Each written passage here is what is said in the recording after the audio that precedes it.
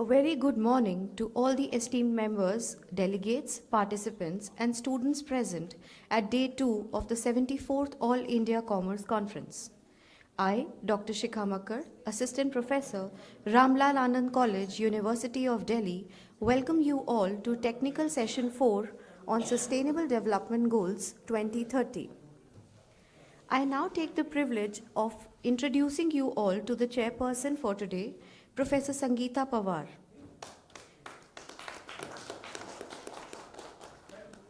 She is the professor and head of the Department of Commerce, Senate member, Director, Institute of NU Jain Career Education and Development, Director, Dr. Baba Saheb Ambedkar Research and Competitive Examinations Coaching Center, University of Mumbai.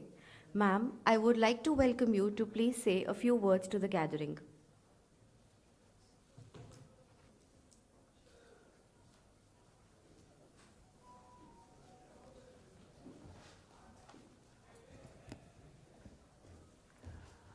Very good morning to one and all. A very, very delighted welcome to all of you. My special privilege to also welcome Professor Dr. H.K. Singh sir and Gurav sir. These are luminaries who have always been part of All India Commerce Association, and these stalwarts have always been a kind of a lighthouse for all of us to be blended together as academicians. So thank you, sir, for being with us for this today's session.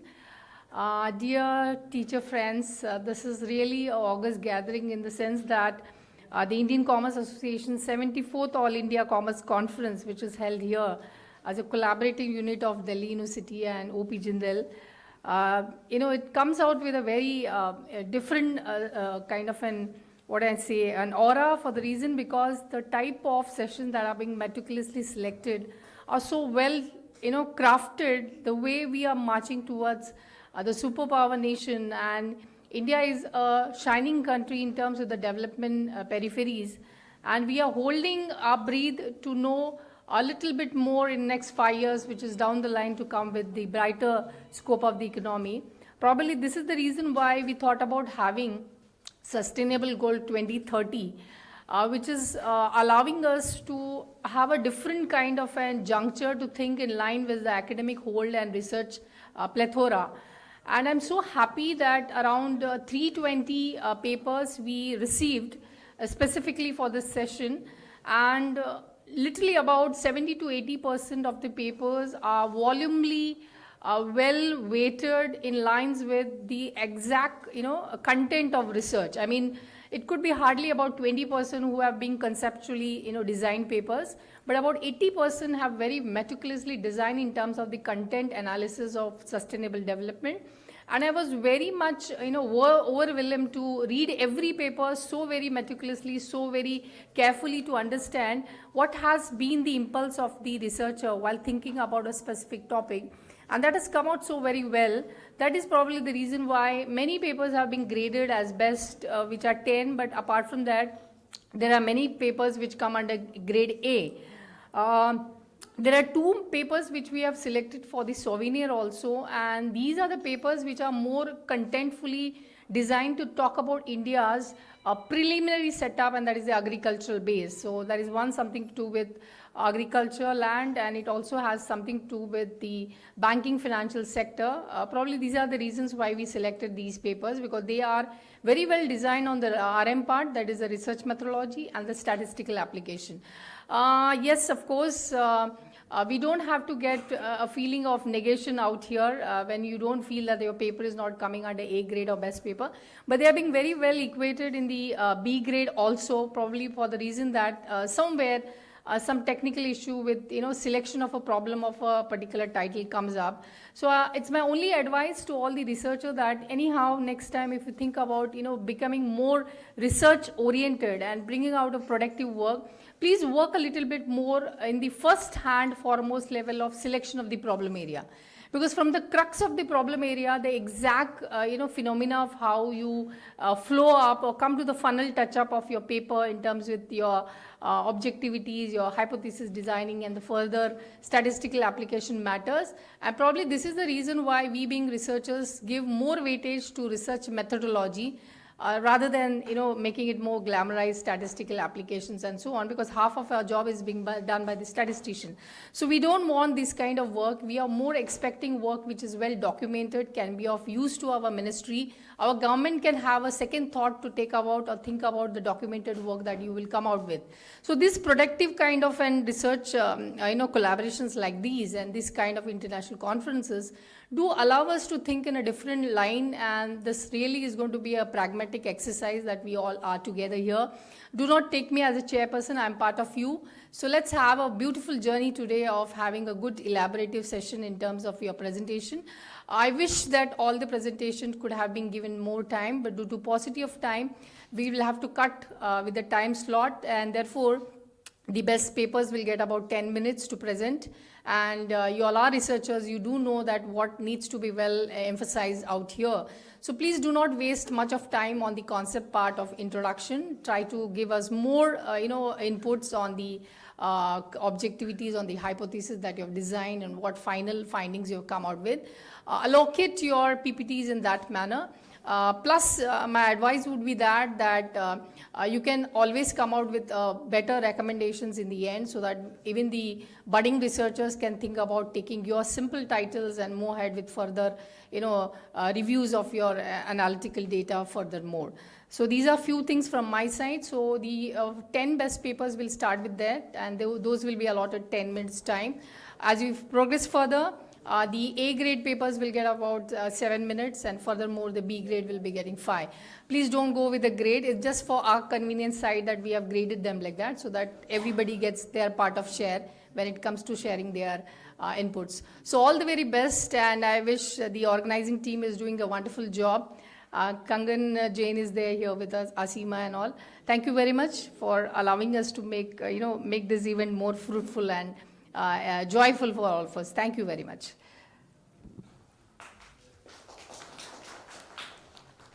Thank you, ma'am. I now introduce the co-chair for today. Dr. Rajiv Singh is presently principal of Sunbeam Women's College, Varuna, Varanasi. Dr. Singh is General Secretary of Uttar Pradesh Commerce Association. He is life member of Indian Commerce Association and Indian Accounting Association. We welcome you, sir. Can we have a huge round of applause for our co-chair and chairperson for today? We now start with our paper presentations. We have two presenters available with us today from the top 10 papers. Can we have, okay, we also, okay. So can we have, out after a minute, some breaks will be there, like 7 minutes plus 2 minutes, like that. Okay. There must So we'll ring the bell will be there. So decide it. First bell, second bell, the final bell. Okay, sir. Announce it. okay, so after 8 minutes, we can have the first bell so that the presenter knows that they have to wrap up in the next 2 minutes. Is that 2 fine? minutes for interaction or 2 minutes for final? For the final. So Separate from this side. after 8 minutes, we'll have the first bell Why so not that 7 plus 2 plus 1? you can. Actually, sir was saying that after we present the paper, a bit of 1 minute interaction, that's what he wants. Yeah. Interactive session. So maybe we can't have an interactive session, but maybe one question per presenter we can have. So let it be 7 minutes. Okay. After that, maybe a warning comes. 7 minutes chalega sir. Okay? And then maybe after 2 minutes ke baad, okay? And after 9 minutes totally, then we have the final list which relates to the interaction. Okay, all right. Right? Is that okay, sir? Thank you. Thank you, sir. 7, 9. So it will be 7 minutes for your paper presentation plus another 2 minutes, and then the last 1 minute will be for any question answers from the audience. Is that fine, ma'am? Okay. Can we have the two presenters who are present today from the first 10 papers? I had just taken the names, and two of you are here. Dr. Pintu Prasad. Yes, sir. Please come. Yeah, please come.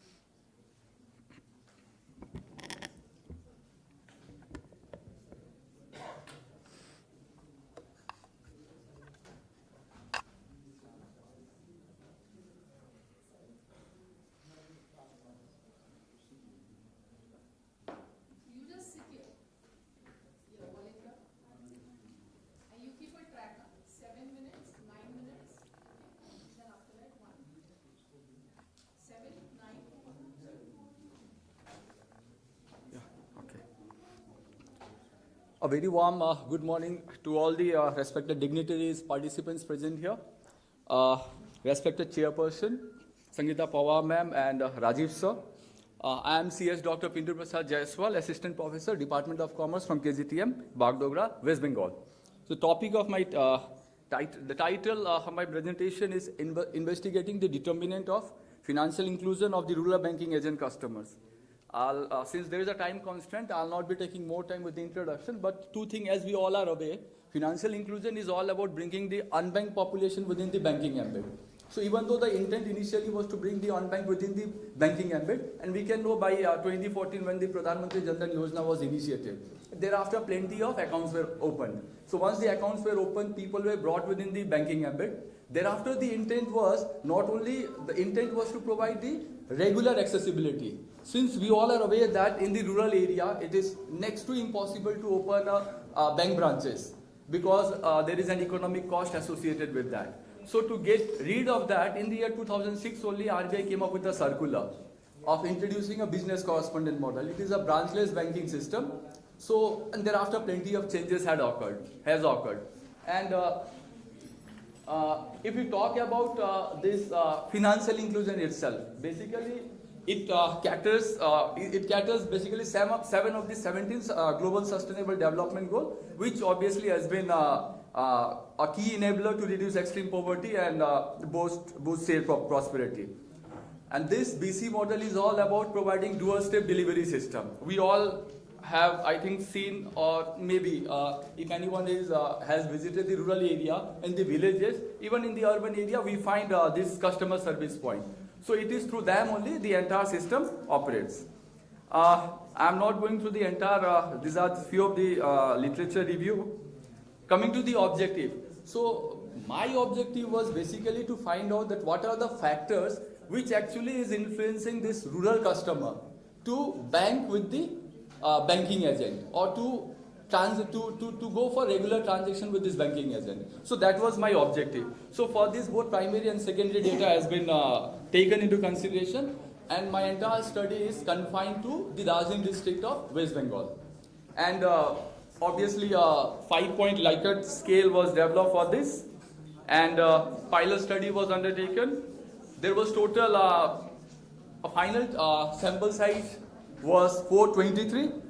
The statistical tools that was undertaken for the study is SPSS, Amos 20, Excel, and the statistical technique is explorative factor analysis, CFA, and structural equation modeling. So I'm directly coming to the findings part. It was talking about the financial inclusion. We extracted 5 factors. Out of that, the 4 important factors, that was accessibility, availability, trust, and affordability. These were the 4 factors that was extracted, which actually was determining the financial inclusion part. And the total cumulative percentage of extraction was 72.45. Anything above 60 is considered as good. And as a result, the measurement was considered suitable for carrying out CFA. Moving forward, discriminant validity. See, reliability, validity is normally undertaken to find reliability and validity was done, and thereafter discriminant validity was also undertaken. Discriminant validity is undertaken to find out whether whether there is a differences in the among the construct or not. So that was also well fit, and in case of CFA, we find out that the model fit indicator is completely satisfying it. And so I'm not going through all this thing. And after applying structural equation modeling, we wanted to test our hypothesis that what exactly are the factors that are contributing to financial inclusion. So going through the, and one more thing I just want to add up, that is what basically was done, since the data was divided into 2 halves. The first half was used for EFA, and the second split half data, and the second half was used for CFA and SAME, so that the repetition doesn't occur within the data. And coming to the result part, what we found was basically the availability, accessibility, affordability, and trust. That was the primary determinant. And out of this, trust was the most important determinant. Now, why trust? I just want to highlight few instances. Like since the banking agents, they basically belong from the same villages where the CSPs are open. So it is the trust actually which is determining or attracting the customers to go and transact with them. Or else what we were basically finding was that it was not possible for them to go to the travel a distance and deposit their money. So earlier it was that the entire saving was confined outside the formal financial system. So what BCs are basically doing is that they are channelizing the fund from the informal sector to formal sector, that is within the financial system. So trust actually is playing a very crucial role, and if you see the degree of influence, it is 0.315. Similarly, the level of trust that has gained among the customer is due to the image they have built in the locality. So that image is also building obviously a very important factor, and obviously the finding has also been corroborated through Masila et al. In 2015, even though it was not in the very same purpose. But yes, that has also resulted into satisfaction, it was found. And availability is also the second highest determinant. Now, basically in case of bank, we find that they are confined to a particular timing. There is a schedule. But in case of BCs, you will be quite shocked to know, and if you are aware, that is also an addition, that even after the banking hour, if there is an emergency, they can go and transact, they can go and do the transaction. If there is an emergency that they have to transfer the fund to anywhere, they can go to the agent house them itself only, and they can transfer the fund. So that is also one of the added advantage that is playing a very crucial role. And availability, accessibility, affordability has increased. Earlier what the rural customer, so since I come from a tea belt region, there are plenty of tea gardens. So those tea garden workers, they have a very time frame zone that early in the morning they have to go for the work, and thereafter by evening they return. So the timing plays a very crucial. By the time they come back, it is the bank that basically get closed. So the transaction take place after coming back to their home. So it is after 4:35, you will be finding that they go and they do the entire transaction. So that way they are basically mobilizing, or they are basically motivating those rural customers that yes, through this particular system you can come into the financial system. And one important, I just want to share one important case is that we all are aware that post-COVID, plenty of fake calls are normally being done to many of the customers or many of the people randomly. And tea garden workers, they are highly vulnerable. So what best part was observed that this tea garden worker are so very close with the agent that when they get any call regarding KYC validation, your KYC is not updated, it has to be updated, you share your OTP. What they basically do is that they normally go to the agent directly rather than sharing them. So you see the financial literacy aspect is also being covered over here. So these are few things that is basically being observed over here. So this availability of banking agents, that too within the close proximity, is playing a very crucial role. And affordability is obviously a factor. They do not have to travel a long distance, incurring additional charges.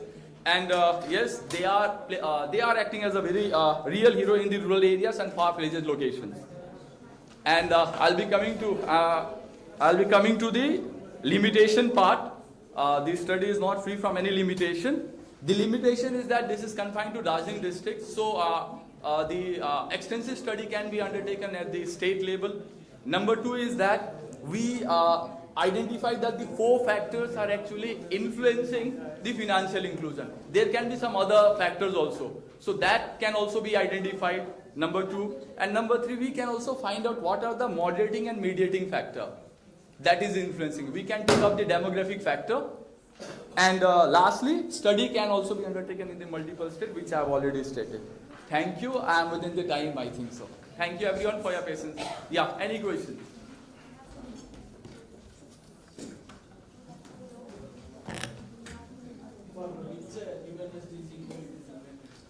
Yeah, sir. Basically, when we talk about financial inclusion, it is bringing the unbanked, the poor people within the banking ambit. So once that is done, they are having an access to the financial system, due to which they can reduce the poverty also. Because earlier what we were basically finding is that once the banking system was not, that they used to go to the local money lenders, and they used to exploit them to a very larger extent.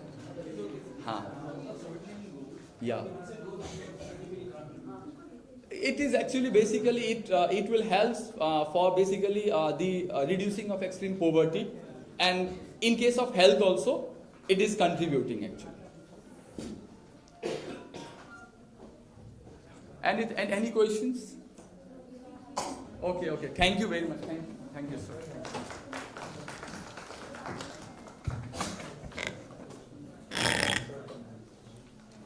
I would request all the participants to please remain seated and silent while the presentation is going on. That's the least we can do to encourage the presenter standing here and presenting for all of us. Please maintain the decorum of the room.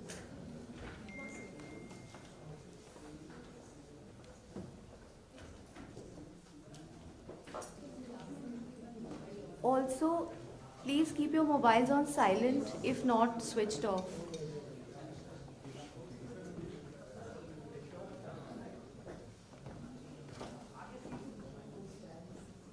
I request you, sir, to please be seated.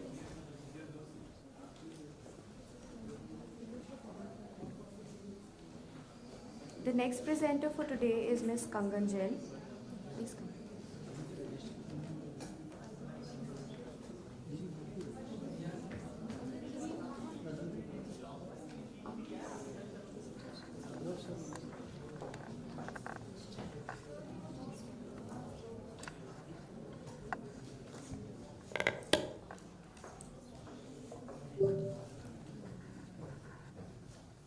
We also have the honor of a very privileged guest amongst us today, the ex-member of Public Service Commissions, Uttar Pradesh, Mr. C.M. Singh. May we please have the honor of having him amongst us and speak something on sustainable development goals. We welcome you, sir, to please say a few words to the gathering.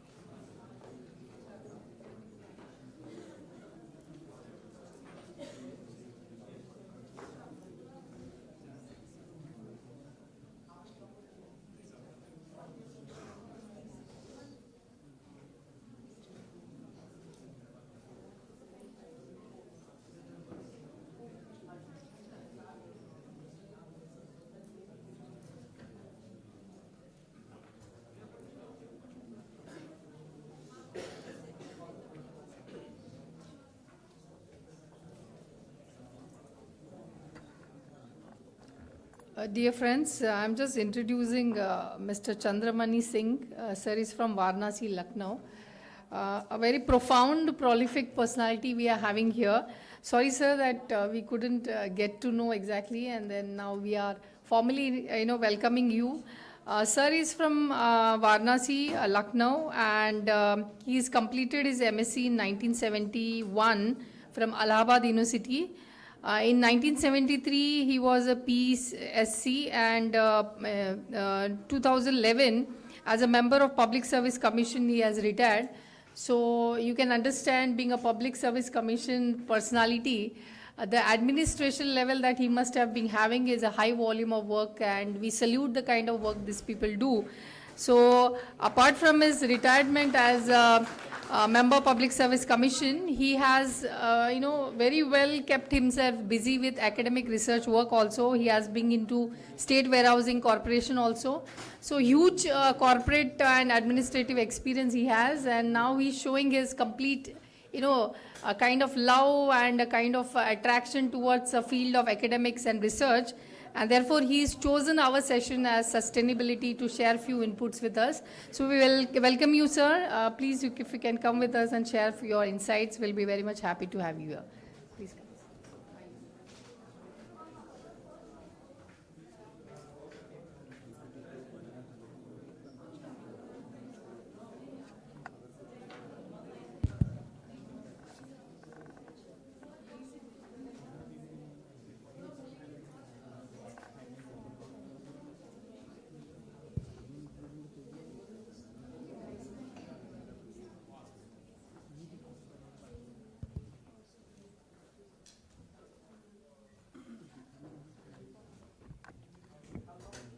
Good morning, everybody. Thanks, ma'am, for giving me this golden opportunity to talk to these young persons. And you see, the theme is very laudable. If we are looking for 2030, then what should you do? The problems are many. As one of the presenters just said, there are so many things which we have to account for. But if you just concentrate ourselves on the theme of the mission, Sustainable Development 2030, what does it mean to us?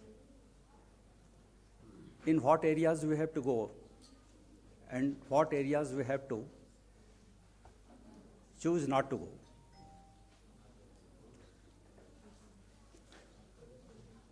If we talk in terms of global thinking, there are three things which are said at every forum, in every summit, and even in United Nations. Environment, climate, social aspects, and the governance. Combinedly, these are called E, S, and G. We have to focus on these three things.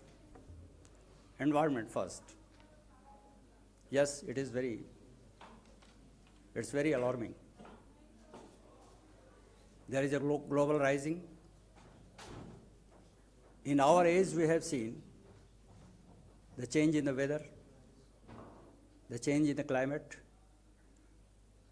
But so far as climate is concerned, there are so many things which we cannot control. For example, those who are the students of science or geography, they must be knowing that the movement of Earth makes a lot of difference so far as the climate or the season is concerned. One type of movement we know, the Earth moves around the sun in a year, everybody knows, in 365 days and something more.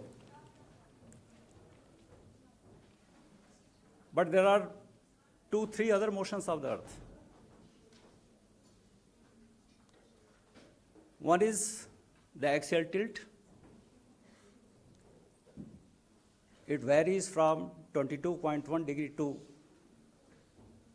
24.5. What does it mean? when the axial tilt is there, then the insolation is sometimes much, sometimes low. And it makes a lot of difference so far as the season or the weather or the climate is concerned.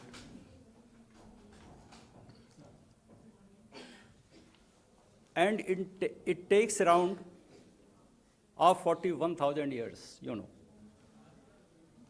It goes from 22.1 to 24.5 and then comes back. There is another motion. It moves like a top. So what happens? There is a conical circle at the top of the pole. It takes about 26,000 years to complete. And there is more action.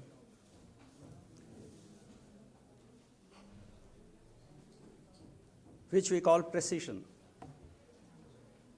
So these 3-4 motions of the earth also contribute so much towards climate and weather. This part we cannot control. You must have heard of Milankovitch cycle, which normally takes place in 1 lakh year, 50,000 glaciation period, and 50,000 years of non-glaciation period. Fortunately, we are in non-glaciation period. So a bit warming we are experiencing, okay? So these things we cannot control. Now what we can control, we have to focus on that. Because you know, Earth is the only place where we can live. There is no place in the universe where you can find the circumstances, the conditions for a life. So Earth is the only place. So you have to concentrate on Earth. So what we can control, that is emission. When we talk of emission, it means carbon. We are sending carbon to the air, atmosphere, in the shape of carbon dioxide. And when carbon dioxide increases in the air, what happens? Greenhouse gases, increase of greenhouse gases, what does it mean? More warming. And when there is more warming, then glaciation would be low, meaning thereby that whatever ice we have on the polar caps or on the mountains, that would melt. And there would be rise in the level of the sea. This is one problem. More than a dozen countries, they are just on the coastal areas of the continents, and they will submerge into water. Like we have heard of Dwarika. Dwarika was submerged, say, about 10,000-12,000 years ago. So this would happen. Holland or countries like that would just submerge in the water. So we have taken a vow that we would see that the temperature of the earth does not rise. And the level is, though it looks very small, 1.5 degrees centigrade, but it's very big. So what do we have to do to reduce our carbon emission level? India has committed to reduce its carbon emission by, say, about 50% by the end of 2030. And by the end of 2070,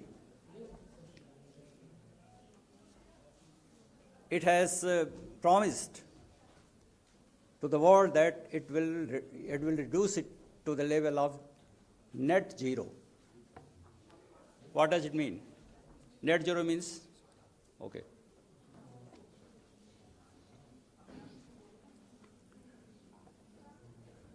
Sorry, I've been given this warning that I should just stop my, anyway.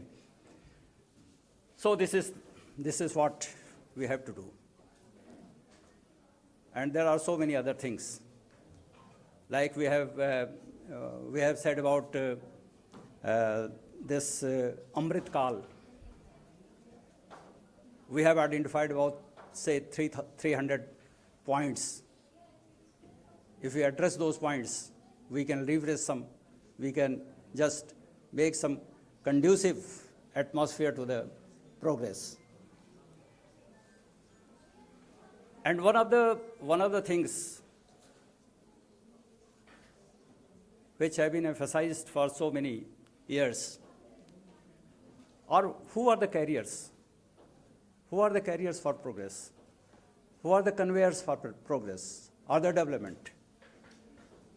In the field of economics, we can say safely that cooperative societies, they can be made useful. And you know the importance of cooperative societies, that our Honorable Home Minister is the minister of that. So we can safely say that if we can focus on it, they are voluntary associations, and you know, right to associate is a fundamental right enshrined in the Constitution in the shape of Article 19. So nobody can snatch it from us. Okay. It's a constitutional protection, and it's voluntary. People's involvement is a must. If you talk anything about the development of the country, development of things, then the involvement of people of that area, of the entire country. And finally, the theme, Vasudhaiva Kutumbakam, that can be realized if we put our hands together, thoughts together, hearts together, and think the entire earth as a family and as a member of the family. Okay, thank you very much.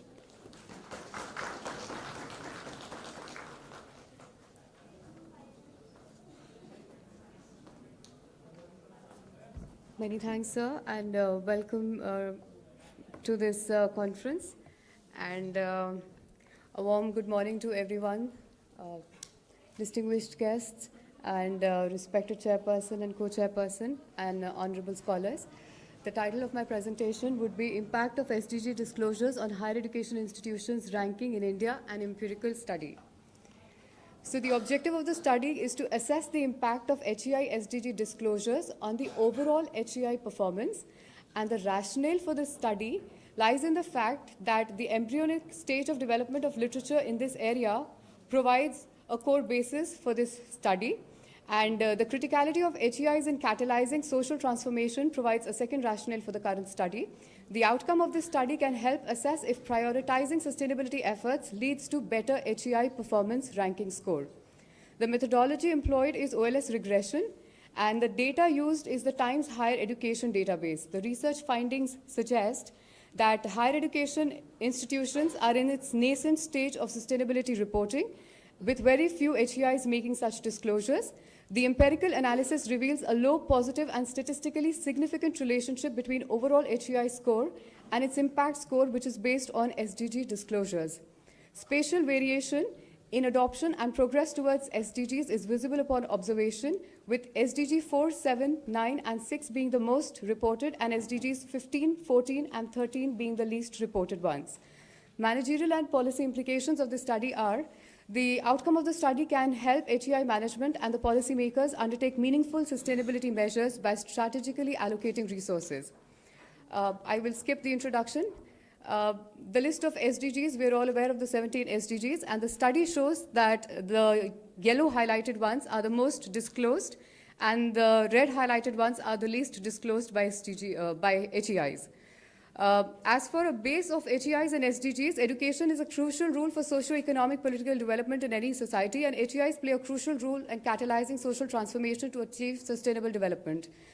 The integration of HEIs with sustainability was deepened by the SDGs, which exhort their participation through quality research, knowledge creation and dissemination, technological development, community engagement, sustainable practices in resource mobilization, manpower development in line with industry requirements in all the 17 goals. SDG 4 focuses on the access to quality education and lifelong learning, which applies directly to HEIs, but the interconnectedness of the different SDGs precludes the isolation of education from achieving all the other SDGs. HEI's prowess in research, teaching, and community engagement enables them in supporting SDG progress across all the dimensions. The criticality of HEIs in promoting and achieving SDGs is well documented in literature. The rationale of the study, I will quickly skim through this slide. So upon doing a very cursory search of literature on the topic of SDGs, giving SDG as the keyword, we see that a total of around 35,000 articles were retrieved.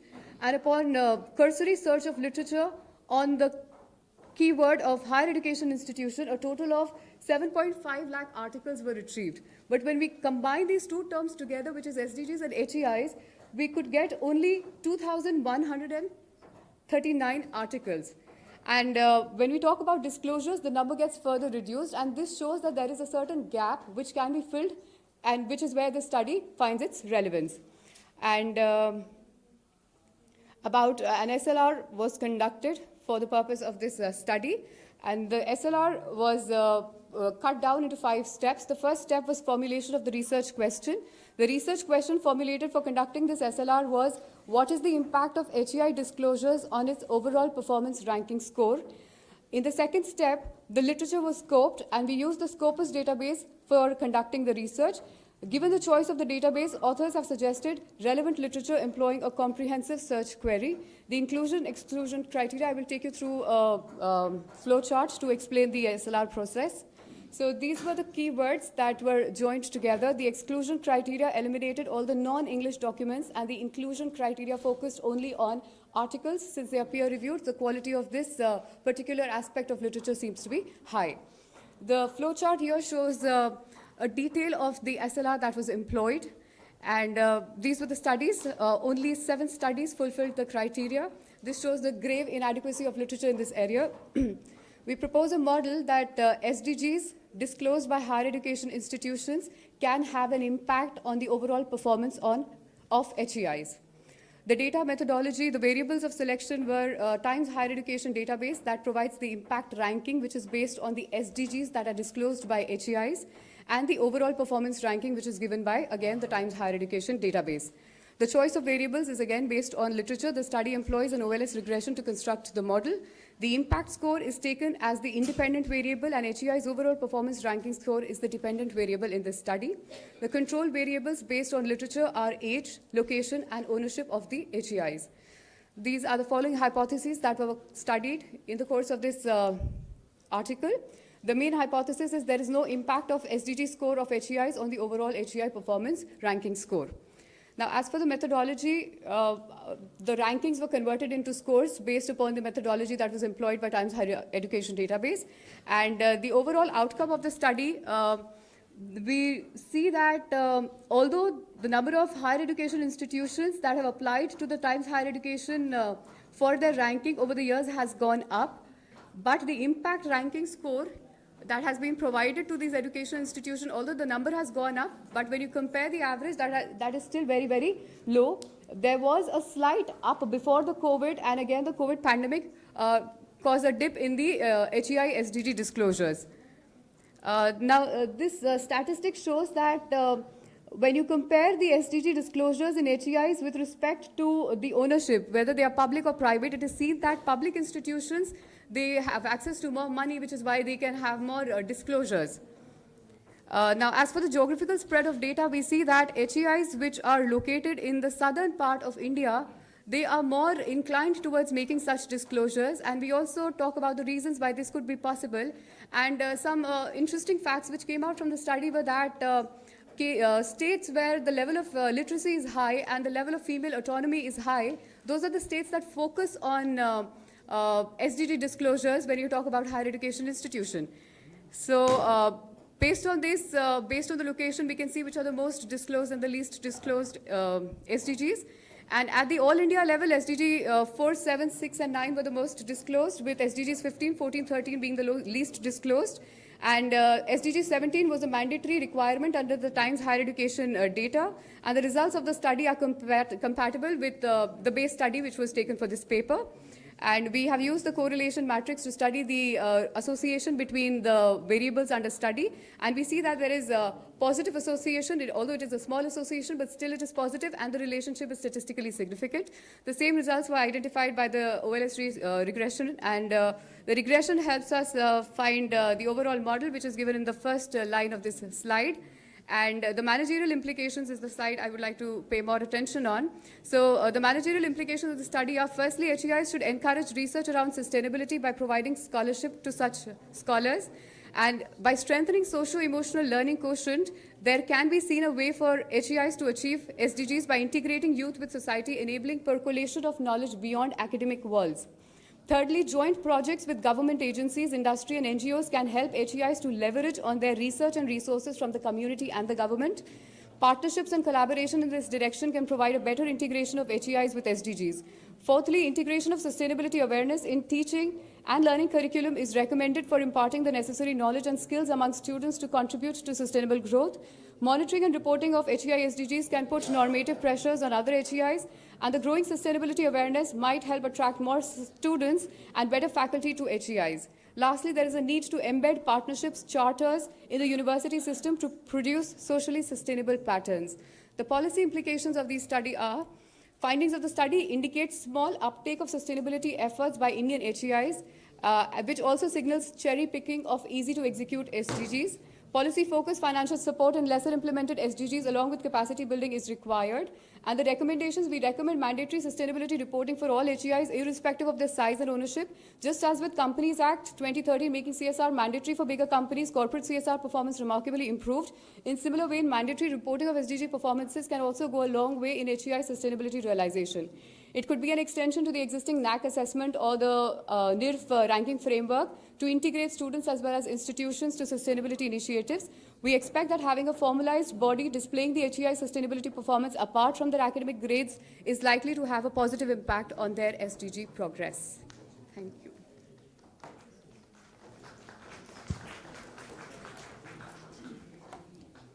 So, any questions?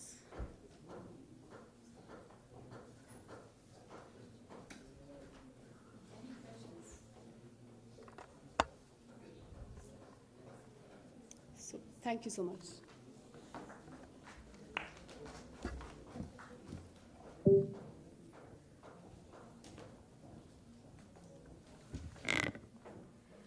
Our next presenter is Anna Sahib Maruti Gaurav.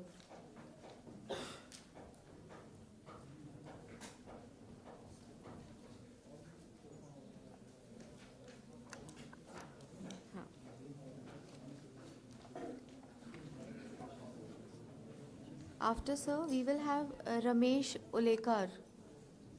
Is he here? Your presentation is...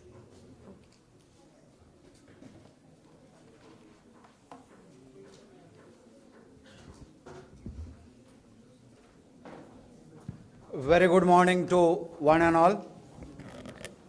Respected authorities on the dais and dear friends. One earth, one family, one future for sustainable development. Considering this theme, I am going to present my research paper, that is Succession Planning in Family-Owned Businesses, a Study. Succession planning for family-owned businesses is very, very essential for sustainable development. Because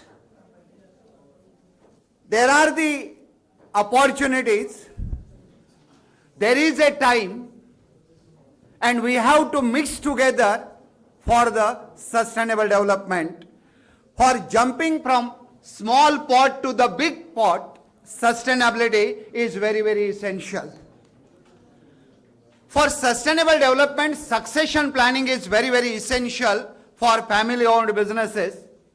If you refer this, the self as an individual, the family and the employees, this three parts triangle will help for development of the sustainability in the family owned businesses.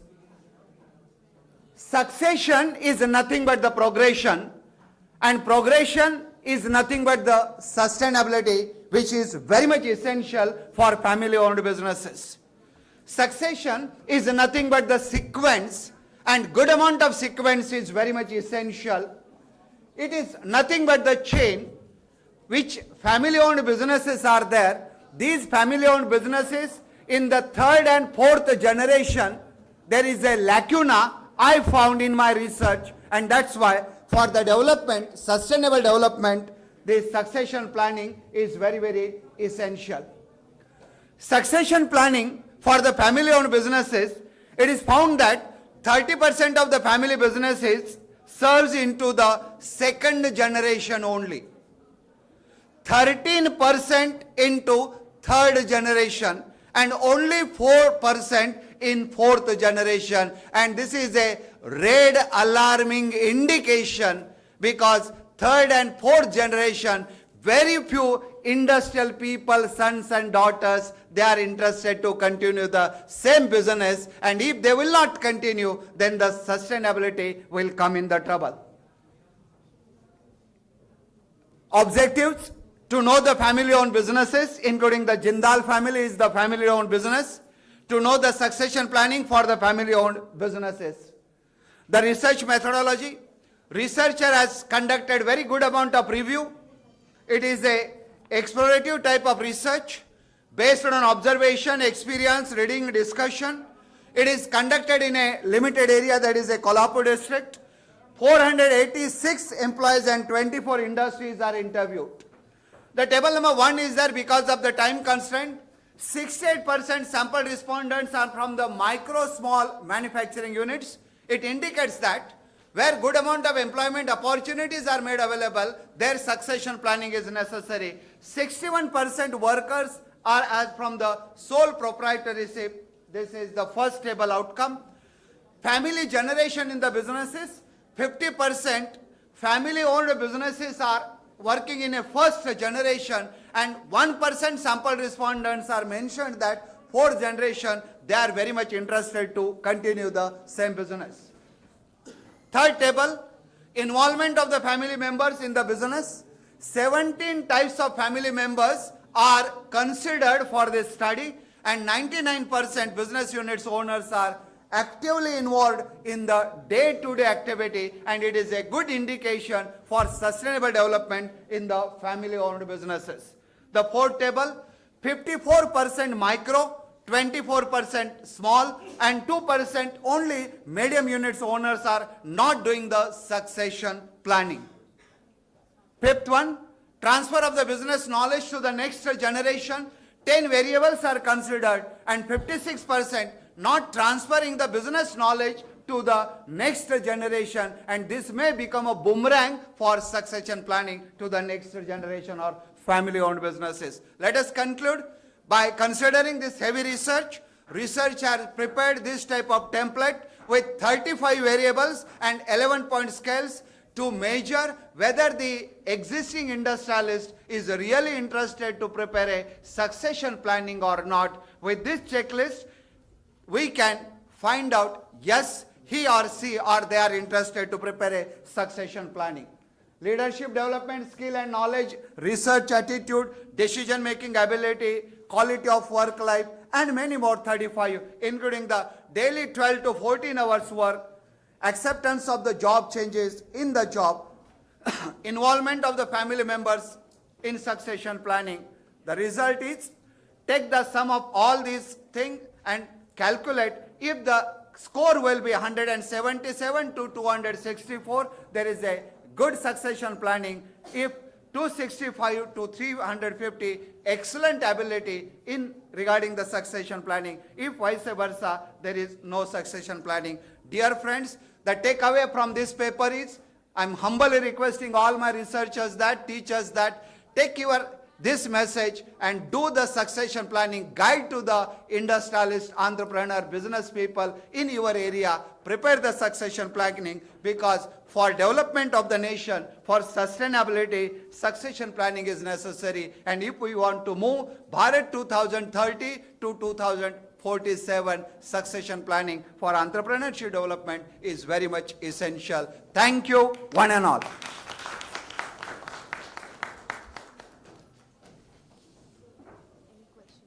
Anyone has any questions? Okay. I am now announcing, thank you sir, any questions? I am now announcing the order in which the papers will be presented.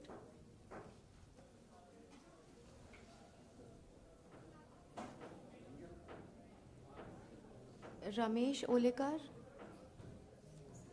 After this. Sharda Gangwar is here. She has signed. Sharda Gangwar. Manpreet Kaur, please come. You are the next presenter. Come. After Manpreet Kaur, Kartika VR. Okay? Yeah. I am telling the order in which presentations will happen, since all of you are asking this. Angad Vardhan Singh is here.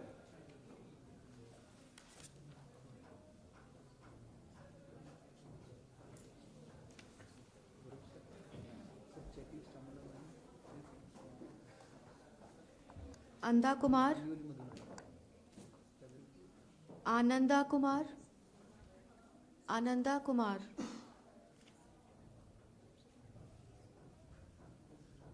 Vikas Kumar Jaiswal. These are those who have already signed that they are here. Shobit Tripathi, Shobit Tripathi.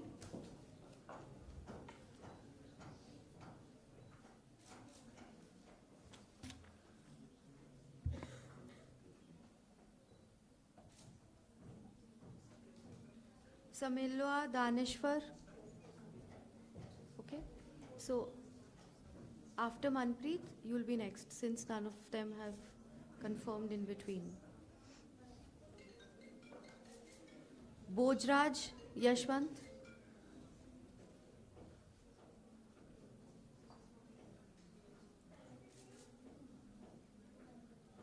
Shailaja Sudhakaran.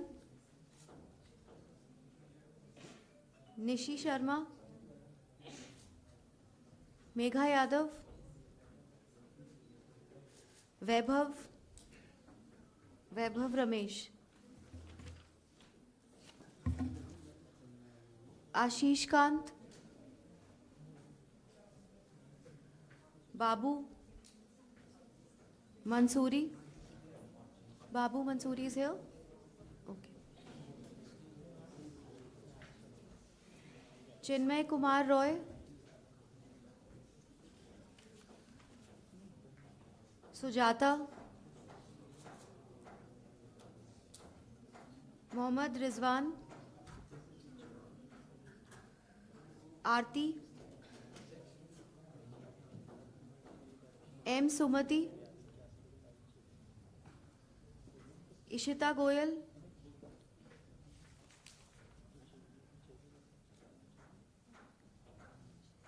Badruzama Siddiqui, Gyan Prakash,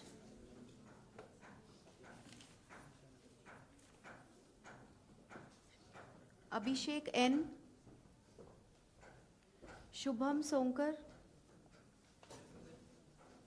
okay. Saurabh Kumar, okay. Nida,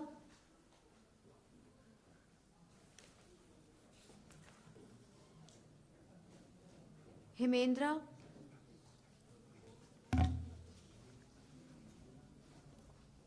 Rajnikant Kumar,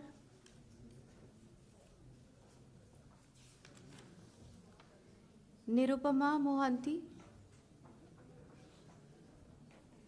Y.S. Roshan. I think your name was spelled wrongly here, so you have written it yourself.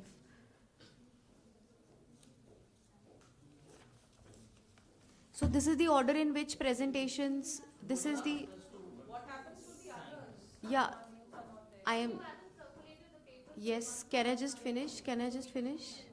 Yeah, let me just finish. This is the order in which presenters had reached the venue, and this is the order in which presentations will happen. Once these presentations are over, then we will have, if time is left, we will have the remaining presentations. But that is really unfair. I reached quite early at the venue and so many people came late because the sheet was not circulated. I could not sign. It's not fair. Absolutely not fair.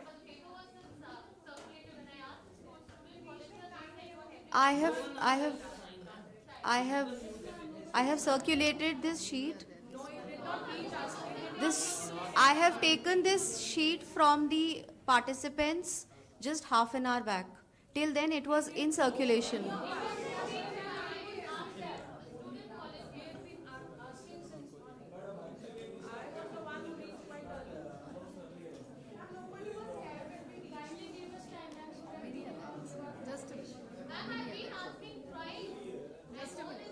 One second. अभी कितने हैं बताओ? Abhi there are 32 people. 5 minute ही अभी best paper हो गया। नहीं, अभी नहीं हुआ है बेस्ट पेपर। कार्तिका पे खत्म हुआ। अभी है इसमें हाँ है। ठीक है ना? हाँ है। मनप्रीत है और कार्तिका है, दो लोग बचे हैं।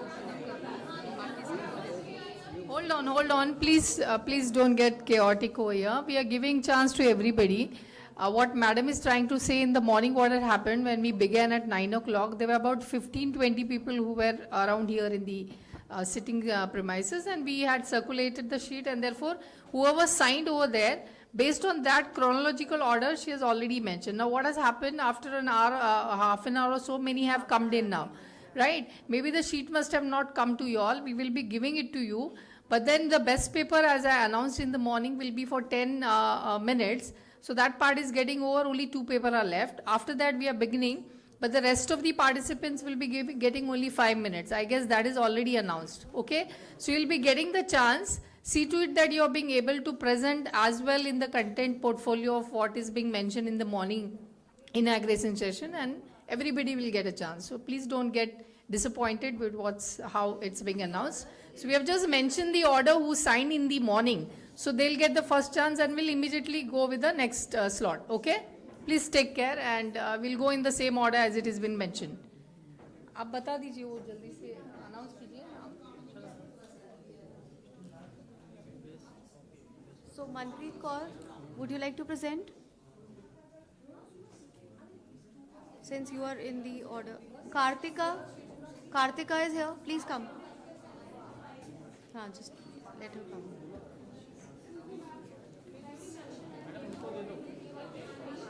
I am just giving the sheet. I am just circulating the sheet. Not make noise.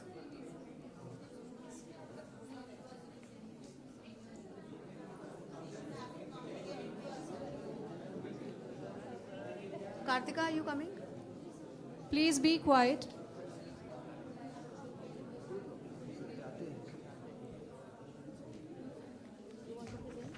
Please start. Yeah.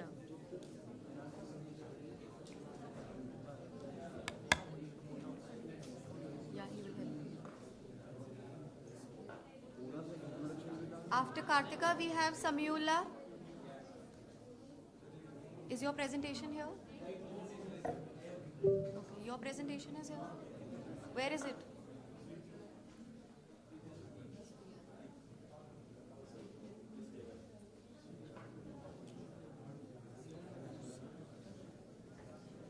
Bojraj Yashwant?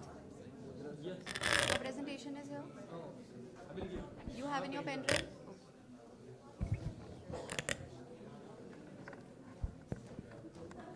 No.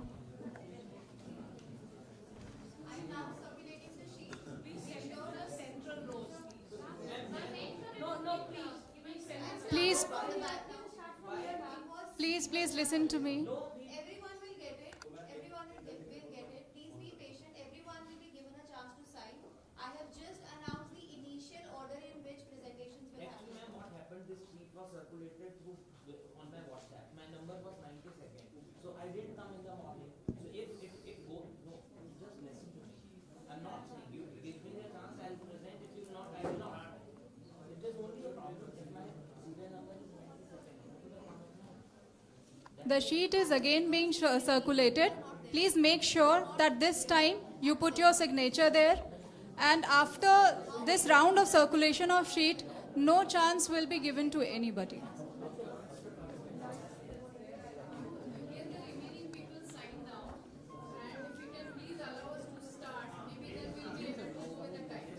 The respected chairpersons have given you one opportunity of putting your signatures on the sheet. So after this, no opportunity will be awarded to anyone. Make sure that you put your signatures on the sheet.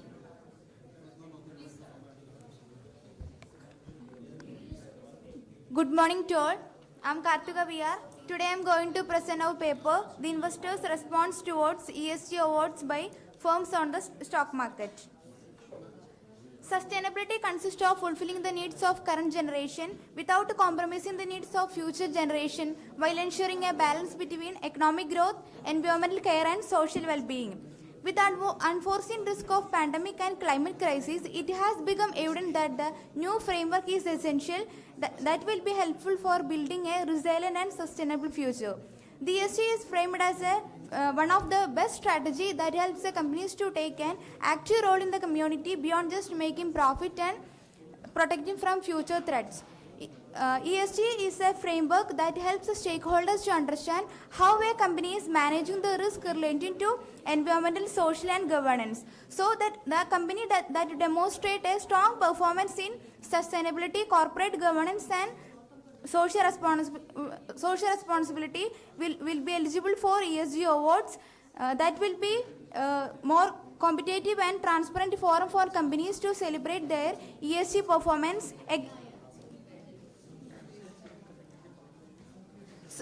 When coming to the review of literature, it starts from Browner and Browner. It is a continuation of the past work. And from this literature, it is seen that most of the studies are highlighting the importance of environmental, social and governance. And there is no study has been conducted in India that Please, all the highlights the delegates, importance be of seated. ESG awards and shareholders' reaction. When coming to the data and methodology, the study sample consists of 12 ESG awards received by 7 companies from information and power sector, and the study period consists of 2021 and 22. And we started by gathering the daily stock prices and daily index return of NSE 50, and this study followed the standard event methodology by Brown and Warner in 1985. And this study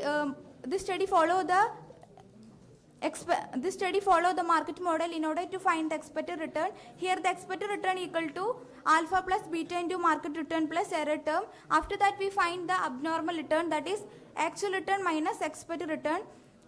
And we find the T statistics of the average abnormal return. This is the discrete statistics of during the event window. From this table we can see that the mean values negative, that is the return is negative, and this is the T statistics of both the average abnormal return and cumulative average abnormal return during the event window. From this table we can identify that on event window there is no significant relationship between the ESG awards and shareholders' reaction, and only the 4 cumulative average abnormal return is significant in the significant and in the pre-event, and only 1 cumulative average abnormal return is significant in the post-event period. And from this table we can identify that there is no significance between the short period during the event window. When coming to the findings and conclusion, this study finds that there is no significant relationship between the ESG awards and shareholders' reaction. That is, the shareholders of these listed company who receiving the ESG awards did not positively responding during the period.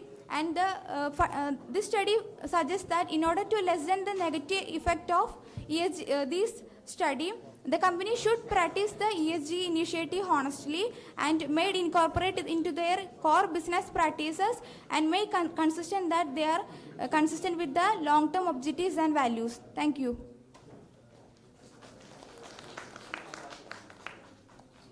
Any question?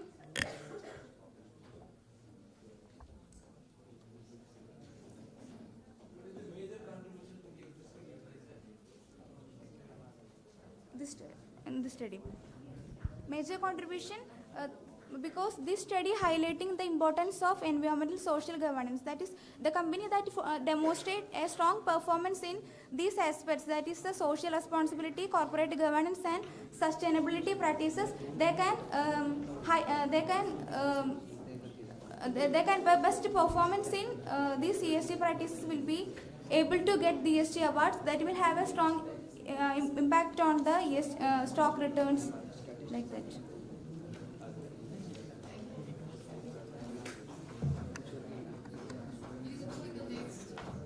Yeah. Please, all the delegates sitting here, listen carefully. Now the sheet is being circulated to you. Please be seated at your place. Our student representative will take the sheet to every person. Make sure that you put your signature after this. No chance and no queries regarding this will be resolved. Thank you. Yes. Just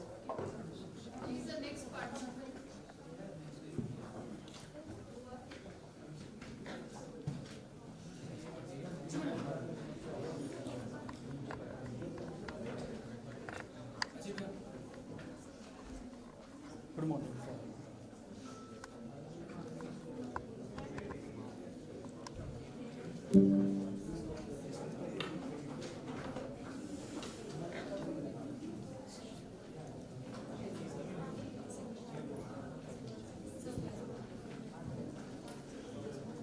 Good morning to respected dignitaries on the dais and my dear delegates and colleagues.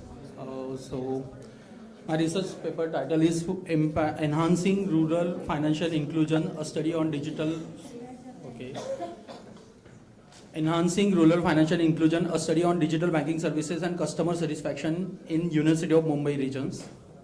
Objective of the study is to understand and analyze the concept of branchless banking, to understand and study the extent, awareness and use of digital banking in contemporary banking environment, to critically examine the penetration of banking correspondence along with the various services offered by them, to research and analyze the different digital banking services offered by the public and private service sectors, and to investigate the use of digital services by customers.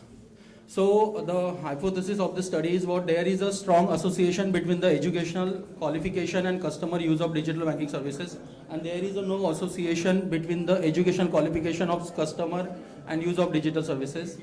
There is exists significant awareness of digital banking services among the bank customers, and there is no significant awareness of banking services among the bank customer. There is a strong association between the parameters of banking services and its usage by customer, and there is no strong association between the parameters.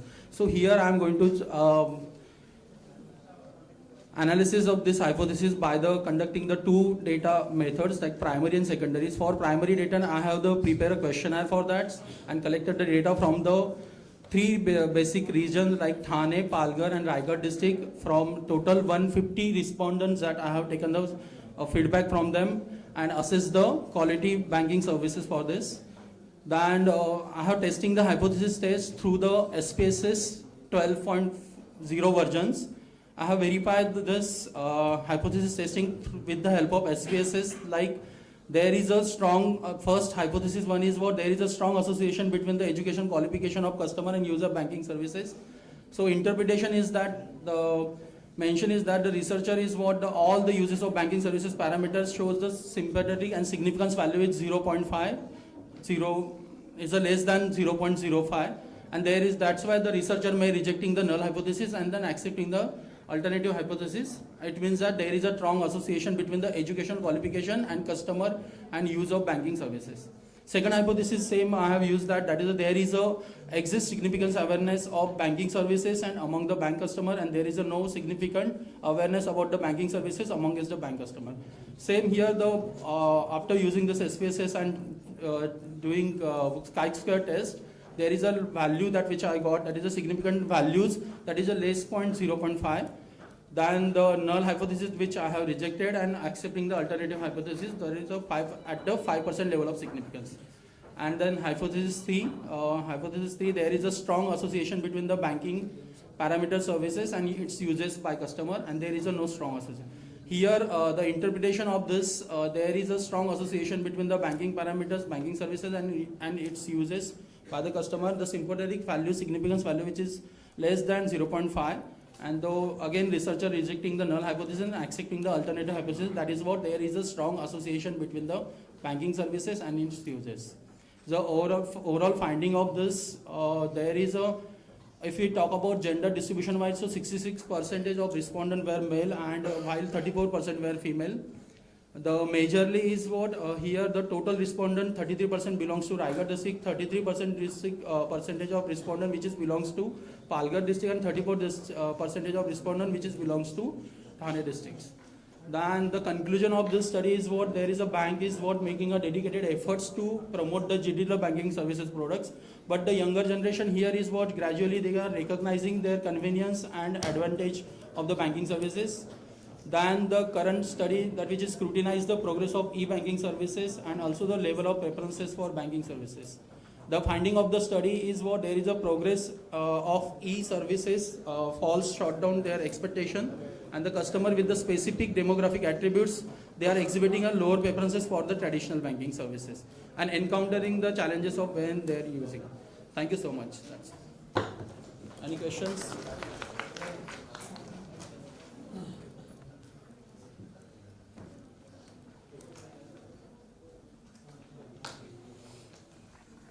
Thank you.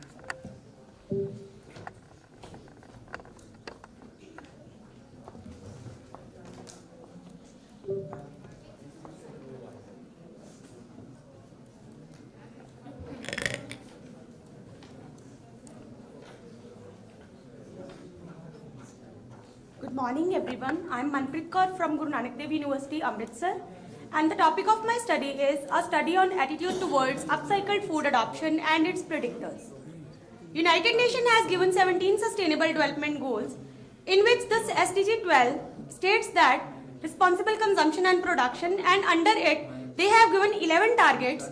One of the target is SDG 12.3 by 2030, how per capita global food wastage at the retail and consumer levels and reduce food losses along production and supply chain, including post-harvest losses. Food wastage is a global issue, and as well as it is a major issue in India too. The impact of food wastage is not only on the wallet of the people, but it is also on the environment, as a lot of energy and water and land and resources are wasted when a single food is wasted. This is the picture showing the food waste and our future. So need of the hour is to adopt changes in the current practices of food wastage to achieve the sustainable development goal and to find some innovative solutions to tackle with the problem of food wastage.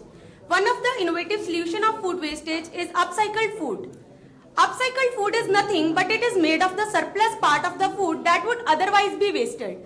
It involves reinserting byproducts from the production streams that are safe and healthy for consumption, like fruits and vegetable residues, and turning them into high-value food products.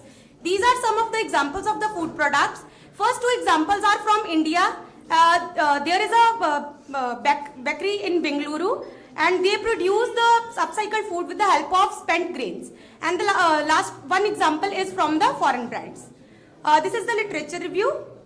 So, moving towards the research gap, despite its growing importance, researches on predictors of upcycled food adoption are extremely scarce. Particularly, research on upcycled food in India is even scarcer. This research intends to address this gap by investigating the predictors of upcycled food adoption, and the significant gap is that there is a lack of mechanism that explain the impact of food neophobia environmental concern, awareness of food wastage problem, and price consciousness on attitude towards upcycled food adoption. So this study filled this gap too. So the objective of my study is to examine the impact of environmental concern, food neophobia, awareness of food wastage problem, and price consciousness on the attitude towards upcycled food adoption. So this is the conceptual model of my study. The hypothesis 1, 3 and 4 states that environmental concern, awareness of food wastage problem, price consciousness have positive impact on the attitude towards upcycled adoption, whereas food neophobia has negative impact on attitude towards upcycled food adoption. So, going towards the research methodology, a questionnaire instrument was employed to collect the data from the present for the present research, and the questionnaire was divided into two parts, that is section A and section B. The measurement items were derived from the previous literature and it was evaluated using 7-point Likert scale.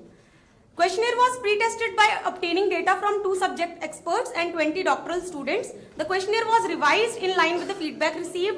The population above 18 years of age was considered as a sample of the study.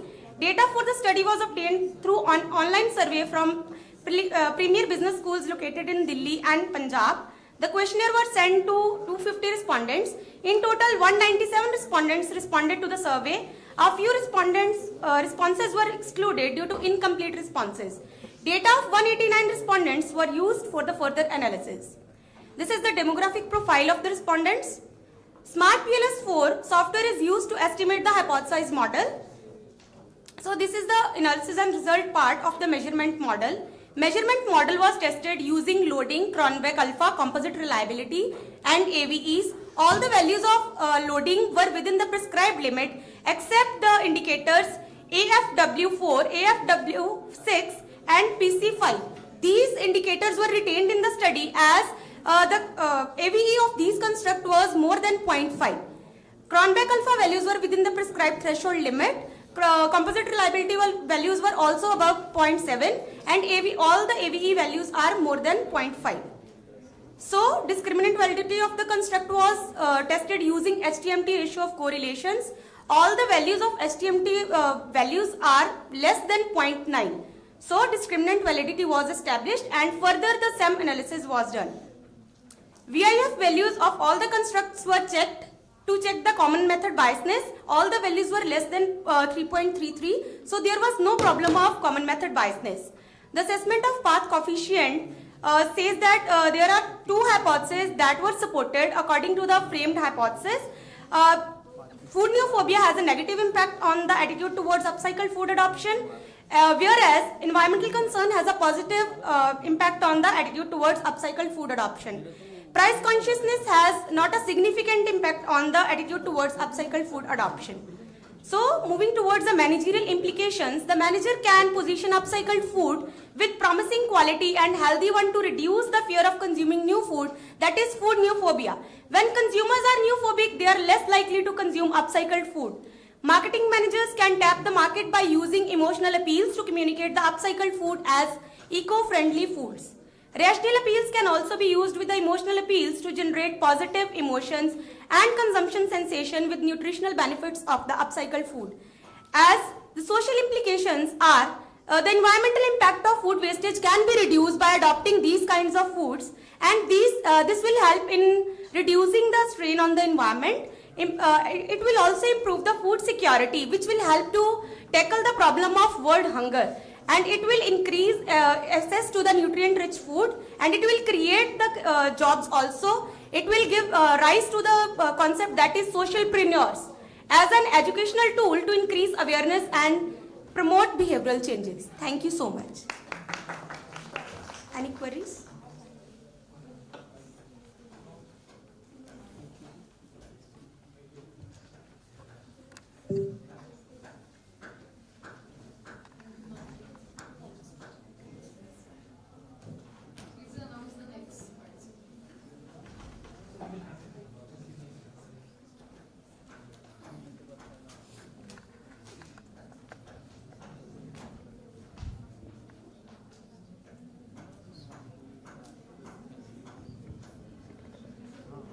As PPTs, actually I have to upload my PPT.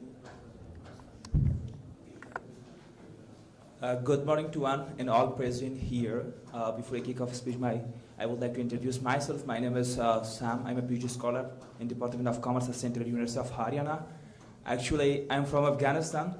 It's really a great pleasure and honor for me to be part of this program. I would like to thank the Indian All Commerce Association for giving me this opportunity to present my paper on the title of Exploring of Financial Inclusion, the landscape of financial inclusion, the issue and hurdles.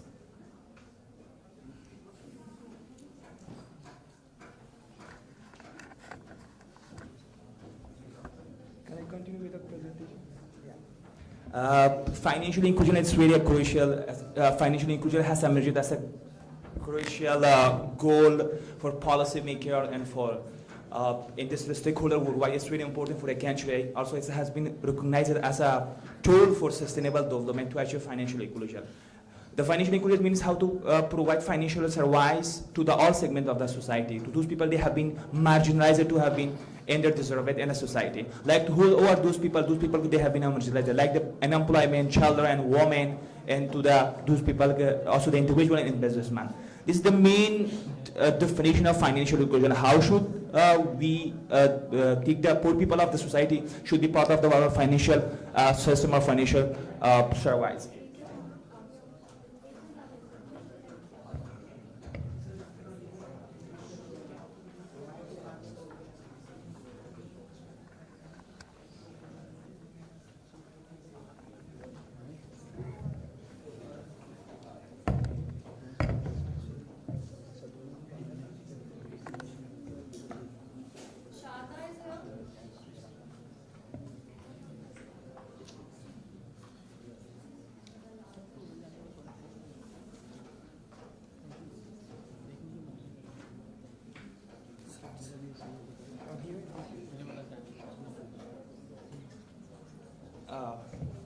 Yes, as I mentioned, financial inclusion has emerged as a crucial goal for policymaking and industrial stockholders worldwide. It aims to provide access to financial services to those people they have been marginalized in the country, especially to those people they are women and employment and children and unbanked people. It's really important for a country to consider about this issue. If we want to, also this financial inclusion has been identified as a tool for sustainable development.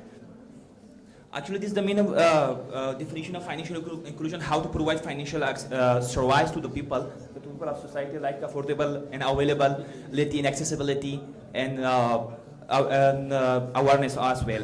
Financial inclusion provides an environment where the common people of a country, from the remote area, especially those people they are living in remote area of a country, they should be considered, they should be part of our formal financial system to provide them financial service.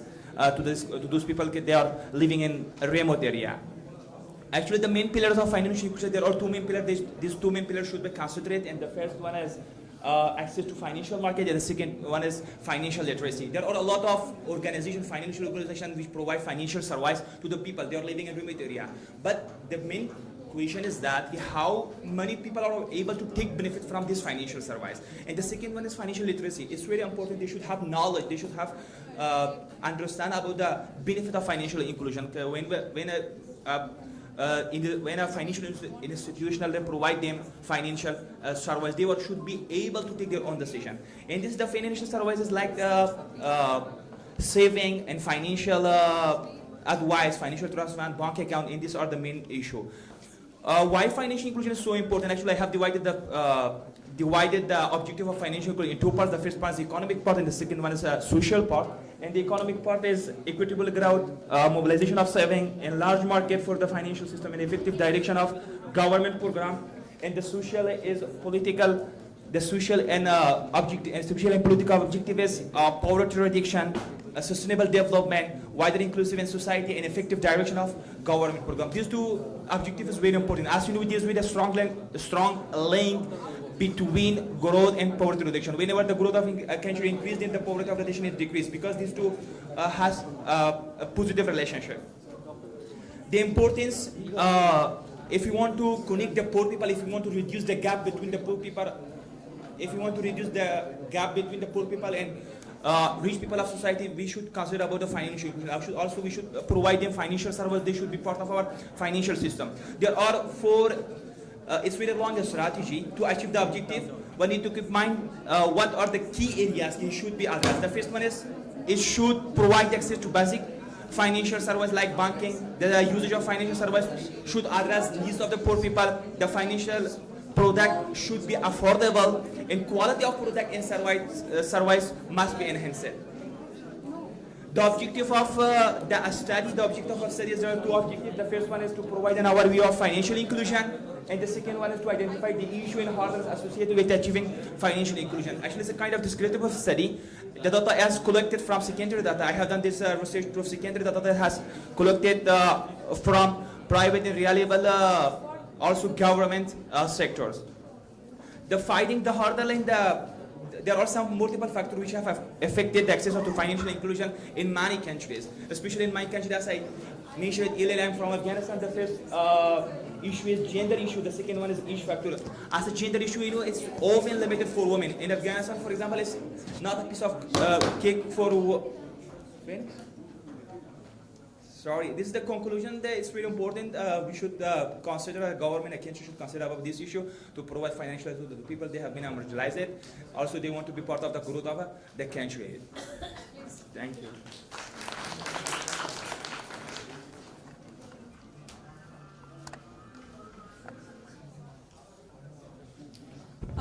Next Just presenter, please 1 Professor minute. Sujit Kumar. I will have to make an announcement here that we need your cooperation for proper conduction of the session. Please do not snatch the sheets from the student representatives. I had already told you that he'll take the sheet to you. People are making queues here, jumping queues here, and pushing themselves that they want to sign the sheet. I do not feel that this is the decorum we expect in a conference. Please be seated at your place. The student, this person will take the sheet to you, put your signature there, wait for your turn. Thank you. Take the sheet. Do not let anybody jump. Please be seated.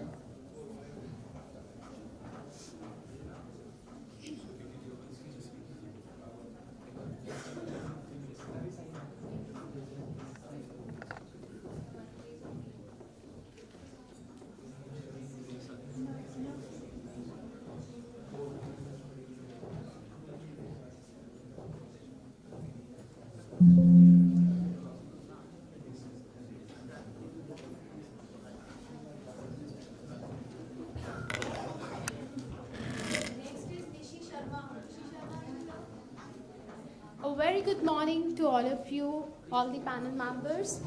Today, I, Manali Thakur, along with Dr. Sujit Kumar, is going to present my paper on achieving sustainable development through leadership style of Lord Rama.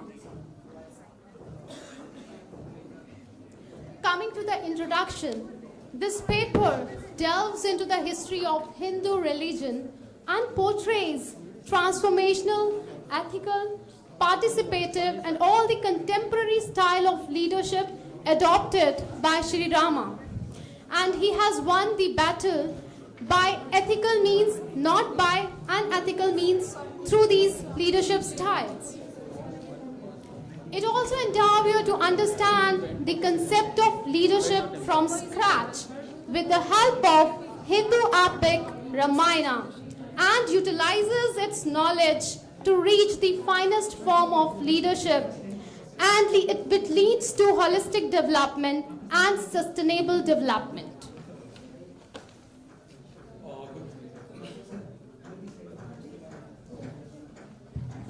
Good morning, one and all. Sangeeta ma'am, person sitting on dais. I'm Professor Sujit Kumar. Let me introduce the topic at first. We used to read and write Ramayana from the point of view of only dharma, Hindus. And more or less it is in every household, Ramayana we keep it and worship it.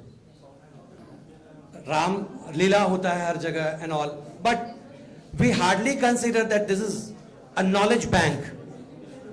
Rama has fought a war against one of the strongest king of that time, Ravana, with very limited resource, mind it. He was at a problem when Sita, his wife, was abducted. He ethically he did not take help from his kingdom, though he was a prince of that kingdom, but he did not take any help from his kingdom. Bharat was his younger brother, he was ruling that, but he did not take because of ethical practice, because he was on exile 14 years. And with very limited resource, he accumulated strong army to fought war with Ravana and win it. Here you can see a lot of management. Generally we worship only, we don't try to learn from what has been done in Ramayana. Now there are various leadership theories we all are aware of, and historical development talks that leadership is considered as a trait approach. There was a great man theory given by Plato Republic which says that leaders are born, not made, and which has very well challenged by the trait theory which says that there are certain qualities that leader, if a person is having, then he can be a leader, which is physical and mental quality. This theory again has been challenged by behavioral contingent theories which says that leadership depends upon situational. Sometimes you can be a transactional, sometimes you need to be a transformational leader. Now these contemporary leadership theory styles are given which talks about servant, transactional, transformational, inclusive. All these leadership styles have been beautifully portrayed by our very own Shri Rama. Though these theories have come in 2009-7, but Ramayana was written in 7th to 4th century BCE and it has already been practiced. Now Dr. Sujit would highlight how it has been practiced by Shri Ram. As you have learned that our modern leadership theory started with the great man theory in 1840. Before that, we have not discussed anything about leadership, though there were leaders before that as well.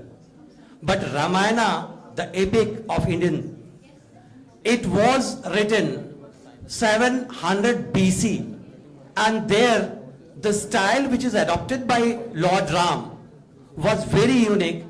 It matches with the contemporary style of leadership, something more than that. We have tried our level best to depict some of those which we study in the modern days, but it has been practiced earlier.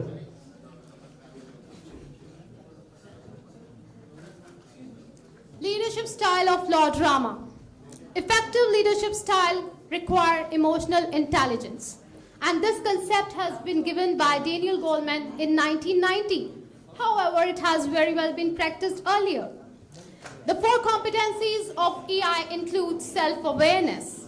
Self-awareness means, self-awareness, self-management, social awareness, relationship building. If we come to self-awareness, it means awareness of yourself and your emotion and its impact on others. Now, Dr. Sujit will tell how self-awareness has been practiced by Shri Ram. In fact, self-awareness and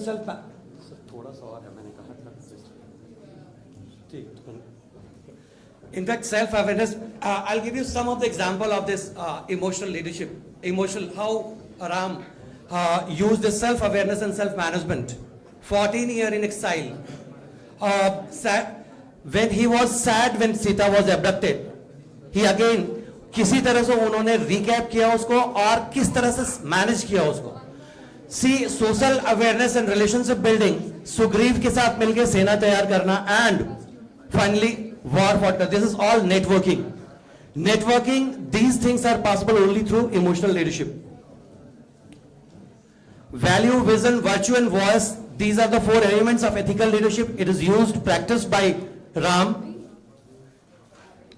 4 eyes of transformational leadership, again. It includes inspirational motivation, idealized influence, intellectual stimulation, individualized consideration. If we talk of inspirational motivation, he has inspired his followers. Angad, he was totally unaware what would happen to him because his father Bali has already been killed by Shri Ram. At that point of time, he has inspired him, he has called him that you are going to be the Yuvraj of Kishkindha. So he understood his fears and emotions at that point of time. If we come to idealized influence, he became an ideal. He left kingdom, and despite convinced by his mother Kaushalya, his brother Bharta, he said, no, I'm going with my promise and I'm not going to come. So he has become an ideal. If we talk of intellectual stimulation, he has inspired his followers. They are thinking just like Rama. They have the intellect. So Jamvan has given advice to Hanuman that you can cross the Indian Ocean. You are born to wind god. You have the capabilities. So they have stimulated Hanuman. Individualized consideration, he has given individualized consideration to Vibhishan, to Angad by calling them Yuvraj, by calling Vibhishan Lankesh, and making Sugriv the prince of Kishkindha. So these all four elements have been practiced by Ram. In fact, the basic crux of transformational leadership is to uplift the followers from initial level of need to the highest level of need. Look, Vibhishan was not sure of his security because of exile. Sugriv was again in a problem when Bali there's a threat of life even. What Ram did, Ram said Lankesh, Lanka Naresh to Vibhishan. So he was uplifted from security need to self-actualization need. This is the crux of transformation need. He has done it. Thank you. Thank you. Very nice paper, sir. How Ramayana are included in your paper? Sir मौका नहीं मिला, नहीं तो अभी काफी कुछ था.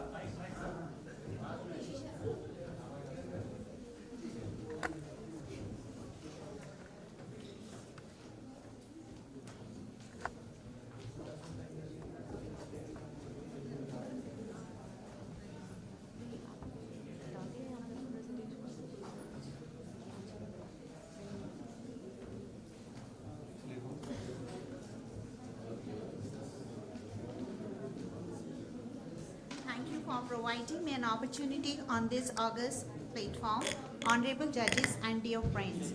A very good morning to each one of you and a warm welcome in my presentation on research work which is jointly done by myself, Dr. Nishi Sharma and Dr. Rakesh Sahni, my colleague in Dr. Bhimrao Ambedkar College, University of Delhi. Our study is entitled, How Does Investment in Green Stocks Compare with Traditional Stocks on Indian Equity Market? An empirical investigation. Next. Okay. Here is the overview of the presentation. Introduction, including the objectives and the research gap, review of literature, data variable, methodology, results of the study, conclusion, implications, and references. As we know, the choice of selection of stock of a company depends on number of factors, and latest search criterion which is gaining an immense importance is ESG, where we all know E stands for environment, which includes the issues concerning energy, emission, and climate. S stands for social, which covers fair practices, equality, safety, human rights, and G refers to governance, covering disclosure, stakeholders, protection, independence of board. When all the three aspects are clubbed together into one, we call it ESG. We also know that an investor, while picking a stock, looks at both the risk and return and beta, where alpha is the looks at both the alpha and the beta, where alpha is the return over and above the benchmark index return. So when we talk of ESG investing, we think of ESG alpha also. We are motivated to do this research as ESG is a growing phenomena and here to stay for sustainability in future, and there is a huge potential for research in this area, particularly in Indian context. As in many studies focusing on ESG, researchers have Researchers have compared the conventional indices, for example, NSE, Nifty, and ESG index in terms of risk and return, and most of them have applied ratio analysis like Trainer ratio and Sharpe ratio. However, we have focused to examine further to test if there is any co-integration and causality exist among the traditional and ESG indices. Further, we were also interested to know the impact of the COVID-19 also, as the crisis have become a recurrent succession. I would like to skip this review of literature because of the time constraint, but there appears to be no non-consensus amongst the researchers on the issue that high ESG score shall also score equally high on the performance in comparison with traditional stocks. So as far as my study is concerned, the objective of the current study is to compare the two Indian stocks indices, ESG Nifty Index representing the green stocks and ESG Nifty 500 representing the traditional stocks for their co-integration movement in the long run. So data we used daily closing prices of the two stock indices for the 6 periods starting from 1st April 2017 and to March 31st, 2023. So let us now see this statistical description of the variables presented here in this table. Because I'm just focusing on the aggregate period of the 6 years, we can see that the Nifty 500 index, combined period and the ESG index both are giving the same return. However, the standard deviation is lower in case of the Nifty 500 index in comparison to the ESG 100. So it means that this is Nifty 500 index is less riskier than the ESG 100.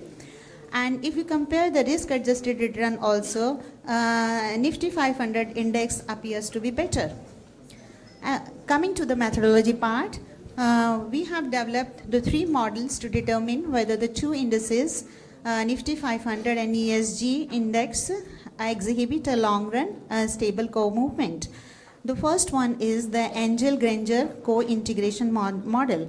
So here are the, first we run the simple regression and we obtain the error term. And then we run the second equation, change, here's, because the shortage of the time, I'm confused what to tell and what not. The null hypothesis in case of this method is the no co-integration exists. Now the second model we used is Phillips Oliaris's co-integration model 1990, very famous model. Here is this model represented in the equation number 3, and this is the formula using the residual variance. So both residual variance and long-run one-sided residual variance as computed above are used to obtain the Z statistics to test for co-integration with the results obtained.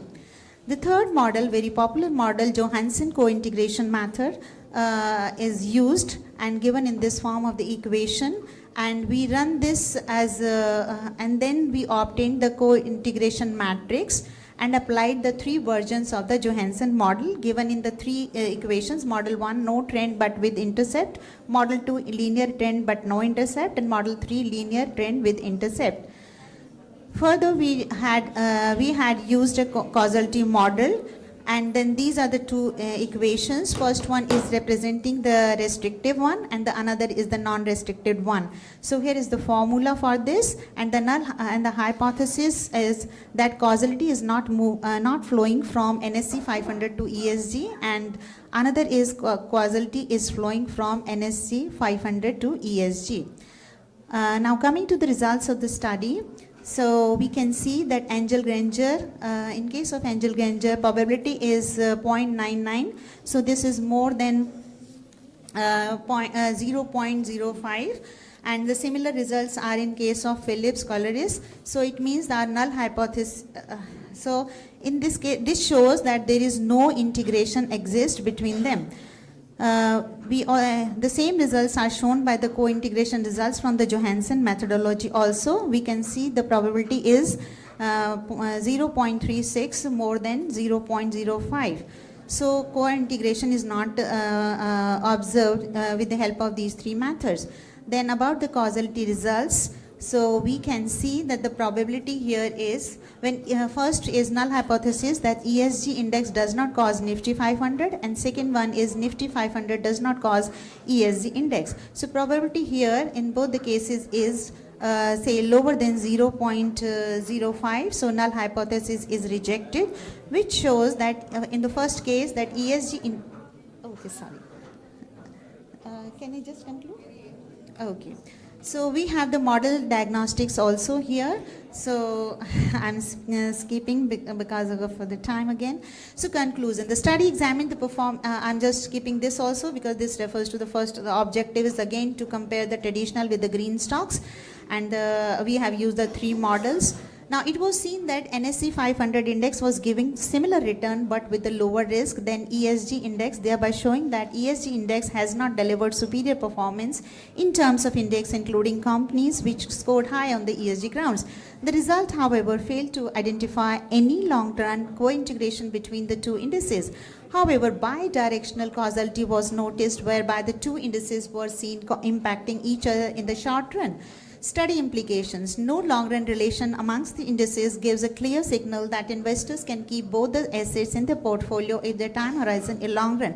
On the other hand, since short-run causality is bidirectional, it would also mean that one variable could be used to obtain information on another. The two results combined together simply reveals that the market in India is still not mature to consider ESG as a separate category from investment perspective, and hence requires the necessary boost which has to come mainly from policymakers and institutional investors to be followed by retail investors. This is references, and thank you so much. Any question, I would love to answer them.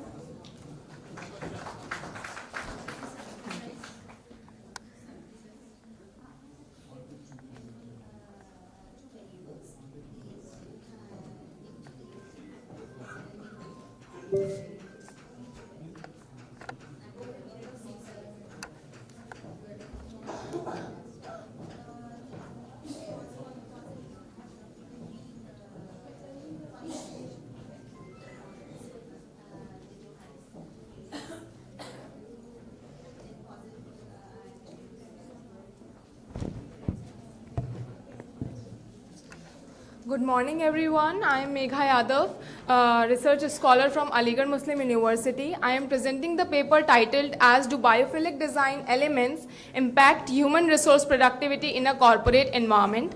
This paper has been written with the help of three other co-authors. My supervisors, sir, Dr. Badruzzama Siddiqui, my professors, Professor Babu Baksh Mansoori and Dr. Muhammad Rizwan Ahmad. Starting with the introduction, these are all the contents which we are going through. Starting with the introduction, the concept of biophilia was introduced by Edward O. Wilson in 1984, who stated that there is an inherent relationship or inherent connection with the nature of human beings with nature. So the biophilic design elements here states refers to the inculcating the greenery or indoor plants, natural lights, organic materials in places that mimic the natural environments. So this study tries to find out what is the empirical impact of biophilic design elements on human resource productivity, well-being and job satisfaction within the corporate settings. This is the review of literature part, so I will be skipping this part so everyone will get the chance to present their paper. These all three are the objectives of my paper. First one is to investigate the influence of biophilic design elements on human resource well-being. Second is to investigate the influence of biophilic design elements on human resource productivity. And third one is to assess their impact on the human resource well-being. These are the hypotheses which are formulated on the basis of the research objective. The presence of biophilic design elements in the workplace positively influences human resource well-being. Hypothesis 2 is biophilic design elements have a significant and positive effect on human resource productivity. And third hypothesis is there exists a statistically significant positive correlation between the incorporation of biophilic design elements in the workplace and higher levels of human resource job satisfaction. data and methodology. This study is based upon the primary data which have been acquired via in-depth interviews conducted with 16 corporate employees drawn from different organizations. This study employs a qualitative research approach so that have a better understanding. This study employed non-probability purposive sampling and snowball techniques for participant selection. And this sampling process have been continued until the saturation has been reached. Now this is the result part, that after interviewing all 16 employees, these are the second order themes and first order themes which has been identified on the basis of their responses.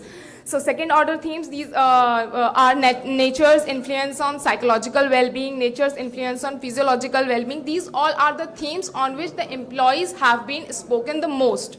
So I would be skipping this part. Then the results are these findings extracted from interviews underscore the significant impact of biophilic design elements in corporate environments. The qualitative data provide valuable insights into the intricate relationship between the workplace environment and human resource outcomes, and interviews consistently reflect that the introduction of biophilic design elements positively impacts employee well-being, productivity and job satisfactions within the corporate environments. Discussion part is that so many employees have been responded that the direct sunlight, connection with nature, where there is absence of all of these, employees tend to take more breaks, which leads to the waste of time. To conclude my presentation, the study results reveal that biophilic design elements have a significant positive impact on employee well-being, including reduced stress level, enhanced mood, and improved cognitive function. To maximize human resource productivity, companies should prioritize the integration of biophilic design features, creating a more balanced and productive work environment that benefits both employees and organization. Thank you so much.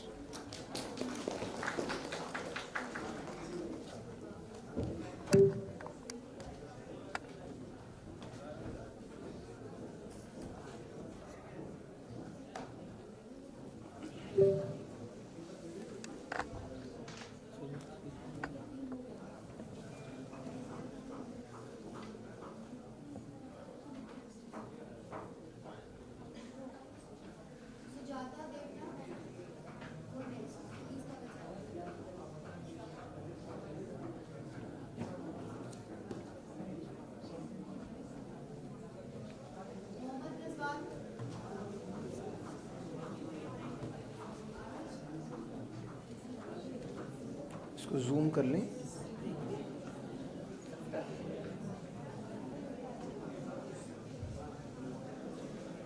Zoom कर लीजिए.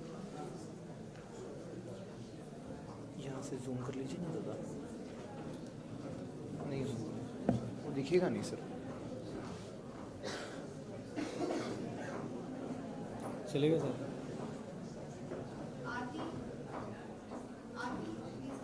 मत करिए, वो mode पे मत रखिए. वो zoom नहीं हो रहा है.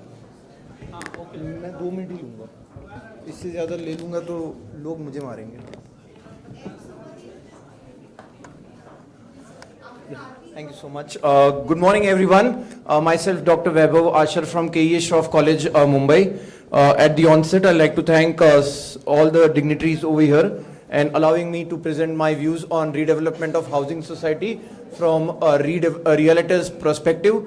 We are talking about sustainable development goals and housing being the one of the most important area of sustainable. Mumbai being a city of dreams, it's also a vertical city, and housing is a big problem in Mumbai. And to address this problem, we have started and initiated in long time back is a redevelopment of housing societies, where we reconstruct the buildings which are dilapidated and a new building is constructed. So I'm taking a view of realtors over here. That is, realtors are basically those who are the project builders, or what you can say. I'll just skip through the review of literature and I'll straight away move to the objectives of the study, to study the hindrances faced by realtors in approval of inhabitants, to study on approval from government or local authorities, to understand any political interference and legal hurdles, to study on the finances of realtors. I took two hypotheses: the positive relation between realtors' outlook under redevelopment scheme. There is a positive relation between realtors' approach and factors influencing pre and post redevelopment plan. Based on my study, I found out the hindrances faced during the redevelopment process. This is the graph which suggests that I had taken a sample survey from 50 realtors, that is 50 builders, and each one of had some of the other issues, but majorly they did not face any problem with inhabitants during the approval process. The second question that I asked was approval from government. There were certain problems, but overall still they could manage and they could complete the redevelopment process based on this, my primary data which I had taken. The summary, my project was limited to western suburbs of Mumbai. I had taken interference of politics. It did had some politics interferences, but they were also rectified and ratified. I had taken one-way ANOVA test. Legal hurdles, they did face legal hurdles, and their process was smooth enough. I directly jumped to my conclusion. My conclusion suggests that the government agencies after inception of RERA have taken a positive step towards redevelopment of housing society and have been able to address to a lot of issues of realtors and inhabitants. That's all I can conclude. Thank you very much. Any queries? Thank you.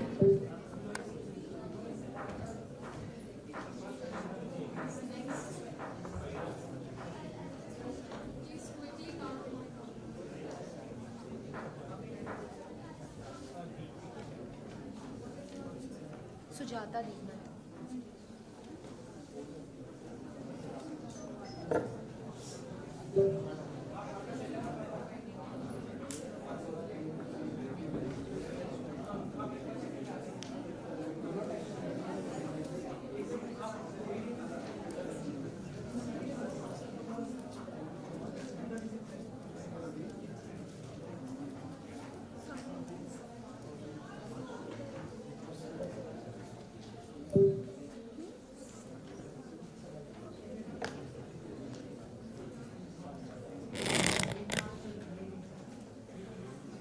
Good morning, everybody. My name is Sujata Debnath, and I'm here to present the title of the paper is Advancements in Indian E-Mobility, Paving the Way for Faster Adoption of Electric Vehicles, that is EV, a Consumer Perspective.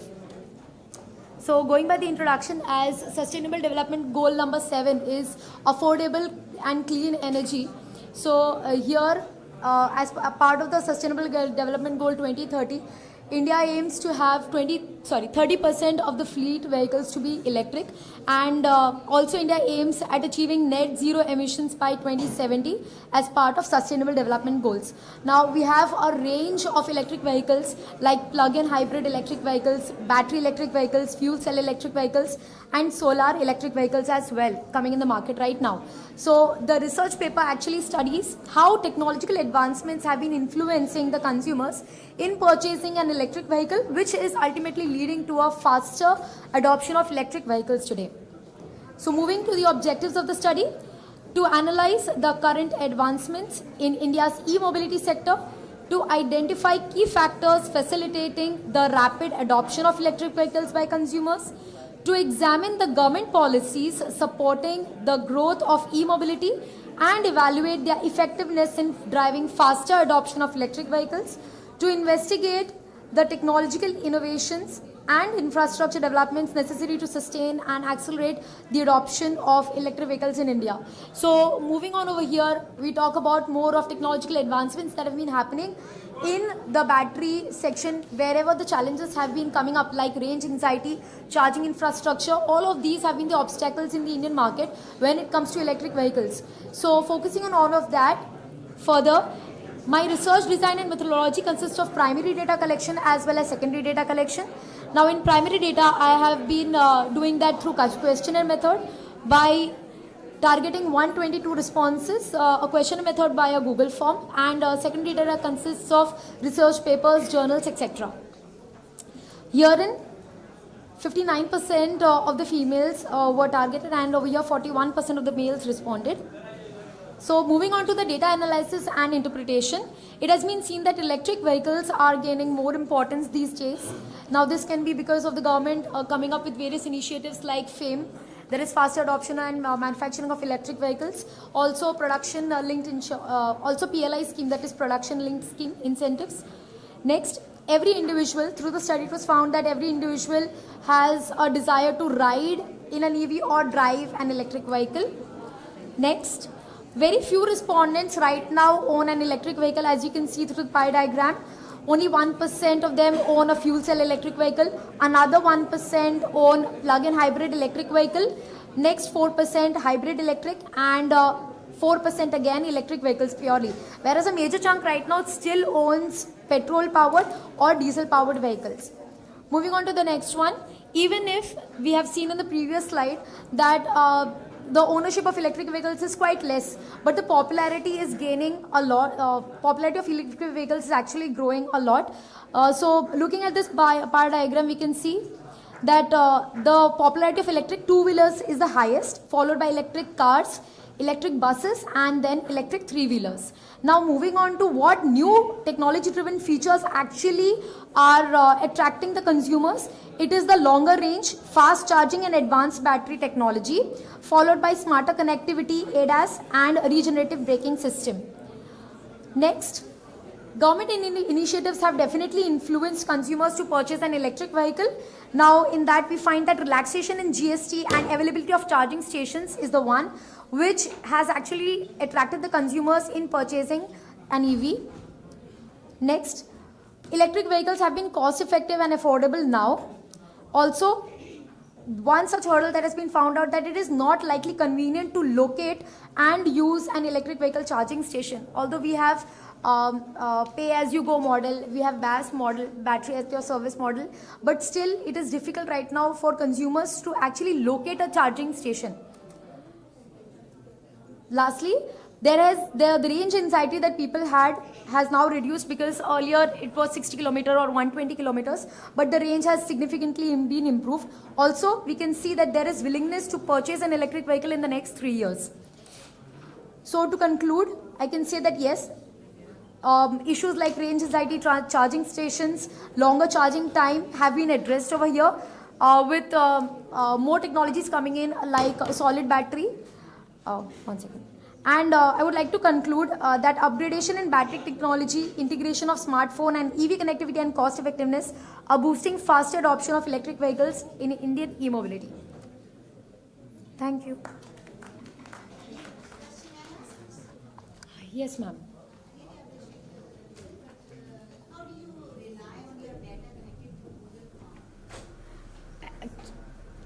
Now the data collected through Google, although it is collected through Google form, now why it is collected through Google form is because in the Google form it gives us, हाँ ma'am, I agree, but मैंने वैसे नहीं collect किया है, majority of them, they are my colleagues, they are my like the earlier college also previously where I used to study, so people who I can rely on, they have filled the questionnaire. That is what I can say. No, yeah, that is a limitation. Yeah, that can be one of the limitations now, what we can do. Okay. No, I have personally asked them to fill in front of me, and then yes, few of them I can't rely on, but that is one of the limitations. Yes, ma'am, sir.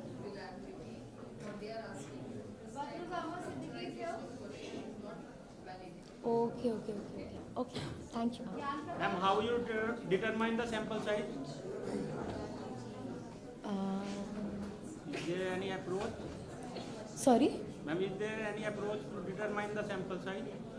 Actually, I had firstly targeted 100 people, those who actually potentially must be owning a two-wheeler or a four-wheeler, but turned out that 122 people had responded to the Google form. Data source, ma'am. sources of data that you have used in EV? I have been through research papers, I have been through journals, Any and through that particular data source? I have the literature review, but I have not presented it on the PPT.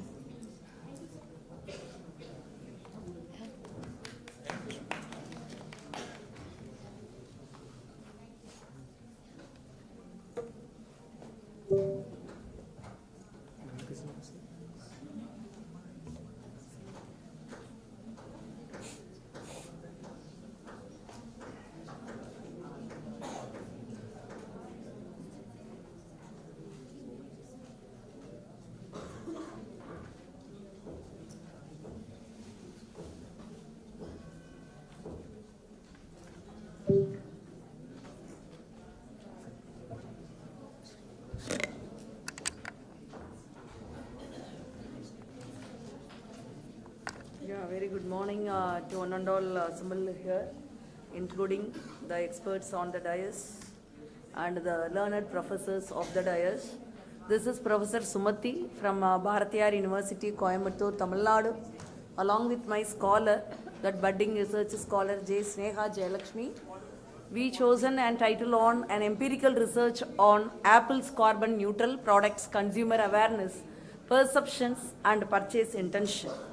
See, as we are aware that in order to reach the carbon neutrality, Apple says it cut down the emission as well as omission, carbon from the materials, electricity and transportation with the help of the suppliers who were involved in the clean energy system also.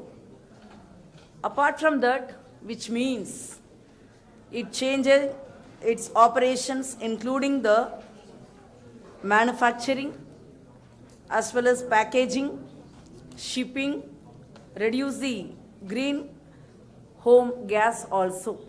Apart from that, any remaining pollution was then offset through the nature-based projects like restoring the forest so that they could capture more carbon dioxide. So in that way, based on the title, we have chosen, we are doing research on ESG also. So in that way, we made an attempt to capture this particular topic. And with regard to the introductory aspects, this Apple's first carbon neutral goods were made possible by the company's global supply chain network after years of rigorous work as well as innovation. So Apple established its global to be carbon neutral through means of its whole value chain by 2030, followed by the achievement of the Apple in carbon neutrality for its international commercial operations. See, we are aware that when introduced this particular concept by Apple, the main goal of Apple's plan is to drastically cut overall the carbon emissions from 2015 levels by 75%. Through the avoidance of carbon generating activities, a significant expansion of the renewable energy throughout the company's supply chain and corporate operations and the use of recycled and renewable materials in design. Apple has managed to reduce overall emissions by more than 45% since 2015, all while growing revenue by more than 65% during the same period.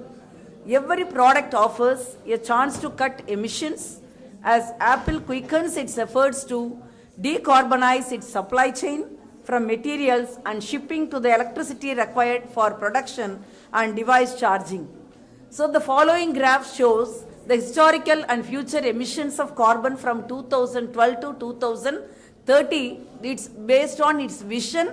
We have drawn this particular graph from the reliable resource, as well as the reliable source of information also. So this is the data of this graph showing from 2012 to 2030.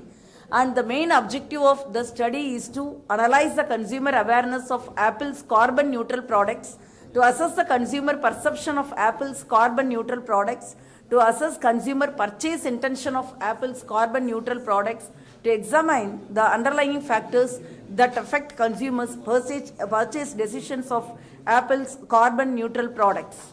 The hypothesis based on the problem identified, we have raised a few questions. Hypothesis, there is a relationship between the source of information and consumer awareness of the specific ways in which Apple is making its products carbon neutral. There is a negative association between factor preventing from purchase decision and purchase intention also. So based on the research question, how aware are consumers of Apple's carbon neutral products? What are the consumers' perception of Apple's carbon neutral? What are the consumer purchase intentions of Apple carbon neutral? What are the underlying factors that influence the consumer's purchase decisions of Apple's carbon neutral products? The methodology adopted for this particular survey is the research is empirical in nature, and the information for this study was gathered from many resources, which includes books, journals and websites. As usual what we are doing, but in addition the questionnaire approach was employed to get customer replies, various tests like frequency statistics, descriptive statistics. Anything you want to say? Okay. Cross tabulation, chi-square regression. I will straight away go to the analysis and interpretation part.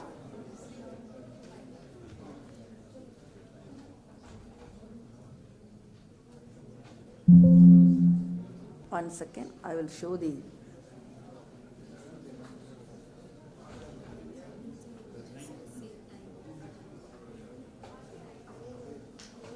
sir, that folder please. We used to have any bell or any thing, this is a different sound, that's why I asked you. That analysis. Yeah, this is the data we gathered from the participants of this survey based on the demographic profile. These are all the data which we have done, and apart from that, it is not getting scrolled also. Yeah, 1 second please. Yeah, this is the education level, not only this, that income level also we did. And these are all the demographic profile based on the objective 1 to analyze the consumer awareness of Apple's carbon neutral products. The results suggest that social media is the most effective source of information for increasing the consumer awareness of Apple's carbon neutral products. This could be because social media is more credible, more relevant, or more engaging to customers. And to the table which exhibits the p-value, or consequently it is resolved that there exists a stability significant relationship between source. And while talking about the this particular primary data, the results suggest that social media is the most effective source of information, and this could be because social media is more credible, more relevant. Apart from that, based on the chi-square test result, the table displays based on the p-value, the main interpretation is which is statistically significant relationship between the source of information. The mean score for the item importance of Apple's product carbon neutral is 2.07 with a standard deviation of 0.742. So the mean score for the item benefit of buying carbon neutral product. So with the table depicts, so these are all the informations we gathered based on the ANOVA. As well as under standardized coefficient. The under standardized coefficient symbolizes the variation in the dependent variable for every unit of will cause the arise in the dependent variable. Though the remaining variables are constant, the remaining variables in the sense the fixed variable, the under standardized coefficient for the independent variable Apple's commitment to carbon neutrality, the expected value of importance of Apple's product carbon neutral increased by 0.351 units. So this is the result which we have obtained based on the objective 1 and 2. Objective 3 to assess the consumer purchase intention. Based on that, we want to infer that the result of the chi-square statistics is 18.56, which is significant at the p less than 0.005 level. The ultimate interpretation is if it is reasonably priced, readily available and convenient to purchase, the hypothesis that there is a negative association between factor preventing from purchase decision and purchase intention is accepted also. Based on the objective 4, we did this attempt. The mean value of all the variables is ranging between 2.52 to 2.94. The standard deviation for all the variables are relatively low, suggesting that the data is not very spread out. So, we applied the KMO test as well as KMO and Bartlett's test. So, the value is 0.920. So, as per the findings based on this KMO measure of sampling adequacy, it is found that the data is apt for factor analysis. So, this is the analysis based on that. So, due to paucity of time, I need to go to the suggestions which I want to make for this particular survey. Within 1 minute, I will finish my suggestions, including the conclusion. So, Apple product can use social media as particularly an effective source of information for increasing the consumer awareness, educate consumers about the importance of carbon neutrality, and Apple carbon neutral product can be made readily available, and Apple can make it convenient for the consumer purchase in carbon neutral products. Apple can also address. So why we are suggesting that based on the study and based on the report by various agencies about the Apple product, so which is evidentially proved. So based on this, to conclude, the introduction of Apple's first carbon neutral devices marks the critical turning point in the business environmental sustainability effort. Not only that, the overall launch of Apple product, first carbon neutral products, will have a positive development not only for the company but also for the environment. It is a sign that Apple is committed to sustainability and that is making progress towards its goal of being carbon neutral by 2030. So with this, thank you very much for the opportunity.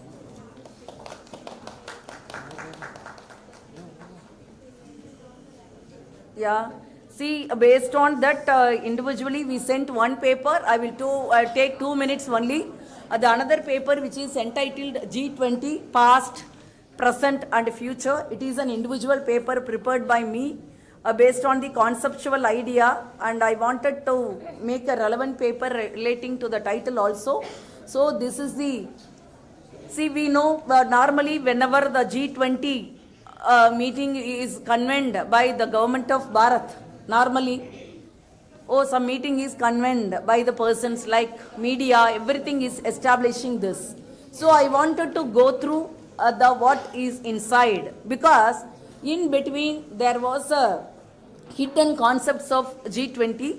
In the wake of 2008 financial crisis, the group of 20 sometimes known as the G20 became a symbol of hope. So I wanted to make it clear, first of all, with the students, we discussed what is G20, what are all the highlights? One. Okay. But we have contributed in the same session only 2 papers. That's right. But you can present only one. Okay. Okay, thank you.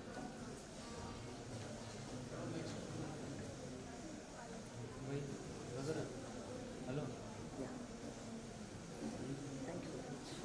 Thank you for the opportunity.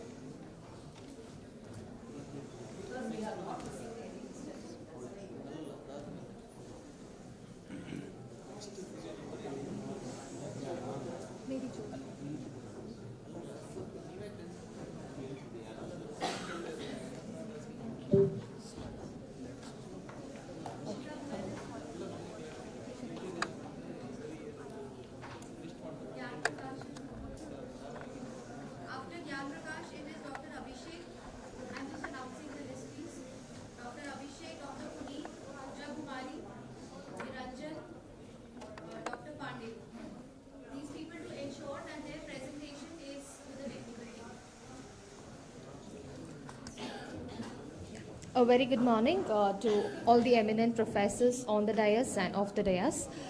Before I could start with my presentation, I would like to thank the All India Commerce Association for giving me this opportunity.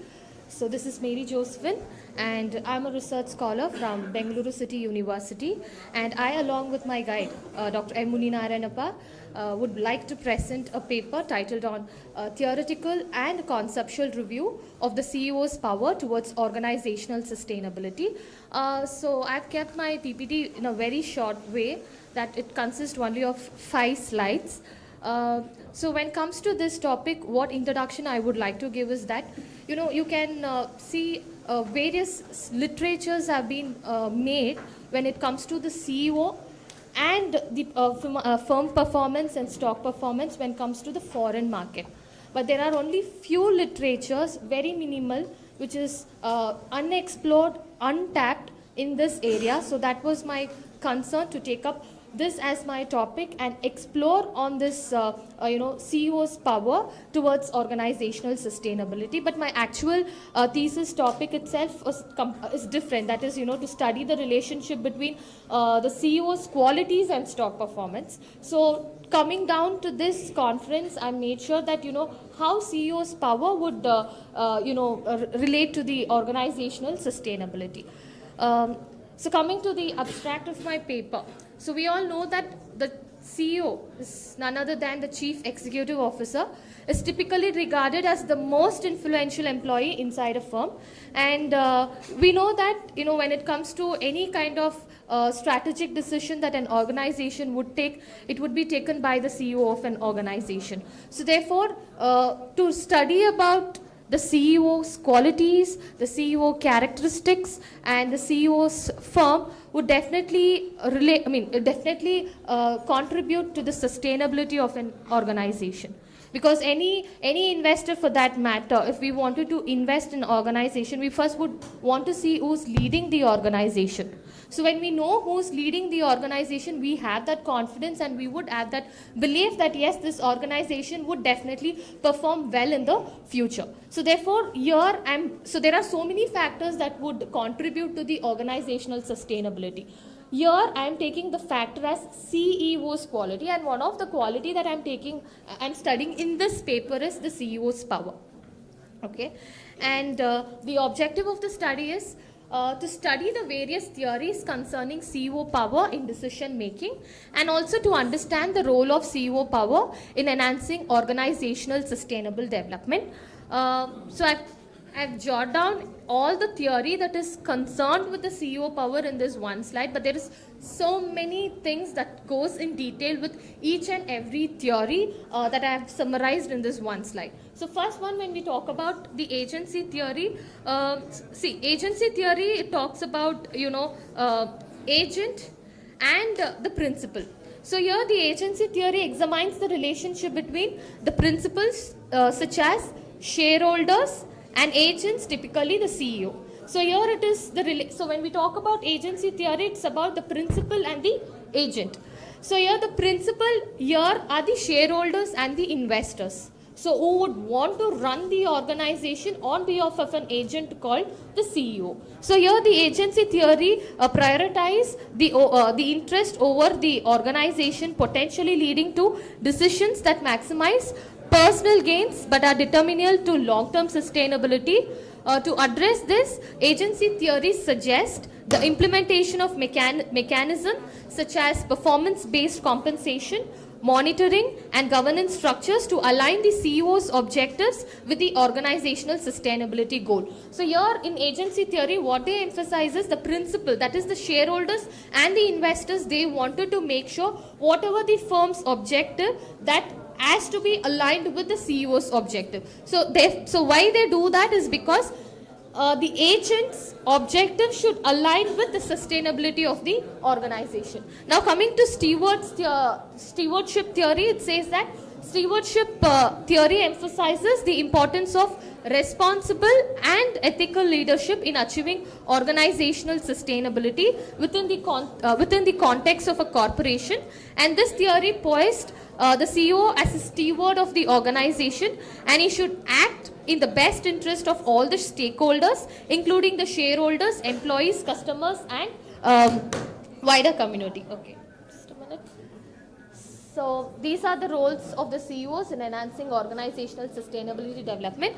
And let me come to the conclusion of my study. So my conclusion of the study is there is no doubt that the CEO occupies a position of significance and eminence, and as a result, countless researches are done on the traits, qualities and behaviors in the foreign university, but a very few literatures have been found with regard to this study when it comes to our Indian researchers.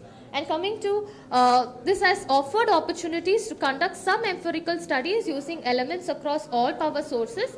And also we can say that despite agency theory promises, numerous researchers have examined different theories since they have equal explanatory ability. So therefore I must conclude my study stating that, of course, in order to have a better sustainability of an organization, CEO's power makes a greater impact. Thank you very much, and thank you for this opportunity.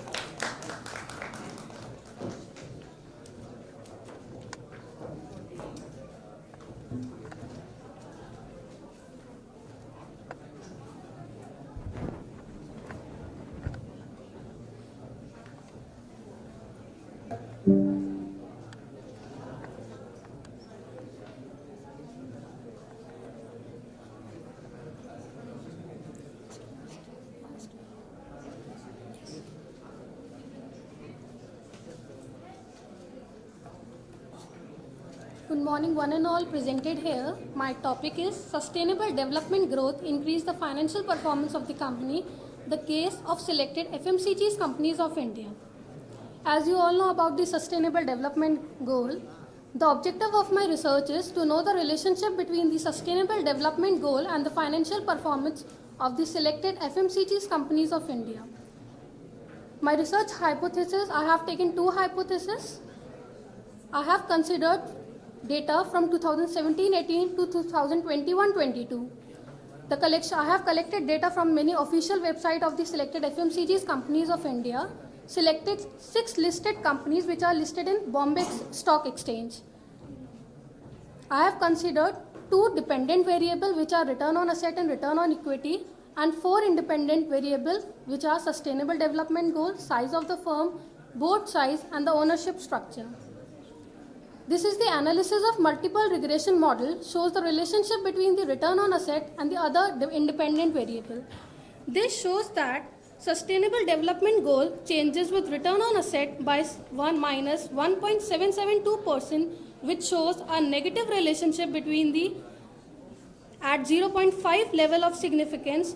Size of the board was compared with return on asset and shows the change of 4.02%, which show a positive change in the significance level. The size of the firm with return on asset, it was found changed by negative 9.1%, which shows a negative relationship at 0.05% level of significance. Institutional ownership with return on asset at 0.5 level changed by 0.284, which shows an opposite relationship with return on asset. I have also considered the equation of regression model. The R square was found to be 0.73, which shows that there is an impact of 71% on the dependent variable. The F statistic was estimated by 0.62%, which shows that independent variable does not show the impact on the dependent variable. I have also considered the Durbin-Watson shows an estimated value of 2.385, which shows a negative autocorrelation. The multicollinearity has also been found in this model and also been removed. The second model was showing the relationship between the return on equity and the other independent variable. This shows that sustainable development goal with return on equity changed by negative 20.71%, which shows opposite relationship between the variable at 0.05 level of significance. Size of the board also shows a positive direction at the significance level. Size of the firm shows the negative relationship between the return on equity, and the institutional ownership also shows a negative relationship. I would like to conclude, the private sectors plays an important role to achieve the sustainable development goal. These studies views the impact of return on asset and return on equity. It was found sustainable development goal has to be negative relationship with the return on asset and return on equity. The limitation of my study is the scope of the study is limited to FMCG sector of India, which can be further extended to other sector also. Also, there is a shortage of data which can be increased further. Thank you.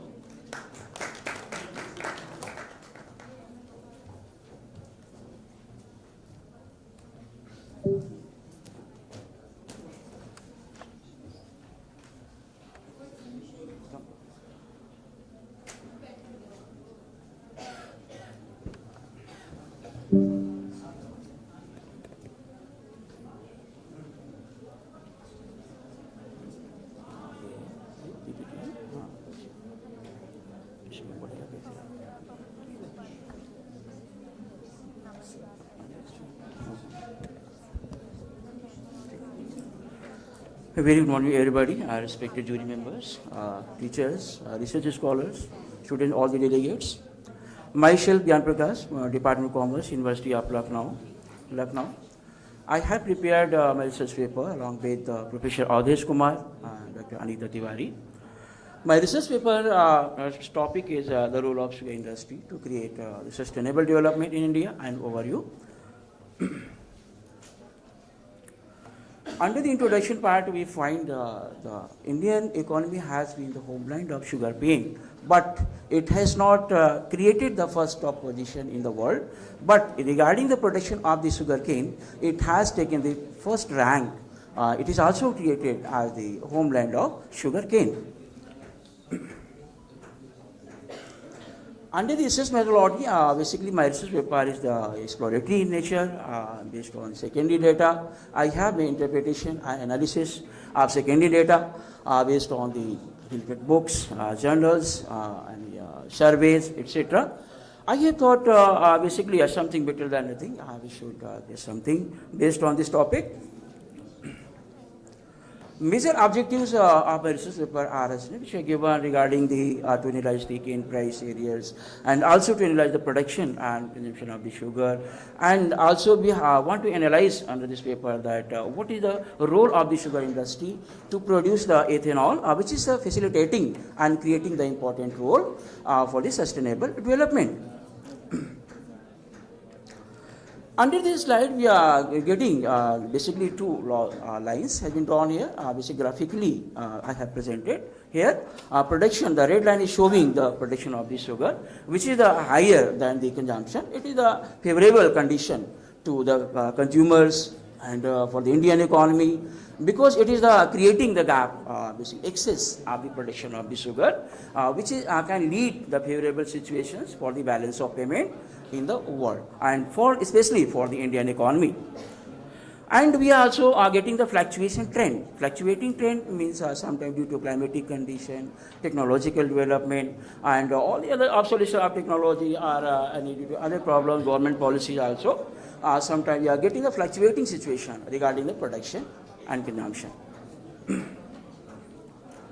Now, exports basically, which is favorable to our Indian economy, is creating the favorable balance of payment. However, it is a fluctuating trend regarding the exports, basically based on the production of the sugar. Production amount, quantum of the production having the fluctuating trend, and but therefore we are also getting the fluctuating trend regarding the exports to other countries from India. Ethanol is also being produced through the sugar industry. Basically, currently 426 crores having the capacity in Indian economy to produce the ethanol. 426 crore liters ethanol during the current time period, based on the molasses-based distilleries derived from the sugar industry. So we can say that it is also contributing and facilitating to produce the ethanol. Ethanol is playing the prominent role for the sustainable development. Cane price area is a major problem under the sugar industry. We find basically whenever the sugar cane is being supplied by the cane growers, but they have to wait for longer time period to get the price of cane, sugar cane. Whenever we go to in the market, we have to pay the price of the sugar immediately at the time of purchase. But the cane growers had to wait for the longer time period after making the supply of sugar cane. It is a major drawback. But the government is also taking initiation regarding it that should be paid timely and also should also be paid in advance, so that the sugar cane growers may be motivated for the production of the sugarcane. Major problems I have already told you all. Firstly, regarding the cane price areas, and secondly, they are not getting the motivations, and climatic condition also sometimes adversely impact. So all these things are kind of major problem. Out of all these problems, we get the major problem is the cane price area. At the time of supply of the sugar cane, the price of the cane should be paid to the cane growers. Major suggestions which have been given here are to cane growers should be motivated through the different policies, and cane price should be paid at the time of supply or sale of the sugar cane, right? And financial assistance should also be given to the cane growers at the time of cropping and sowing of the seeds. Finally, I am going to on conclusion. Basically, government, I hope the government will surely initiate regarding the suppliers, sugarcane suppliers, as well as businessmen or the sugar producers. Thank you so much to all.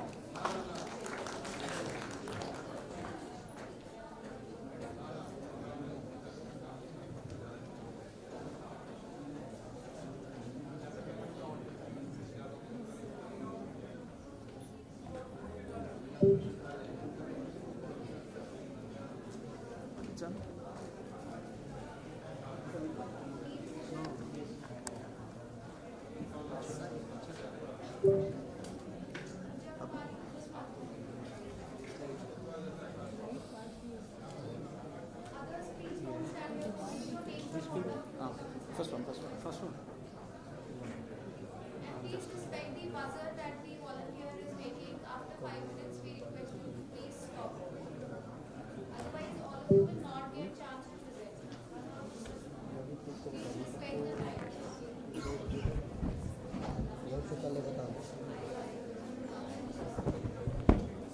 Good morning, one and all. First of all, I am very thankful for providing this opportunity to present before you. So, the title of my research is Role of Corporate Social Responsibility Practices in Attainment of Sustainable Development Goals and Evidence from Indian Companies. So, we are 5 authors collaboratively worked to complete this work. One is Professor Neetu Suraj, Dr. R.K. Taylor, Professor Ashok ML, and Professor M.S. Divyashree. During last 2 decades, corporate social responsibility practices are getting more prominence across the globe due to rising concern over economy, environment, and society. So this study, many researchers debated that corporate social responsibility practices of companies support sustainable development. By considering this view, the present paper attempted to study the corporate social responsibility practices and their relationship in attainment of sustainable development goals. So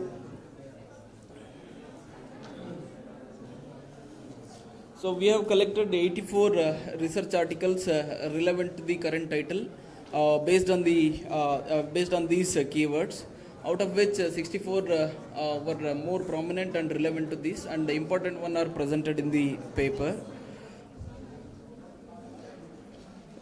Many earlier researchers focused on explaining the importance of CSR practices and external factors influencing CSR, and only few studies have conceptually studied the company-specific characteristics and their influence on CSR practices.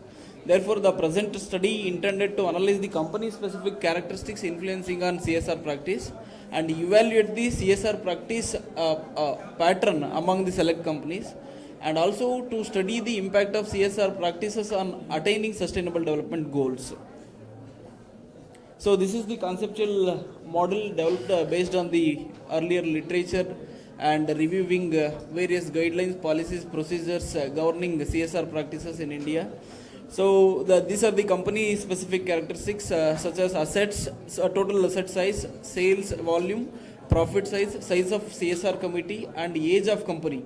And these are independent variables, and dependent variables influenced by CSR elements are these, which are derived from UN SDG 17 goals. Based on to prove the conceptual model, we have framed these hypotheses: asset sides and their influence on CSRP, sales volume and their influence, profit volume of company and their influence. There is a positive relationship between CSR committee size and CSRP concerning sustainable development goals. And overall, whether CSR practices influencing on sustainable development or not.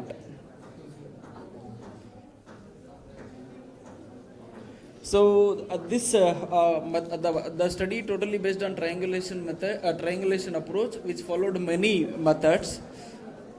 The data is gathered from the purely based on secondary sources, which are from annual reports, CSR guidelines, GRI, UN SDGs, and so on. Content analysis method was employed to gather the secondary data. So self-structured research instrument has been developed with the help of various guidelines which I have already mentioned prior. There are two categories of variables. One is independent factors. These are the independent factors, and gather from the various previous literature, and dependent factors from the various UN SDG and based on earlier literatures. Corporate social responsibility practices index has been developed. So by using this formula,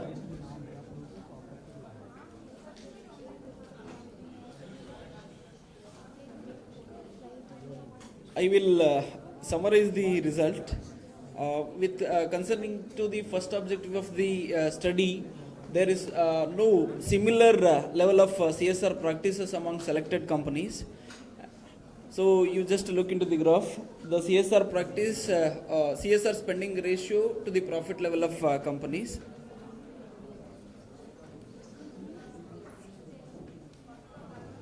So this is the regression model, multiple regression model, where we can observe independent factors are directly influencing on CSR practice, which is indirectly helping to achieve sustainable development goals at the large. This is the tested model. Finally, I conclude that even India is a developing nation. By mandating CSR practices to the companies, it is indirectly promoting attainment of sustainable development goals through the corporate sectors too. Thank you.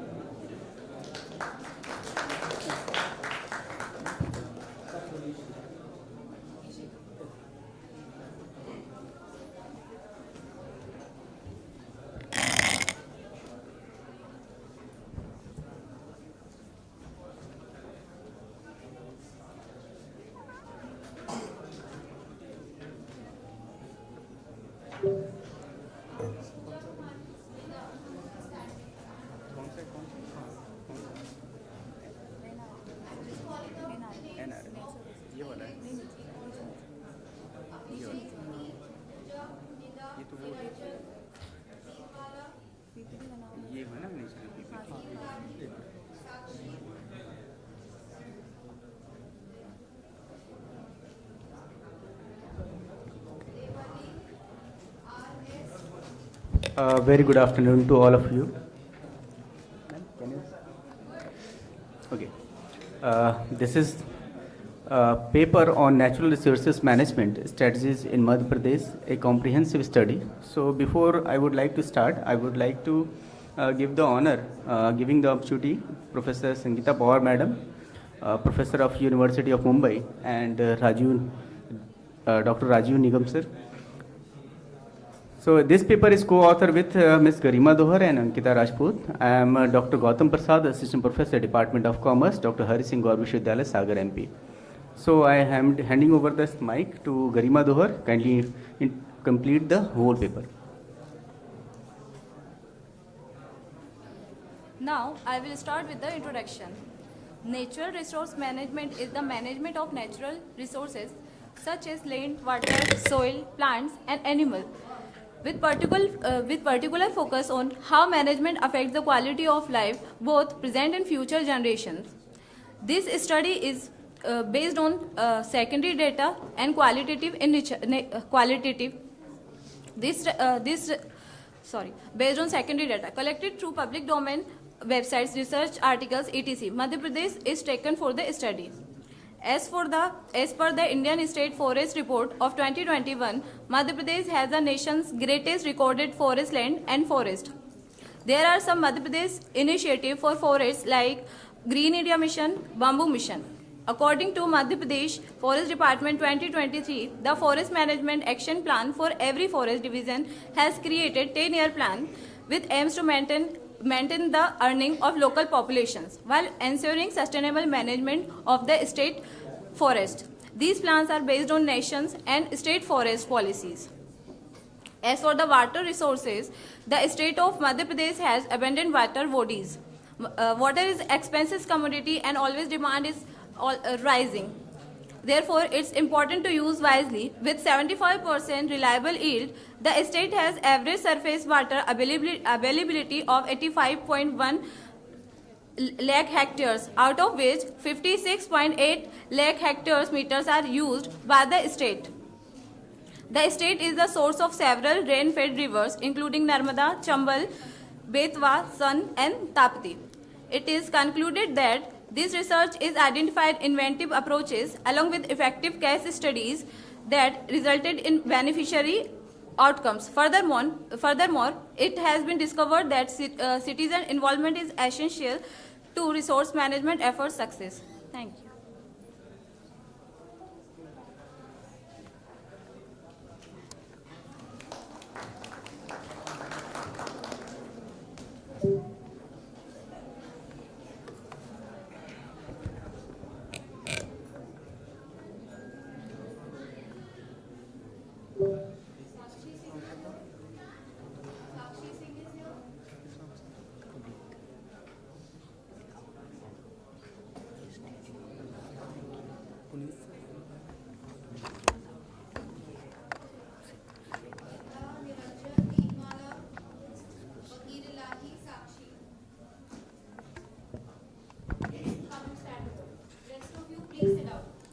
Good afternoon, one and all present here. I am Dr. Puneet Bhushan, Assistant Professor, Himachal Pradesh University Business School, and I am presenting my paper titled Bridging Gaps, a Comparative Exploration of Sustainable Development Goals 8 and 9 among India and Asian peers.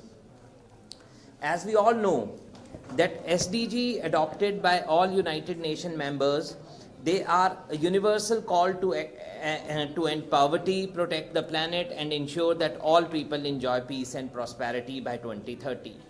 There are a total of 17 goals, 169 targets, and they focus on social inclusion, environmental protection, and economic growth.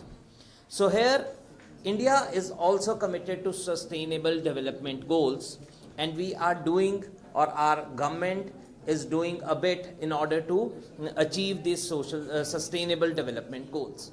Here in this paper, I have compared sustainable development goals 8 and 9 along with the Asian peers, and we are looking at that how our country, India, it is progressing on those SDG goals. So when our commitment is there, so our government is seriously trying that we achieve those goals by 2030. But actually whether we are heading towards that direction or not, that can be seen from the indicators which I will be presenting to you.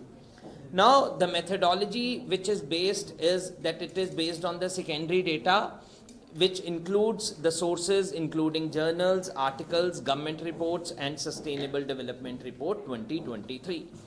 The study, it compares India's performance on SDG, that is Sustainable Development Goal 8, which is decent work and economic growth, and SDG 9, which is industry, innovation, and infrastructure, with 7 other fast-growing economies in Asia. The countries which we are comparing our performance is China, Indonesia, Thailand, Vietnam, Malaysia, Philippines, and Cambodia. Now, why I've chosen SDG 8 and 9? As we are related to commerce and management field, so SDG 8, it aims for sustainable economic growth, decent work for all, and improved living standards. And SDG 9, it promotes resilient infrastructure, industrialization, and innovation for economic growth. That is why I am comparing the performance of India along with Asian peers on this SDG 8 and SDG 9. Now, if you look at this SDG 8, which says decent work and economic growth, so if you talk about growth in adjusted, and these are the data which has been taken from Sustainable Development Report 2023. So if you see the growth in adjusted GDP, so China, it ranks the highest. We have a negative growth in GDP, adjusted GDP according to this SDG. If you talk about modern slavery victims, then per 1,000, India is 6.1, China has 2.8, Indonesia is 4.7, Thailand is 8.9. So as compared to other Asian nations, we are kind of comparatively okay in this. But if you talk about slavery victims in China, they are comparatively less.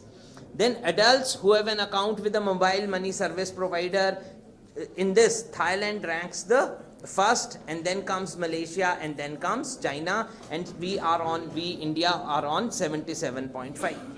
If we talk about rate of unemployment, now if you see the rate of unemployment as a percentage of working age population, this is too alarming for our country. This is highest, 7.3. China ranks at 4.6. Now if you talk about Thailand, you talk about Vietnam, you talk about Philippines, you talk about Cambodia, we don't consider them as the developed nations. They are still developing, but if you talk about their unemployment rates, it's comparatively very, very low. Similarly, when we talk about Sustainable Development Goal 9, that is industry, innovation and infrastructure. So the individuals those are residing in rural areas with access to year-round highways. So we are like in Thailand, that is 94.1. In China, it is 85. In India, it is 84.2. So we are doing reasonably good in this.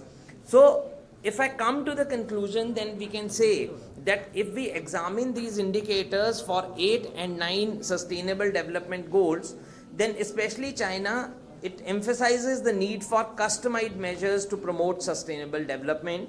Even though India's economy is still expanding strongly, it is critical to address issues like modern slavery, significant unemployment, and inequality in access to financial services and education. India may improve its own academic standing and R&D efforts by taking inspiration from China's successful higher education strategy and investment in innovation. Similarly, sharing best practices in infrastructure development and financial inclusion will help both nations. Additionally, regional cooperation can promote information sharing and cooperative projects to address common problems. India and China are becoming more important players in the world economy. One thing more, especially if we look at all these indicators, then Vietnam, it is a very fast growing economy as far as Asian context it is considered. So we must learn lessons from Vietnam that how to go in for sustainable development. Thank you very much.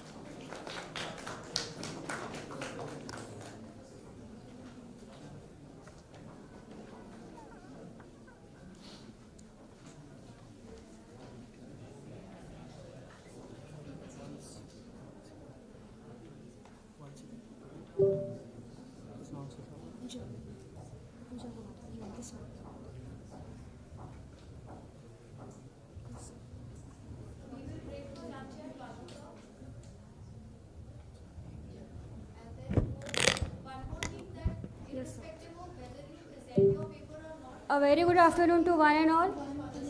Okay. Certificate of presentation and participation will be given to all those whose papers have got selected. Okay, so if you wish to present, you may present. If you don't, still the certificate of presentation will be given. Since I'm getting a lot of queries for this, I'll just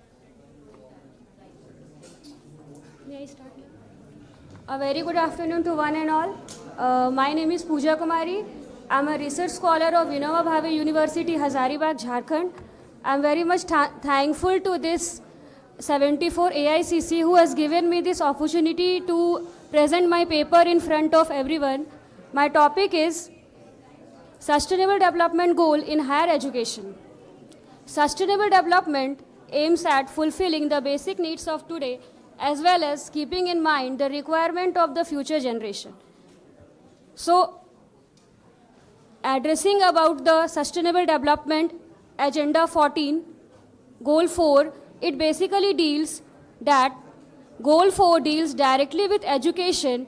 Its goal is to ensure inclusive and equitable distribution and promote lifelong learning opportunities for all.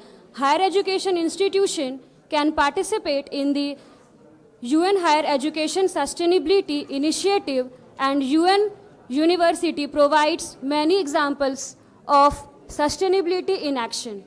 One of the key questions is to be addressed is what can higher education leaders, researchers, facilities and students do to implement sustainable development in their institutional vision mission. Okay, addressing goal 4. Inclusion is broadly defined by UNESCO as a process of addressing and responding to the diversity of needs of all children, youth, adults through increasing participation in learning, cultures and communities, and reducing and eliminating exclusive within and from education. So the importance of the Sustainable Development Goal is the creativity, know-how and technology and finance resources from all the society is necessary to achieve the Sustainable Development Goal in every context. Challenges: facility development, global and local relevance, infrastructure and facilities, policy alignment and resources constraint.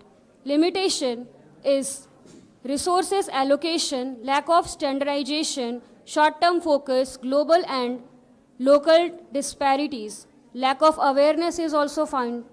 So the conclusion is higher education as a policy instrument helps people become more self-sufficient, enhances economic growth by boosting skill and improve life by increasing chances for better lifestyle. With the continued support from government, appropriate laws, responsible action by society will together serve for alleviate and major global crisis that we face today. Thank you.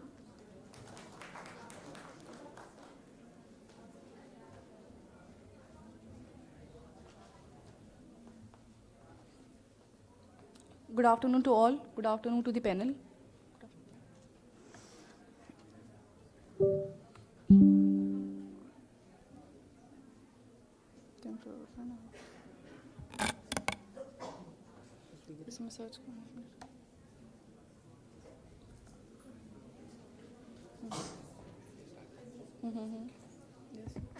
Good afternoon to one and all present here.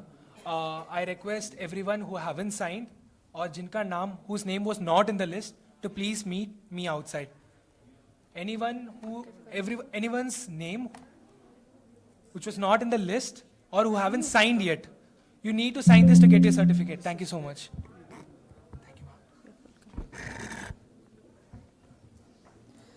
Welcome to all in 74th All India Commerce Conference, One Earth, One Family, One Future, hosted by Department of Commerce, University of Delhi in association with OP Jindal Global University. My topic for today is ISM Fuzzy Micmac approach for modeling the enablers of sustainability.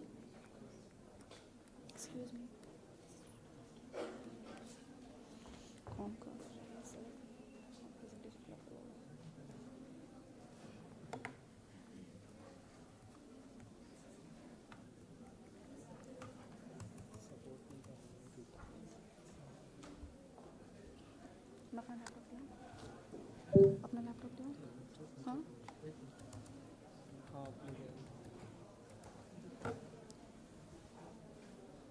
Ma'am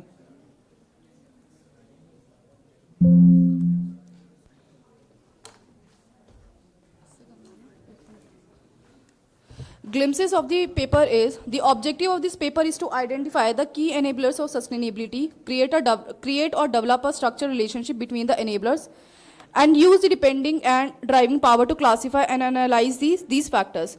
To fill this gap, 11 variables were extracted through systematic literature review and experts' opinion.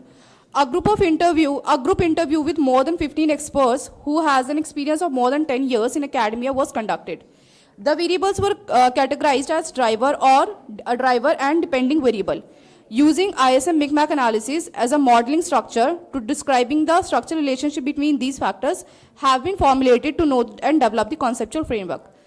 Basically, we will go through the introduction, what is sustainability, As per the Brundtland report, a document which was published in 1987 articulates sustainable development is the development that meet the needs of the present generation without compromising the ability of future generation to meet their needs.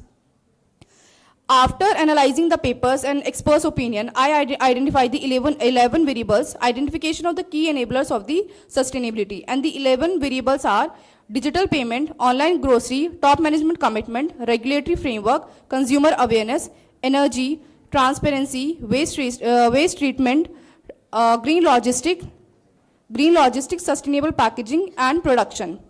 These are the authors which basically quoted these factors in their papers. Research methodology use, identification of the variables. This study is a collection of primary and secondary database from different sources.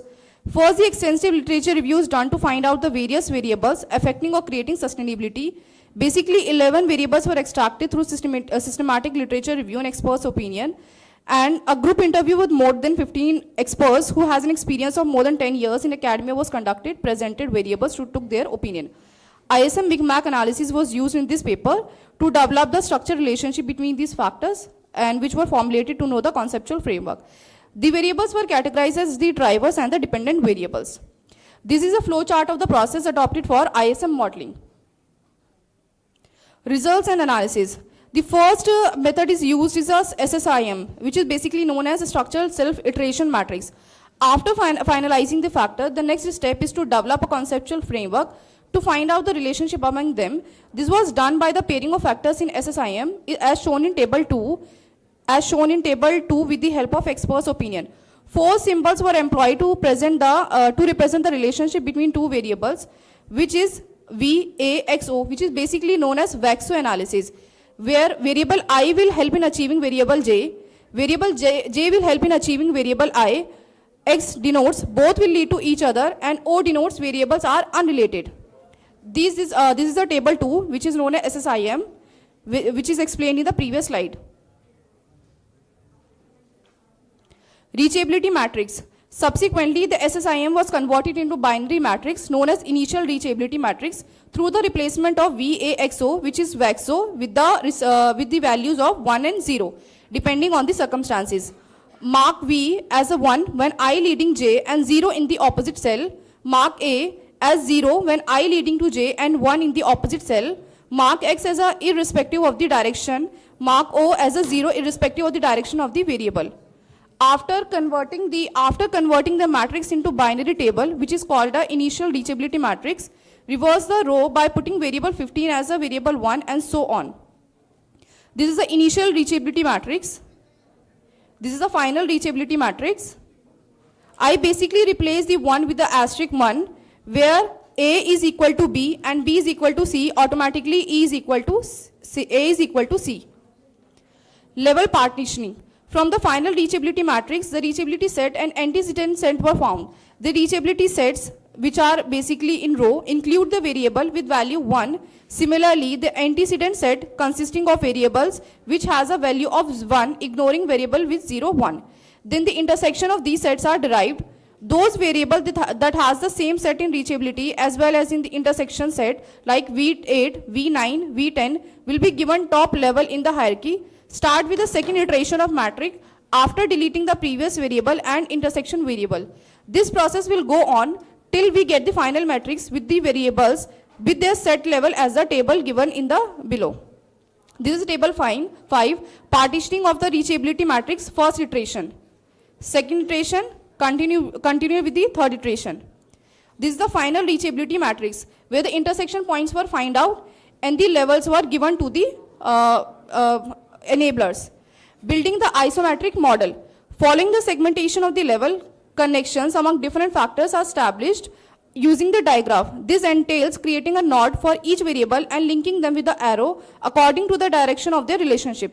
Subsequently, the diagram is initially assessed and confirmed for the transitivity as described in the methodology before it is transformed into ISM model. Figure 1. This is the isometric model, where level 1, level 2 and level 3 is given, which denotes at the level 1, green logistics, sustainable packaging and productivity as the at the highest of the hierarchy, which denotes basically the importance of the enablers. digital payment, e-grocery, top management commitment, regulatory framework, energy, waste treatment, consumer awareness are given at the level 2. The last is the level 3, which is the transparency. Micmac analysis. Micmac is employed to assess the driving power and dependence power of the variable, which serve as the basis for their categorization into 4 distinct groups, which is autonomous, dependent, linkage, driving variables. The autonomous is in the first quadrant, which is known as the isolated variable. Dependent, okay. Micmac matrix cluster of the variable. Results. India, sorry. The final results are the research paper analyzing the factor influencing sustainability by summarizing the literature. The study reveals the digital payment and waste treatment as a linkage or mediating variables. Top management commitment, regulatory framework, and transparency as the drivers or the independent variables. Green logistics, sustainable packaging, and production are the dependent variables. This is because it encompasses a wide range of factors while also taking into account both the internal and external aspect of the firms. Novel contribution of this paper, this research paper endeavor to identify key sustainable development enablers by consolidating numerous factors within a single study. While several research papers have explored various sustainability enablers separately, no previous study has been done. This is a social contribution, key findings, and the limitation. Thank you.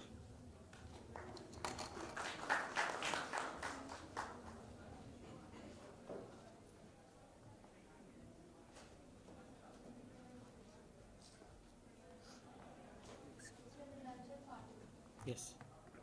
Niranjan. Niranjan. This one. Yes.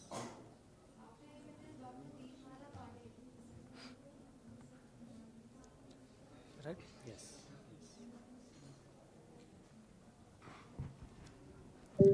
Good afternoon, everybody. Dignitaries on the dais and off the dais. Myself, Niranjan Patil, Assistant Professor, Department of Commerce, Government First Grade College, Hukkeri, Belgaum District, Karnataka State. So my topic is Navigating the Path to Sustainable Development Goals 2030, an in-depth analysis in the Indian context. So here I have taken some introductory part of my topic. India stands as a critical player on the global stage, which emblematic of both the opportunities and challenges that emerge within the context of sustainable development. And of course, it acknowledges the strides made while shedding light on areas necessitating focused attention and resource allocation. The objective of this topic is to study, that is to identify and analyze persistent challenges and disparities within India's development landscape that hinder the achievements of SDGs. And also, that is to explore the role of innovation, technology, and entrepreneurship in advancing sustainable development in India. And review of literature. Scope of the study is geographical coverages, temporal scopes, and multi-dimensional analysis of the study. And also it includes the data and statistics which rely on the policy analysis, innovation technology, challenges and opportunities.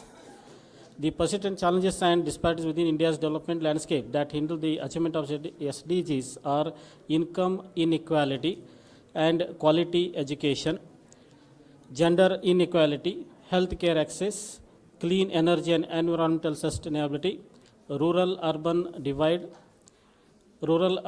multiple SDGs, food security, climate change vulnerability, access to technology, and some of the existing policies where the program stands initiatives implemented by the Indian government to promote sustainable development like these.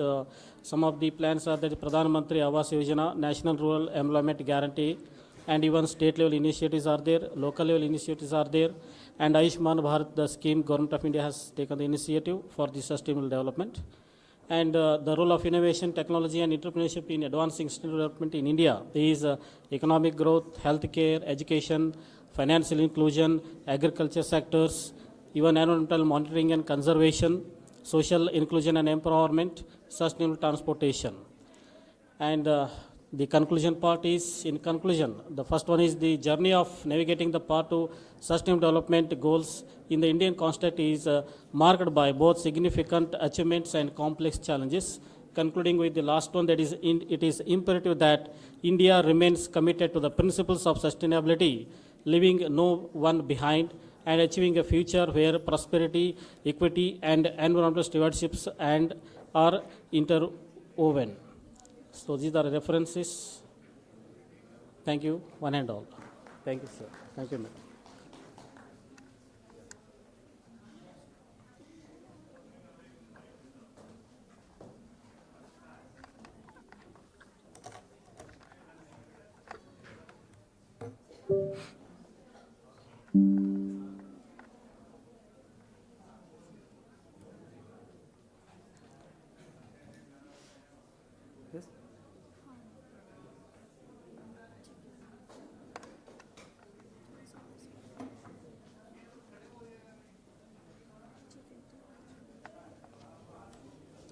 Good afternoon, all the panel members and all the delegates present here. I, Dr. Deepmala Pandey, thanking the ICA for providing me the platform to present my paper on the topic, A Sustainable Development Goal in India by 2030, a comprehensive assessment of progress and challenges. What is SDG? What is sustainability? When we talk about the sustainability, we basically means the use of the resources by the present generation in a sufficient way without wasting, so that it could be conserved for the upcoming future generation. Sustainability goals have been addressed 17 in the United Nations Conference, which was held in 2012 in the Rio de Janeiro conference at the Brazil, where it has been discussed to have 17 goals and target to be implemented with the 193 members countries of the UN, so that the world's development and progress could be addressed. Now, with my research paper, I have pointed my objectives towards the questions, and my questions, the research questions are: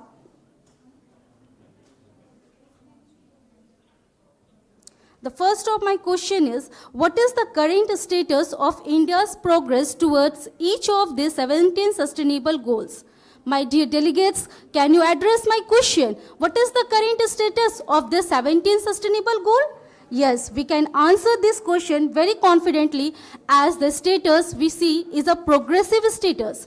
We have moved from chalk and duster to the digital board, where the upliftment with the sustainability have been addressed. When my research paper is concerned, I have addressed what is the India's progress with these sustainability development goals. The first, the research questions is challenging faced with the sustainability. What are the different challenges that India is facing to cope up with these 17 goals? There is a multiple challenges. When we talk about the gender inequalities, we face each and every day today's platform. When we are traveling or when we are in the educational field, the gender inequalities are noticed. So what does the India is doing towards this? Or we as a delegates, as a research scholar or as an assistant professor, what are the steps of us towards removing all these inequalities? We have a certain steps which we all are presenting through the education qualities, which have been addressed in the Sustainable Development Goal also. Quality education, the education platform is only one of the most progressive stage where all the sustainability goals can be achieved. It is the base. The base is the quality of education to be provided to the coming generation and to the present generation, which means the sustainability.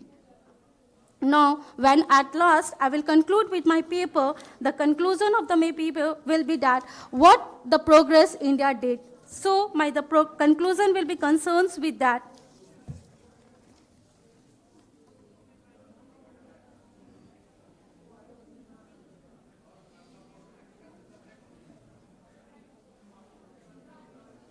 We have moved with the technological advancement. There was a lots of challenges faced in the COVID-19 pandemic situation also. In conclusion, India has made a commendable progress towards the SDGs, but the several challenges persist. Achieving sustainable developments require a multi-phase approaches that address the income inequalities, regional disparities, gender-based inequalities, and environmental concerns. The COVID-19 pandemic underscores the importance of realization and adaptability in pursuing these goals.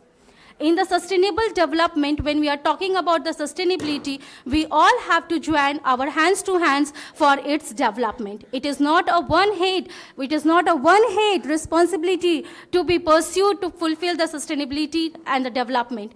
We have to come together and join hands to hands for the sustainable development. Thank you, all of you.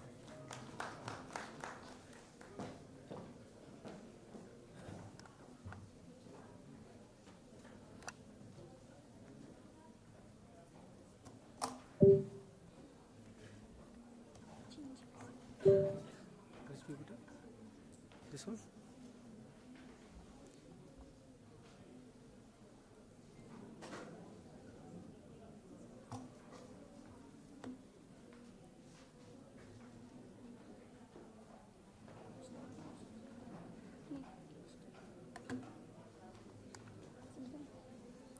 Good afternoon, everyone. Welcome to our presentation. I, Shivani Singh, and my friend Sakshi Singh are going to present our research paper on the topic Evaluation of Sustainability Index in India. As we know, the shift towards sustainability reflects a growing awareness of the link between economic activities and their impact on the environment and the society.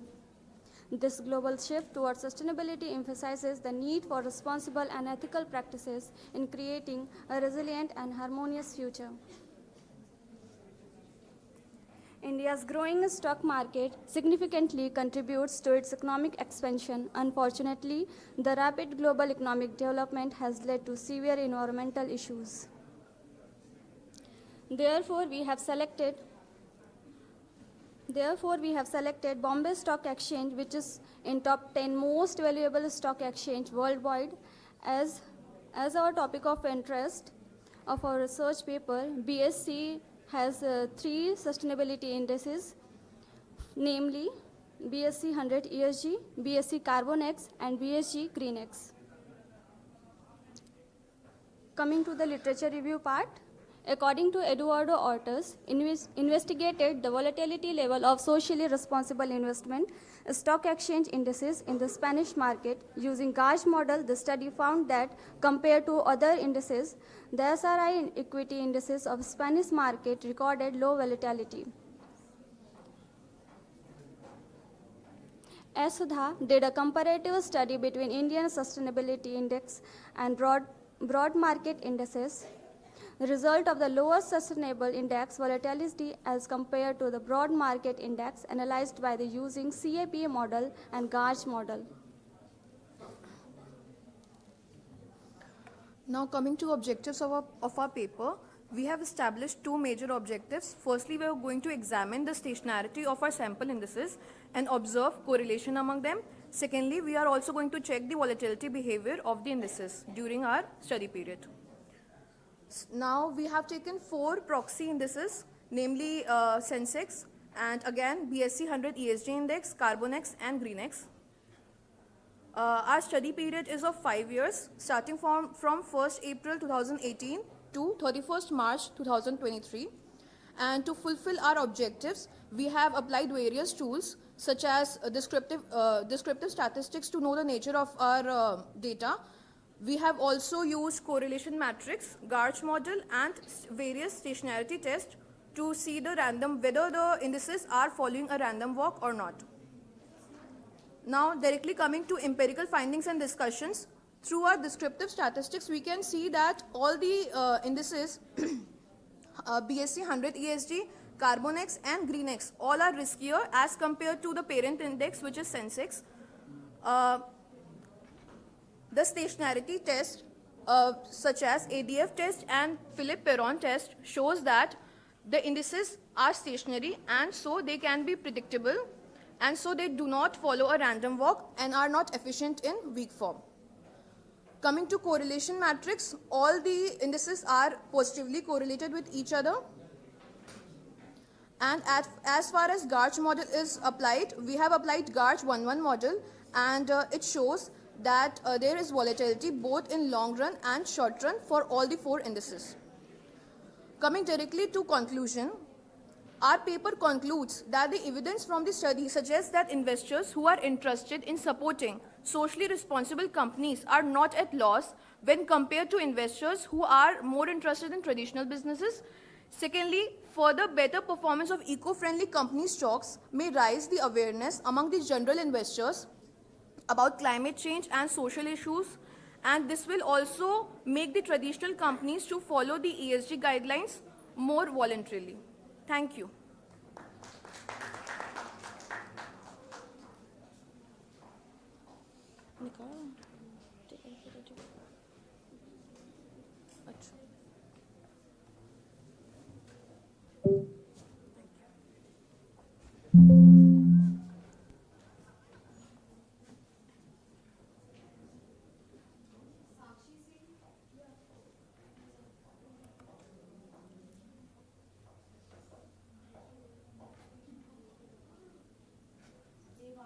Yes.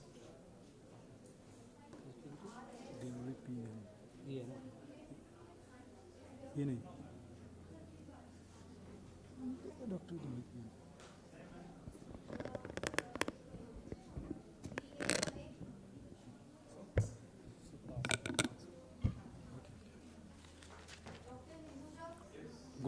Good afternoon, all of you, and respected expert. I would like to present my paper in brief. Theme of my paper, research paper, NEP 2020, Changing Perspective on Distance and Online Education in Commerce, a case study of Shivaji University, Kolhapur. In this paper, contributed my research guide, Dr. M. Gurav sir. I am faculty of MBA unit, Shivaji University, Kolhapur. This is my title, Changing Perspective, Distance and Online Education in Commerce, a case study of Shivaji University, Kolhapur. This is outline of my presentation, but I don't want to present all this thing. The key concept of my research paper, NEP 2020, and there is Center for Distance, CDOE, Center for Distance and Online Education. We are all take efforts for the implement NEP 2020. Its main aim to increase the GR by the 2035.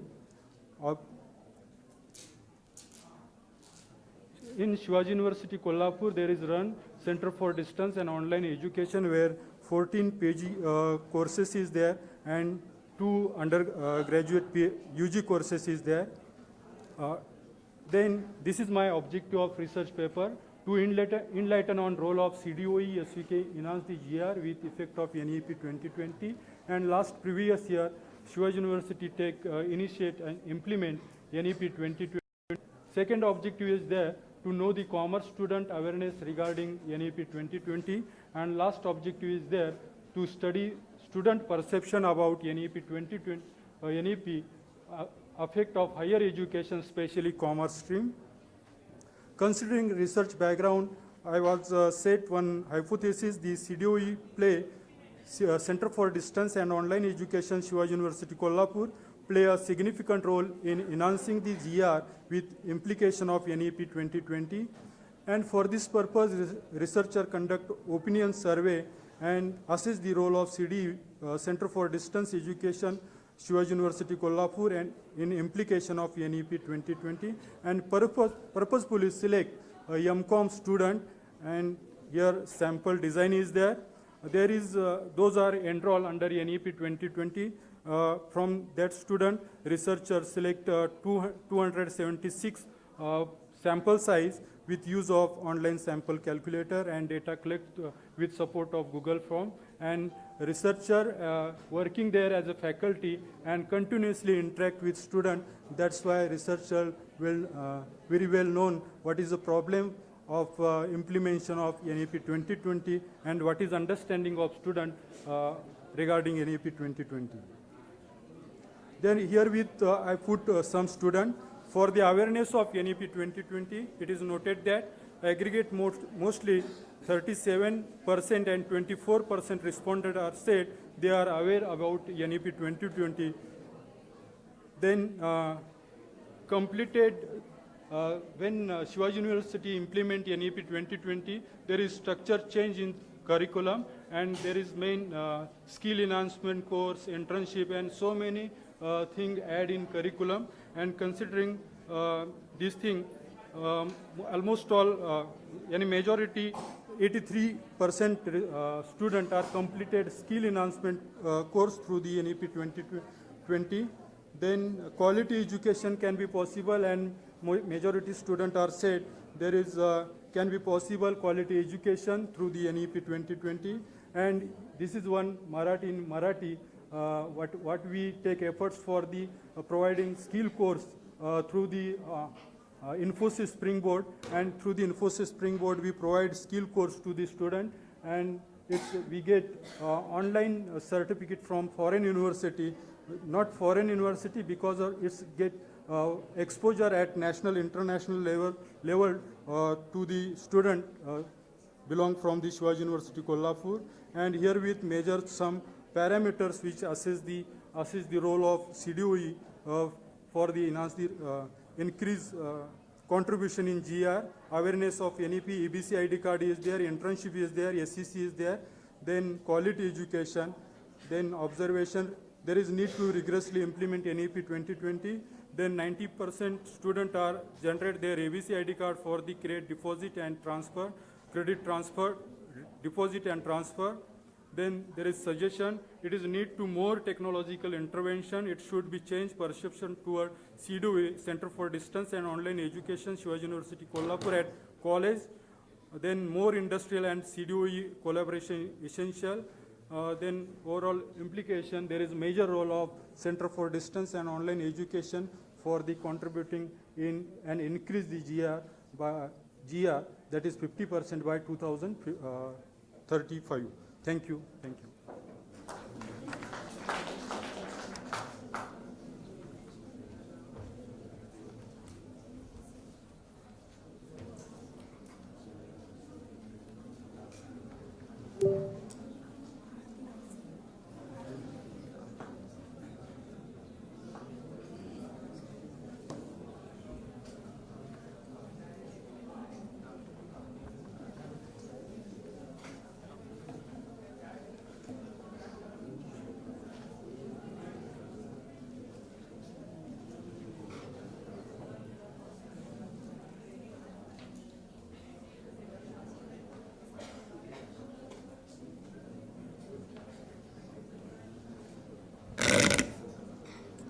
Good afternoon to panel and everyone.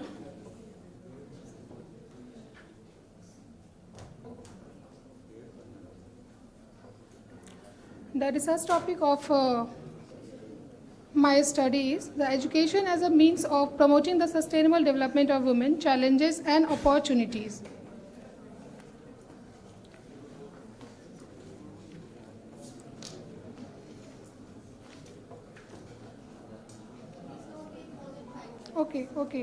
Okay, sure. For every society, education is the basic need. It is a major factor in the development of persons, societies, and countries. Education is also developing knowledge, skill, productivity, and empowering the less fortunate. Women are the less fortunate human being in the society and suppressed as well. That's why a framework for promoting sustainable development in all dimensions, the UN SDGs set out in 2015, represent a roadmap to achieve some objectives. Quality education is a vital part of it. Education as a means of empowering of women can bring about a positive attitudinal change. This paper explores the role of education in promoting the sustainable development of women, focusing on challenges and opportunities. The research questions. Is there any contribution of quality education in sustainable development of women? The second one is, what are the challenges and opportunities in the path of women's sustainable development? And the third one is, what are the successful initiatives for educating women in sustainable development in India? The research objectives are to know the contribution of quality education in sustainable development of women, to know the challenges and opportunity in the path of women's sustainable development, to study the interrelationship between quality education with other SDGs, and to know the successful initiative for educating women in sustainable development in India. This research paper is based on secondary sources of data collection and data collected from different books, government publications, reports, and open source database. Research is descriptive and exploratory research. Due to lack of time, I am directly come onto the conclusion and suggestion of this paper. In conclusion, educational programs addressing specific challenges associated with sustainability are crucial for achieving sustainable development. Such programs provide knowledge, skills, and value necessary for addressing environmental, social, and economic sustainability issues, and their outcomes include improved economic, environmental, and social outcomes and increased community participation in sustainable practices and decision making. But the eradication of gender inequality and the empowerment of women cannot be achieved through education alone, as it is only one aspect of social policy. To achieve sustainable development of women as well as women empowerment through education, other factors such as legal system, social system, governmental policies, the labor market, welfare system, culture, and religion must also be taken into consideration, as they play a crucial role in the determining the right and freedom available to women. Thank you all.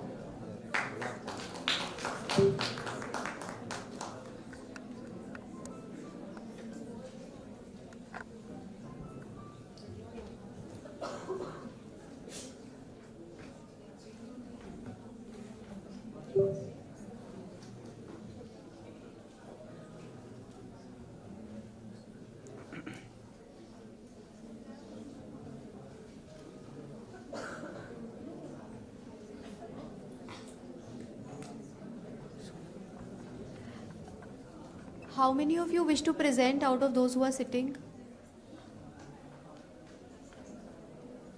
So what we have decided is that we may just extend till 1:30 because we cannot occupy this room beyond that time. There's another panel discussion that has to happen here. So on practicality grounds, it's not possible to further go beyond that. Then what we can do is, starting from this presentation, everyone will get 2 minutes to talk about their study. Please do not use PPT, that is also consuming time. Since you wish to talk about your study, please come, talk about what are your findings, what is your contribution, and wind up in 2 minutes. That's the best that we can do at this point in time. If you really wish to come and talk here. Otherwise, irrespective of your presentation, you will get certificates of presentation also. So for those of you who wish to present, please time yourselves to 2 minutes and come and talk about your study. That's the best possible way out for you to give an opportunity and come and speak here. Okay? Thank you. Yeah. You can use 2 minutes, and after yours, no PPT.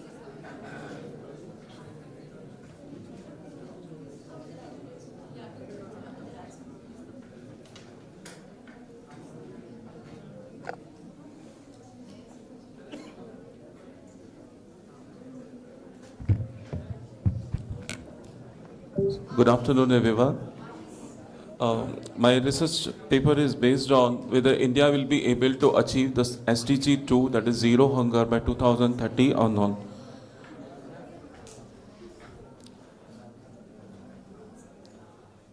There are 3 parameters. Based on that, we can decide whether India will be able to achieve SDG 3.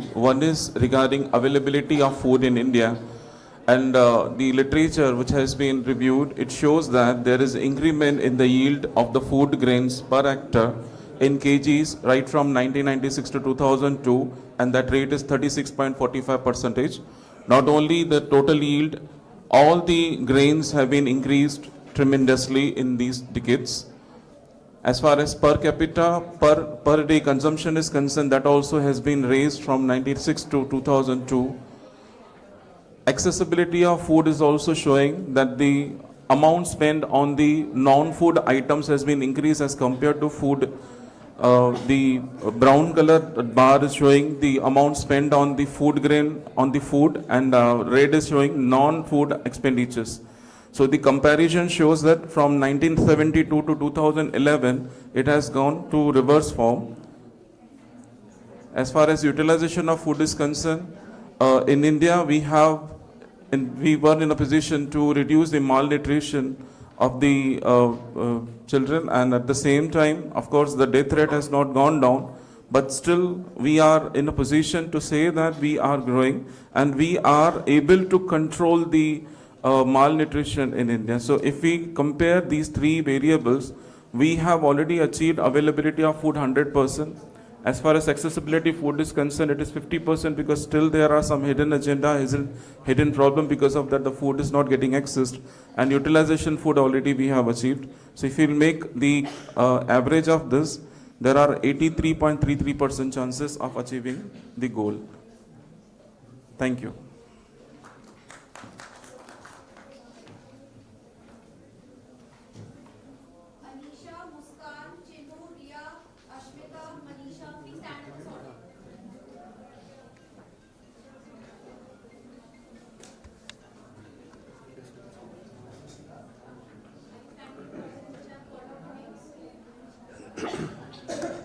Very good afternoon. I will take on less than 2 minutes only. My topic is Achieving Sustainable Development Goals by 2030, Challenges and Issues for India. I'll come to the main part. The objectives present to the present study analyzes the global data and examines the progress of India towards achieving the SDGs goals by 2030. I have used mostly the data sources, basically UN reports, and 3 rounds of SDG reports, 2018, 22 and 23. So coming to the India's case, most important challenges are no poverty, no hunger, good health and well-being, gender equality. So if you take India, low-income countries and high-income countries, India is facing, red alert. That means red flag in no hunger, good health and well-being, and gender equality. But we have done progress on responsible consumption and production and climate action. Now, if you look at the India's rank among G20, it is very poor compared to other countries and compared to other Asian countries also. As I told you, we have some red flags, red alerts we have in terms of SDG 1, reduce poverty, and SDG 2, hunger. That means our performance is worsening in terms of prevalence of undernourishment, 14.5 to, it has increased to 16.3. So we have to focus mostly on these policies. And good health and well-being also. And gender equality, it's a red flag, red alert. So these are but we are also facing problems, interstate disparity. Most of the countries, most of the states, there is a wide disparity. Thank you very much. Yeah. I'm silent.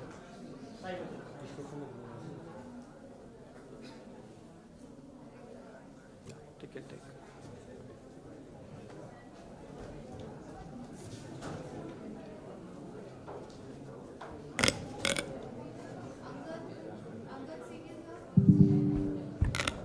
Very good afternoon, all of you. The topic of my presentation is Accelerating the Growth, Global Partnerships, Indian Corporates, and the Quest for Sustainable Development Goal 17. As we see, the Sustainable Goal 17 represents a global agenda addressing the range of challenges from eradicating poverty, hunger, ensuring environmental sustainability. And the heart of this global mission is the SDG 17, which underscores the importance of revitalizing the global partnerships for sustainable development. In the spirit of the Vasudhaiva Kutumbakam, an ancient Indian philosophical concept emphasizing a global perspective and collective well-being, Indian companies have a rich history of sharing the resources. So the study was basically focused on to play a pivotal role in developing the global partnerships, potentially transforming underdeveloped and developed nations while strengthening the India's economy as a whole. And so the objectives of the study were to explore the major alliances and find out the challenges that the Indian companies are facing to have the global partnerships and provide certain recommendations and suggestions. So the major alliances that Indian corporations have with the Reliance Jio and the Facebook for having the e-commerce opportunities and digital services. Infosys with the Microsoft that gives an enhanced digital experiences and opportunities. Tata Consultancy Services with the Rolls-Royce that is providing the digital services of the aircraft engineers, and the Adani Group with the Total enlarging the LNG, that is the liquefied natural gas. The Sun Pharmaceuticals, who is providing the collaboration in the pharmaceutical sector, and these all collaborations are facing certain challenges by the Indian corporates, such as the resource constraints, global economic political uncertainties, and the competing priorities. So I would like to conclude on the suggestions that are for the policymakers to enhance the small sustainable development goal that will lead to fostering the big corporates into the global giants. Thank you.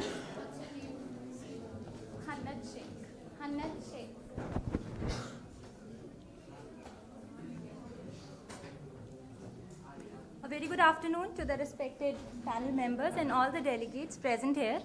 I am Anisha Mishra along with Muskan Sahu, and we are here to present our paper on the topic Impact of Environmental, Social and Governance on Sustainable Development Goals and Empirical Evidence from 34 OECD countries. So as we all know that SDG is a set of 17 global goals, and the main aim of SDG is to make a sustainable world. So in our study, we have used company level sustainable development goals as a dependent variable and company level ESG as an independent variable. So in this study, we have tried to test the impact of ESG performance on SDG scores, corporate level SDG scores. So in previous literatures, we have seen that the researchers have taken the SDG score at country level. But in our study, there is a novelty where we have used company level SDG scores. We have taken 7 years of data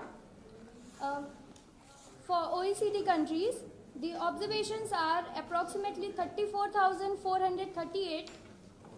We have used fixed effect model for showing the direct effect of environmental, social and governance on sustainable development goals, and we found the significant results in all the cases. We have used robust regression analysis and GMM also for checking the robustness of our result, and we found all the results are same, which is showing our results are robust. And I am concluding that on the basis of results, as we have getting the statistically significant result, we can conclude that the environmental, social and governance has putting significantly direct impact on sustainable development goals, and if companies can incorporating ESG in their strategies, they can contribute to the sustainable development goals at global level. Thank you. Thank you, sir.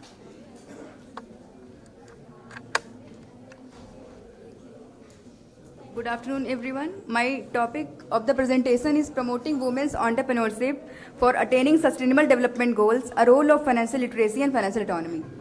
As we know that women entrepreneurship is very important to achieve sustainable development goals, different sustainable development goals, no poverty, inclusive growth and economic growth.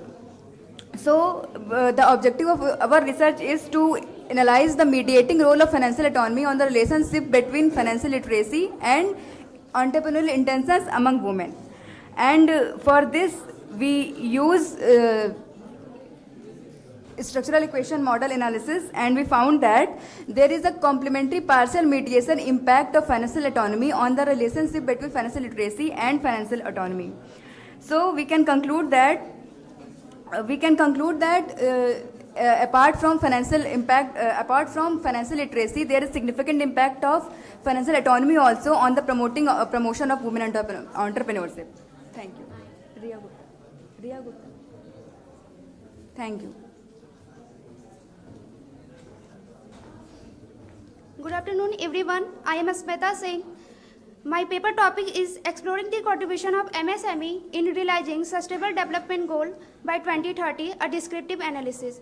I am moving toward the objective. My first objective is to study the contribution of MSME in realizing Sustainable Development Goal 2030.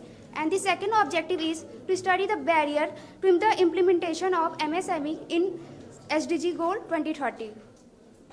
This study, okay, ma'am. Okay, to the final conclusion, MSME has enabled the Sustainable Goal 2030. This paper contributes to the MSME as well as SDG 2030. Firstly, it provides an understanding of MSME and SDG 2030. Secondly, it provides the contribution and barrier to its implementation. Thank you.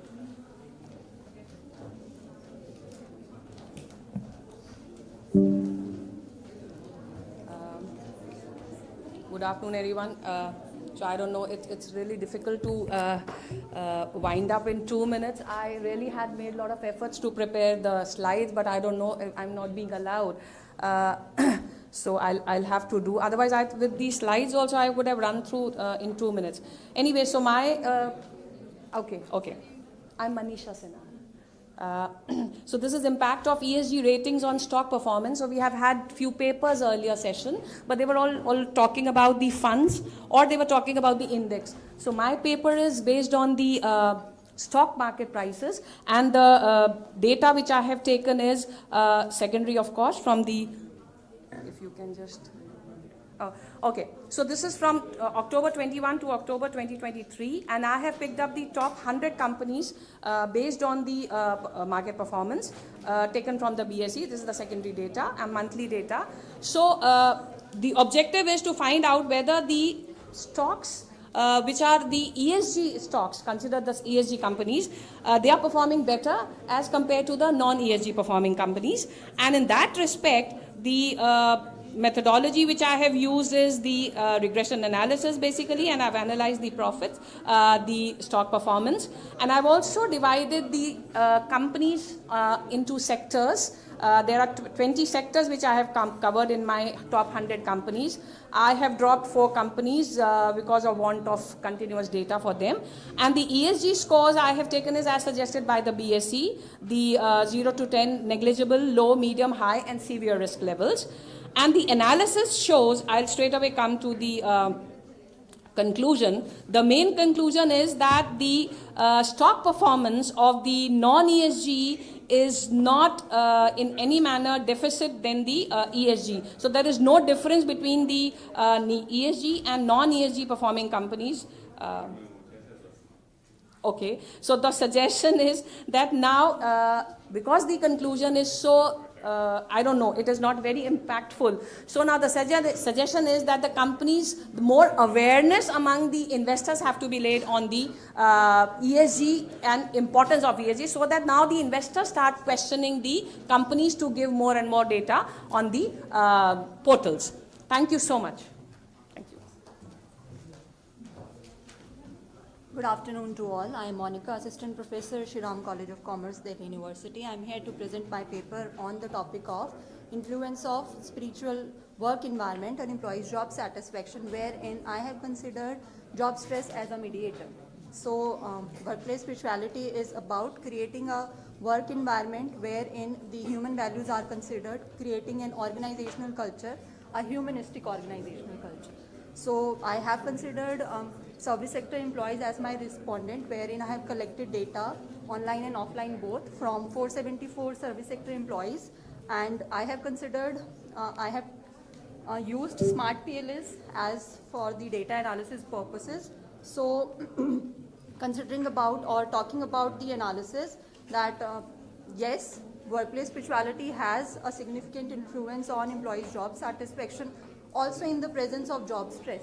So job stress also acts as a partial mediator, yes, but that is not negating the effect of workplace spirituality on job satisfaction. So workplace spirituality acts as a significant independent variable on attitudinal variables.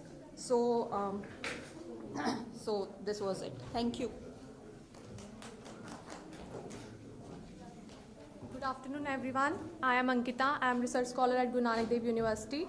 My topic is Does it pay to be green? Unraveling the carbon emission disclosure association with market-based financial performance. As we know, we have 17 Sustainable Development Goals. One of the goal is climate action and its impact. Climate change is caused by increasing greenhouse gas emissions in the atmosphere. Firms are the largest emitter of carbon and has played important role in causing climate change problems. Therefore, it becomes imperative to explore the economic impact of carbon emission disclosure on firm performance. So we have considered BSc 100 as a sample of the study from 2018-19 to 2021, and the result shows the positive impact of carbon emission disclosure on firm performance. As high as the disclosure, higher will be the financial performance of firm, as the firm will achieve the benefits like corporate reputation, increase investor confidence, and market competitiveness. Thank you so much.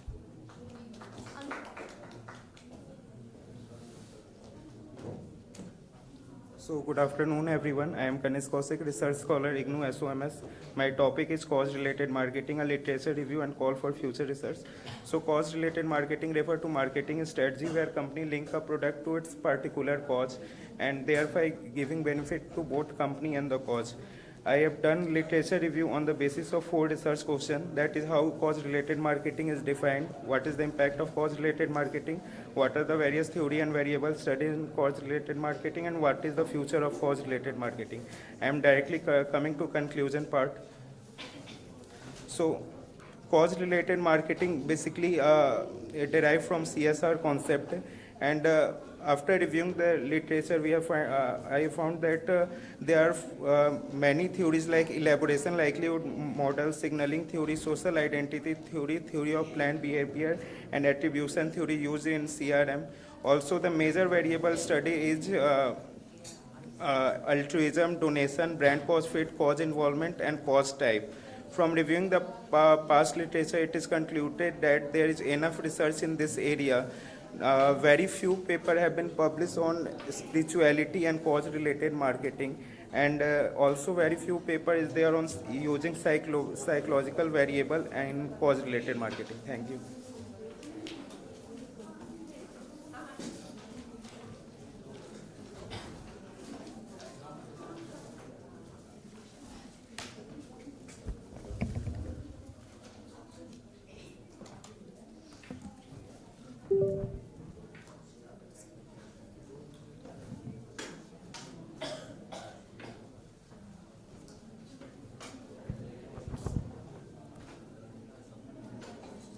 Good afternoon, one and all, respected panel members, all the co-scholars.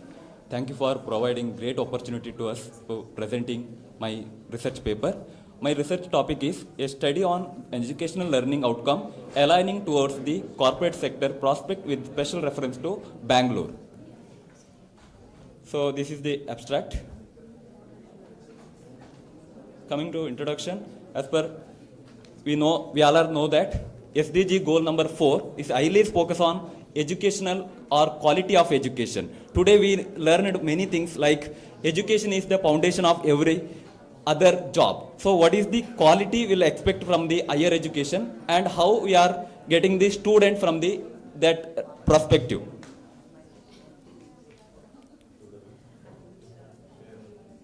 The objective regarding higher education institution, the great responsibility to making India is a global knowledge superpower. Research methodology I have taken from primary data for 50 questionnaires from the open and closed questions. Population size based on paper is 50. It including faculty members, students, and eminent research. This is the opinion regarding students based on table I presenting here. The data. This is regarding faculty members' opinions. And these are the suggestions. Now I come to last conclusion part. According to UNS, United Nations survey is saying that, conducted that, recently 2023, COP28, it is saying that the share of India's working age population is projected peak at 68.9% in 2003. Yes, wait. Yeah. Manoj Kumar. Thank you so much.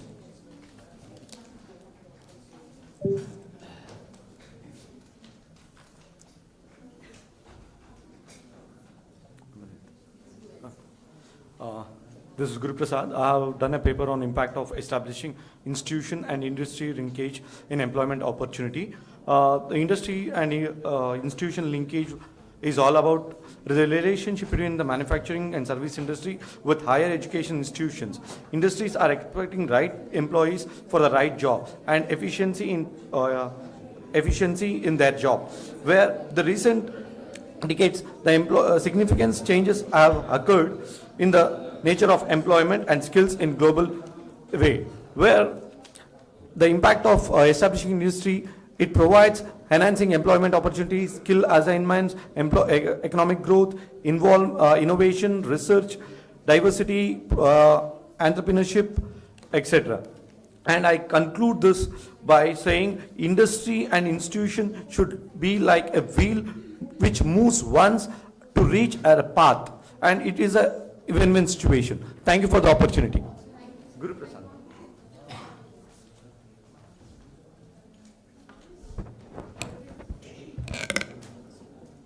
Good afternoon, everyone. I am Dr. Paulami Sarkar, and the paper has been co-authored by Dr. Kuldeep Sharma also. The paper title is A Study on the Impact of Environmental Awareness on the Economic and Socio-Cultural Dimensions of Sustainable Tourism Development. I would just go briefly with the objectives to analyze the impact of environmental awareness on the economic and socio-cultural dimensions of sustainable tourism. So therefore, there were two segments, that was economic dimension and socio-cultural dimensions. So the hypothesis also was framed on two hypotheses. One was the economic dimension, the other one was impact of environmental awareness on the socio-cultural dimension. Therefore, the research methodology was, again, social science research, qualitative, quantitative research. Target population is the entire world, we can say, because for the travelers. But sample size was taken as 162 respondents. Area of sample was Mumbai city. Sampling technique was non-probability, convenient sampling, and sources of data were primary, secondary. Testing of hypothesis ke liye we have used correlation and linear regressions, and therefore it was also proved that the null hypothesis has been failed to be accepted by the researchers. The three dimensions actually had factors also, so there were constructs for it. As I can also say that limitation was also there because the study was only restricted to Mumbai city, so it might have a different result if different tests are being used and different cities are being considered. Apart from that, the sample size was really small.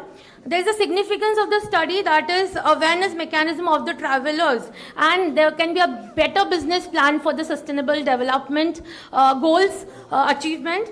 So the conclusion can be that the researcher interpreted that sustainable tourism will be more ideal, feasible, economically, it will provide ecologically and be accepted socially by the near future generations. Thank you so much.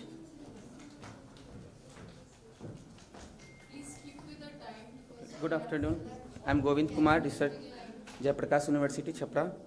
My topic is smart farming in Bihar, challenges and opportunities in sustainable development. First of all, the article highlights the problem and opportunity for sustainable development in Bihar. Agriculture plays a big role in Bihar GDP, and it's maintained a source of revenue generation in the state. Agriculture is a backbone of our country, providing essential food, fiber, and the fuel. Smart farming challenges in Bihar: high technical cost, poor accessibility of rural area, agricultural behavior authorities, lack of financial resources. Application in smart farming: weather monitoring, soil monitoring, crop monitoring, and market intelligence.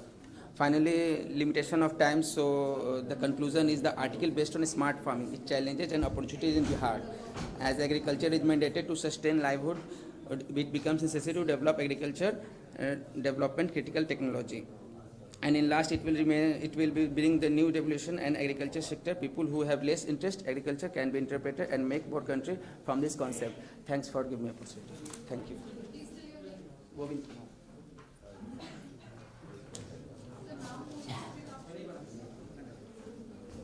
We will stop with our presentations at Bhargavi. She will be the last presenter. My apologies for the presenters after that.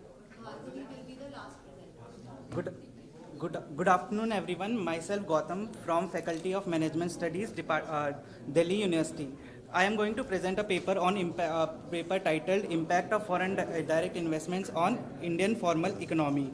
So, as you know, the globalization, which is the enabler of technological development and social development, political development. So globalization has played a very important role in the Indian economy. FDI is one of the determinant, or we can say that FDI is coming because the markets have come together.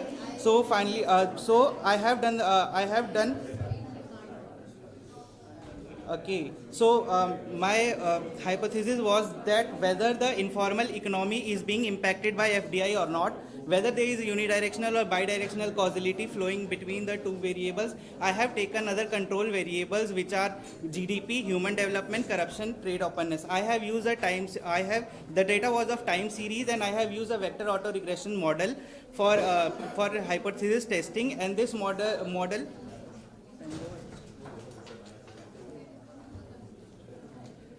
Okay, so I will come to the conclusion, and the conclusion is that the informal economy is impacted by the FDI significantly and negatively, and informal economy is also impacting the GDP of the country. That means it has an important development towards the national development. So we should focus more on informal economy and its development.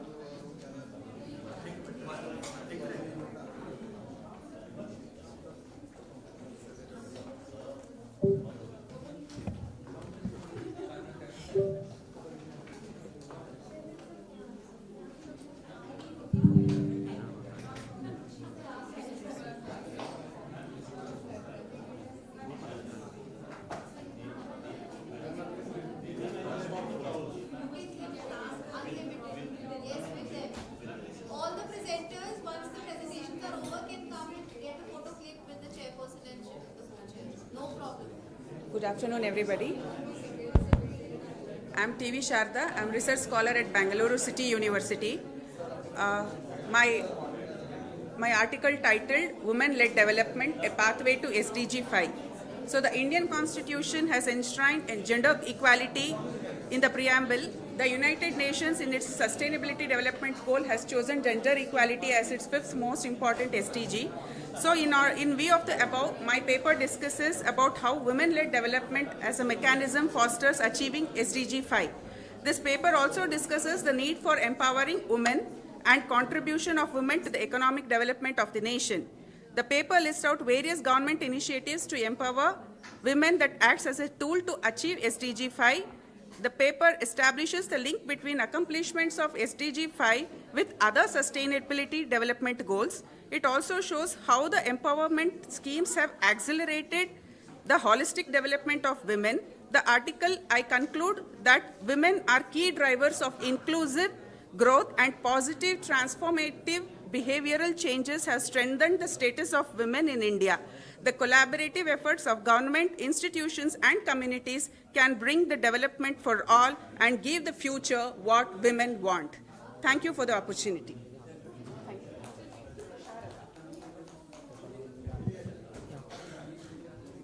Good afternoon, everyone. I'm Gopal Krishna Sanapala, a research scholar, Andhra University, Andhra Pradesh. And thank you for the opportunity. It's really a big opportunity. So my topic for presentation is the Sustainable Development Agenda 2030, Strategies for Achieving Economic Growth and Decent Work that Benefits All Sections of the Society.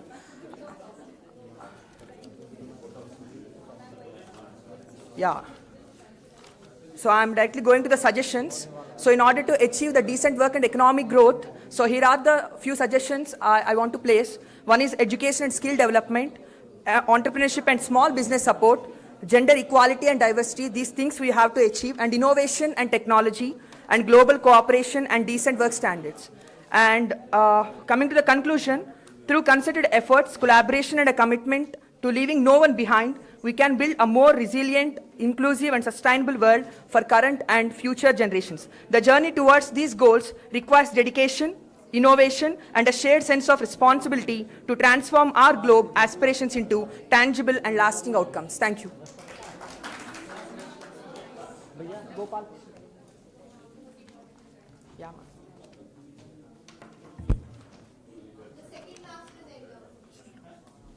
Good afternoon, everyone. My name is Namit Bhatnagar, and my paper is basically based on the income analysis of the Axis Bank over a year of 5 years, that is from 2018 to 2021. And I have created a model, a one-score model basically, so that I can find the income analysis year on year or metric over metric. So my research methodology was based on descriptive and applied research methods. I applied the judgmental sampling technique. Also the financial sectors, in financial sector, Axis Bank is one of the largely grown bank over the years. So that is why I have chosen Axis Bank, and data was gathered through the annual reports, through the Toffler and as well as from the screener. Also the strategy used for analysis of the data was the ANOVA, t-test, auto-regression and other techniques such as the weighted average and geometric average. Objectives of the study was to evaluate the income strength of the Axis Bank, year over year changes of the Axis Bank, in order to consolidate all the data in a single score, that is the omega value, and do a vertical and horizontal analysis of the model.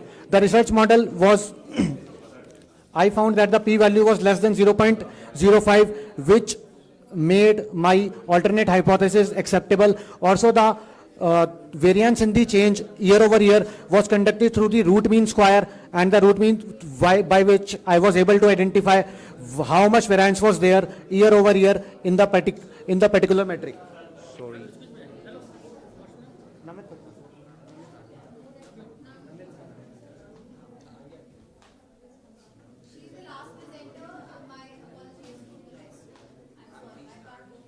Good afternoon, everyone. The title of my paper is Creating Actionable Solutions for Achieving a Net Zero World, a collaborative, inclusive approach among higher education institutions. The independent variable is the government initiatives. The dependent variable is achieving the net zero world, with the moderating factor being at higher education institutions. I'll straight away come to the solutions based on the structural equation modeling analysis that has been done. The solutions are micro-sustainability, that is having individual responsibility and at the community level, policy initiatives at the higher education institutions level, measuring carbon footprint in the higher education institutions and the communities around, carbon neutrality initiatives to be mapped with the accreditation process, and finally, having awareness programs and redefined curriculum with a focus on carbon neutrality. Thank you so very much.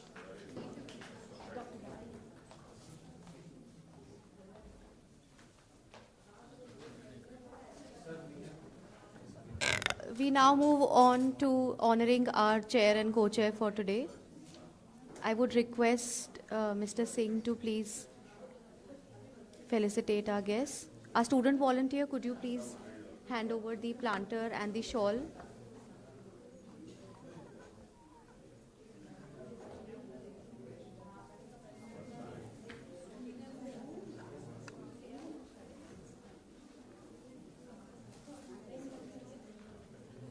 We can do it one by one. One by one. Okay.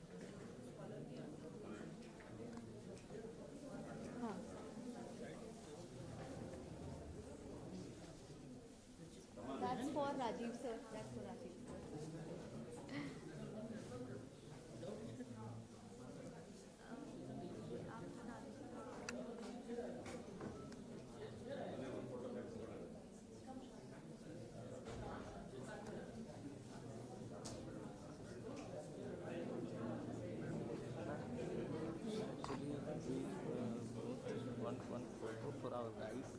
हाँ दे कर लेना photo, no problem. हाँ वो यहीं रहेंगे, photo आप सबके साथ लेंगे.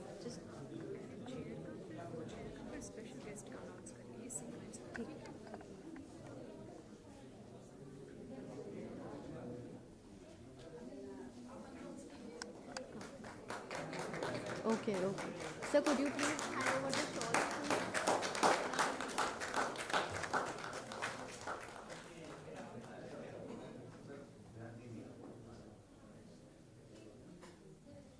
Thank you, Rajiv sir, for being the co-chair for today.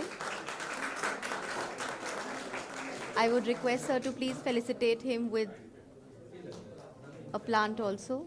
Thank you, sir. Thank you. Our chairperson for today, Professor Sangeeta. Hanji. I would request Singh sir to please felicitate her as well.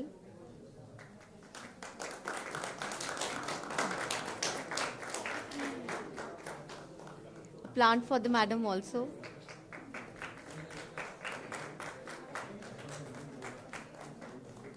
Hello. Manisha.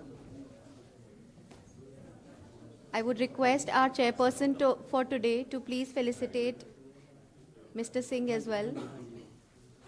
It was an honor to have you, sir, amongst us. Thank you for sparing your valuable time. मैं ना शाम को या कल को कर दूँगा। ठीक है sir?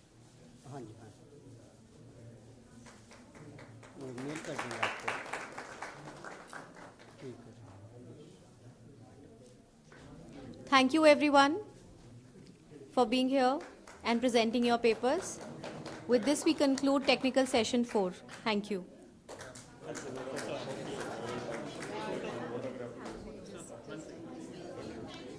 Just a minute. Basically the formality is like once the presentations are over, we do get time that the chairpersons need to share some insights about how the presentations were. But I'm so happy that you are such a great kind of participant, so very comfortably adjusting with us, that we know how the time management has to be done. Being teachers, we are very well, known these facts. And we have to go with the time as the schedule is also with the order of lunch, and we were not bothered about the lunch because we have got that much food of thought in the research angle. Wonderful paper presentations, but the only thing that I want that we shouldn't miss the panel discussion. Because whatever we have done today, it's going to be properly churned into the panel discussion, and you all will be able to, connect yourself with whatever kind of papers that you have presented over here. So thank you so much that you really agreed with whatever we could do for you all in terms of time management. There were few we couldn't allow you all to present, but we are with you all the time. I have read all the papers as a chairperson, and mind me, each and every paper I've gone through with complete detailing. Many of you have called me also, bothering to get the acceptance letter. We have taken care of that also. So many things I know sharply in terms of how you have done. And we congratulate all of you that many papers are being selected in the round A categories and all. Here and there some things will be left out. But I hope next time you'll work it out better in terms of whatever paper size and the conceptualization is. So thank you so much and have a wonderful day ahead. We'll still have a better networking on the lunch side and talk about your papers in detail as well. So thank you again.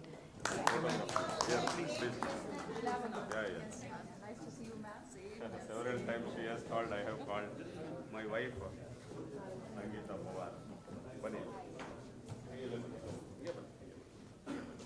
This person.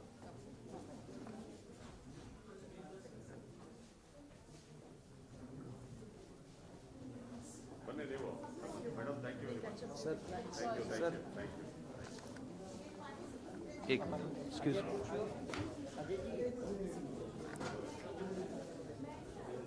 Sir थोड़ा सा side में।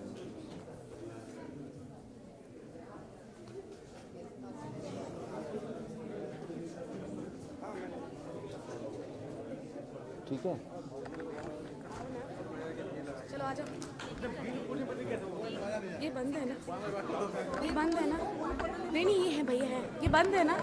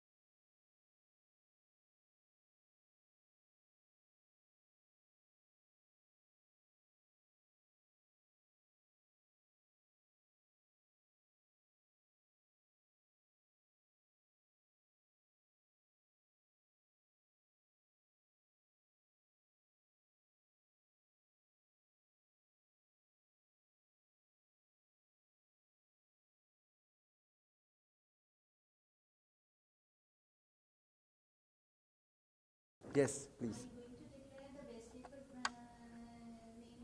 No, ma'am.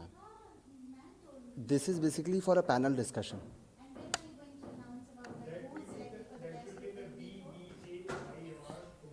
Tomorrow, in the last session.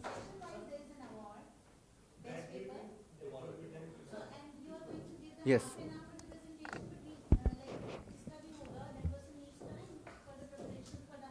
I would confirm it from there and then we'll let you know. We are going to start this session. Yes. Right. They would be communicated. They shall be communicated, don't worry. They'll be communicated. By today evening. They'll intimate. So a very warm welcome to all of you present here. We are going to start our panel discussion 4 on Sustainable Development Goals 2030. And this session, in this session, we are going to have the eminent speakers from different fields. We have with us Professor H.K. Singh, sir. I would request sir to kindly come on the dais. Sir is working as professor in the Department of Commerce, Banaras Hindu University. Sir, a warm welcome to you. Professor H.K. Singh, sir, is professor at Banaras Hindu University. He has expertise in the fields of business, finance, accounting, and general management. Sir has been serving as professor in the Faculty of Commerce since 2021. Prior to this, he held a position as a professor in the Department of Commerce from 2018 to 21. His academic qualifications include a PhD, which signifies a high level of expertise and research proficiency in this field. And to your knowledge, let me tell you, sir has also honored the chair of Vice Chancellor in one of the universities. So we extend a warm welcome to you, sir. I request Anshika to kindly felicitate, sir. We are really honored to have you, sir, in this very session. Anshika to felicitate.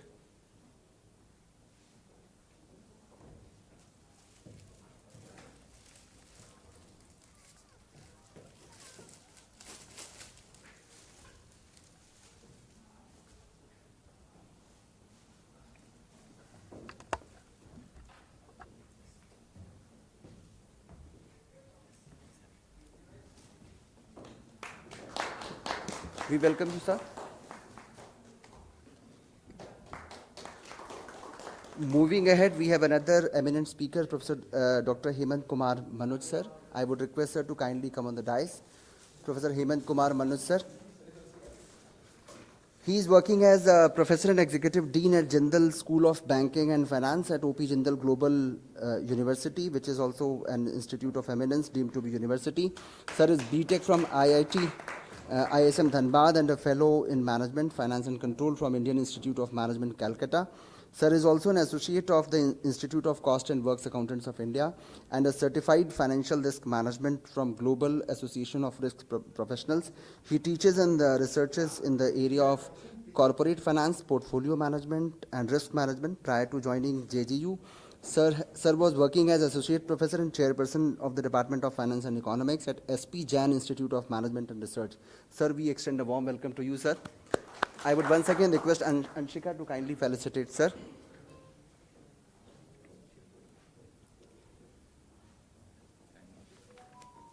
Next in the panel, Professor Devbrata. The Vice Chancellor from Dakhin Bengal University, and he has been Professor Head and Dean to North Bengal University. Yes, sir. So we extend a warm welcome to Professor Devbrata Mitra, sir. Sir, kindly come on the dais. Sir has also honored the chair of Vice Chancellor at North Bengal University. Sir, we are really honored to have you as an eminent panelist, even at such a short notice. Sir, we are thankful to you for accepting our invitation. I would request Anshika to kindly felicitate, sir.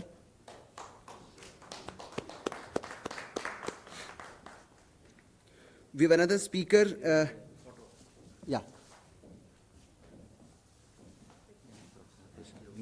Yeah, Prashant Sharma, associate professor here, and 10 years in Jaipur. We have another speaker with us, Professor Prashant Sharma ji, who is working as associate professor at Jindal Global University. I would request you, sir, to kindly come on the dais. Sir is having a very rich experience of 10 years in teaching and research, and he has published several research papers in different journals and magazines of international and national repute. Sir, we are really honored to have you. Anshika, to kindly felicitate, sir. I request all the dignitaries to kindly take your chairs. Kindly be seated, sir. As we all know that the title Sustainable Development Goals signifies, the theme itself is indicating about the urgency and collective commitment to address the pressing global challenges. The discussion in this panel discussion, we aim to examine the progress, obstacles and innovative solutions surrounding the United Nations Sustainable Development Goals, that is SDGs. And in this panel discussion, our attempt will be to explore the strategies for achieving these ambitious goals by 2030, fostering interdisciplinary collaboration and empowering individuals and communities to contribute to a more sustainable and equitable future. So without any further ado, I would request the moderator and the chair of this session, Professor H.K. Singh, sir, to kindly proceed with the further proceedings of this session. It's over to you, sir, for further proceedings.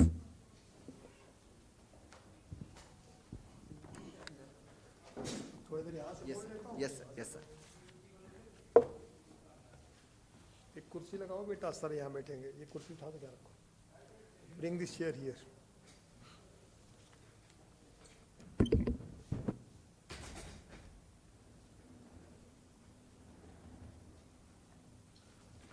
My bosom friend, Professor Devbrat Mitra, who is the Vice Chancellor at West Bengal, but apart from that, he is best human being. And I always care anyone is having this type of humanity. Today somehow we were in crisis. All these photographs which you are finding, in that there was something missing link. I requested Professor Mitra today morning and he has accepted this invitation. I am thankful to him. Professor Hemant K. Manoj Sahab, who is the professor at O.P. Jindal Global University. For the first time we are meeting. From ICA side, we are just like host. But from this O.P. Jindal University, he is the host. We are together host. It is co-host program. Professor Prashant Sharma ji, Professor Ajit Tripathi, who is known to me at least for the last 20-30 years, who is serving to Delhi University, but today I have met to him probably after 8-9 years. Professor Ramchandran from Annamalai University, Professor Krishna Kumar from JP University, Professor Sapan Asthana from Maharishi University of Information Technology, and other learned delegates. The topic is most relevant. For the first time, because I started my career to this ICA in 1986. From 1986 to 2023, probably up to this 37 conferences, I have attended more than 30. Never I have found that after the seminar or after the session, there is panel discussion. This time they have made innovation, and from my point of view, there is only one meaning of innovation. Innovation meaning is MAD, make a difference. That is only innovation. सीढ़ियां उन्हें मुबारक हो जिन्हें छतों तक जाना हो, जिनकी मंजिल आसमां हो, उन्हें रास्ता स्वयं बनाना है. It is innovation. In the month of January you will find हम पतंग उड़ाते हैं. हम तो यूपी वाले लोग हैं ना. आपने देखा होगा पतंग वो ऊंचाई पाती है जो हवा के उल्टा उड़ती है. अगर हवा के हिसाब से उड़ाइएगा कभी भी ऊंचाई नहीं मिलती है, दूरी भले मिल जाए. अगर ऊंचाई पाना होगा तो आपको हवा के विपरीत उड़ना पड़ता है. नाराज न होना. And I started my teaching career as a lecturer at University of Allahabad. Two techniques were very popular. One is the slip system. Slip is helping us. जैसे अभी मैंने कुछ नोट कर लिया स्लिप सिस्टम. ना present age is talking about bookish system. किताब ही लेके क्लास में चले जाते हैं. Whether the book are this computer cannot replace the teacher, be sure about it. Neither the book nor the teacher can replace the teacher. Best computer is your human mind. इसका कोई बराबरी थोड़ा नहीं है. कंप्यूटर में कुछ PPT आ जाएंगे, अच्छी बात है, मैं उसका विरोधी नहीं हूं. कंप्यूटर और the slip will help the teacher, be sure about it. Therefore, I decided my own style, USP, unique sales proposition, extempore. जहां बोलना हो आप दिन भर कहिए, दिन भर आज बोलता हूं मैं, कुछ पॉइंट बनाता जाऊंगा, लिखता जाऊंगा और मेरा ये कंप्यूटर चलता रहेगा. I decide my own style. मैं अपने तरीके से काम करना मैंने तय कर लिया. नाराज न होइएगा, मैं कहीं लेक्चर कभी कभी मैं बोलते बोलते कुछ ज़्यादा स्पिरिचुअल हो जाता हूँ. अभी बात करूंगा आपसे, मैं सनातनी व्यवस्था पर कुछ मैं आऊँगा. One delegate asked very difficult question, who is your role model. बड़ा कठिन सवाल आजकल बच्चे पूछते हैं, आपका रोल मॉडल कौन है. अगर प्रधानमंत्री मोदी का नाम ले लूंगा कहेंगे एचके सिंह जो है भाजपाई हो गए, न लूँ तो कहेंगे एंटी भाजपा हो गए. There is no such intention to talk about the political context. It was very difficult for me to answer the question. What I replied, मैंने कहा मेरी हाथ की रेखाएं देख रहे हो ना, मेरी यूनिक है, जैसी आपकी हैं वो भी यूनिक है. मैंने अपना जो कल का काम है उसी को रोल मॉडल रखा है. कल जैसा पढ़ाया था उसे अच्छा आज पढ़ाने का प्रयास करूंगा. आज मुझे ऐसा ओरेटरी करना है कल वाले से बेहतर हो जाए. कल का काम मेरा आज के लिए बेंचमार्क है. It is a system of positivity. Probably you are aware about LPP, linear programming problem, which is objective functions. If you are here for 1 hour, there is certain objective. Talk about this particular topic. I will do it. We shall do it. It's not correct to use the word I, we. Why only we? Why not you? You are aware about the leadership styles. Firstly, I, autocratic, then democratic, and ultimately laissez-faire. Anyhow, first is objective function. Point number 2, subject to the constraints. आज हम कुछ तय करके आए थे, इन चेहरों में कुछ चेहरे ही नहीं आए, तो क्या हम कहते हैं अब काम नहीं होगा. जितना बड़ा लक्ष्य लेके चलोगे उतनी ही ज्यादा बाधा आएगी. जीवन का नियम जानो, जितना बड़ा लक्ष्य उतनी ज्यादा बाधा. Objective function subject to the constraints. But third point is rather more important, non-negativity. लक्ष्य लेके चले, बाधा तो आएगी, बाधा का काम ही यही है, लेकिन हम कतई निगेटिव नहीं होंगे. हम लोग अध्यापक हैं, एकेडमिक वर्ल्ड के लोग हैं, आज इस बात का शपथ लें. We are always suppose to be perfectly positive, never negative. We are expecting that you will learn to be perfectly optimistic, never pessimism. मैं तो काशी का हूं ना, काशी के कबीर भी थे. कबीर ने कहा था हमारा आपका स्वभाव होगा सूप जैसा, सार सार को गही रहे थोथा दे बहार. जो अच्छा मिले ले लीजिए, जो बुरा मिले वहीं छोड़ दीजिए. अगर मैं यहाँ आज खड़ा हुआ हूँ, ये लोग यहाँ आए हुए हैं, इनमें तमाम अच्छाइयाँ भी हैं. अगर अच्छाई नहीं होती तो यहाँ तक आए नहीं होते. लेकिन क्या उम्मीद है सारी अच्छाई है इनके पास? अगर 100% अच्छाई रही होती तो देव तत्व में विलीन हो गए होते. हम इस धरती पे तभी तक हैं जब तक कोई ना कोई खराब बात भी बची रह गई है. अगर केवल अच्छा वाला होता हम ईश्वर तत्व में विलीन हो गए होते.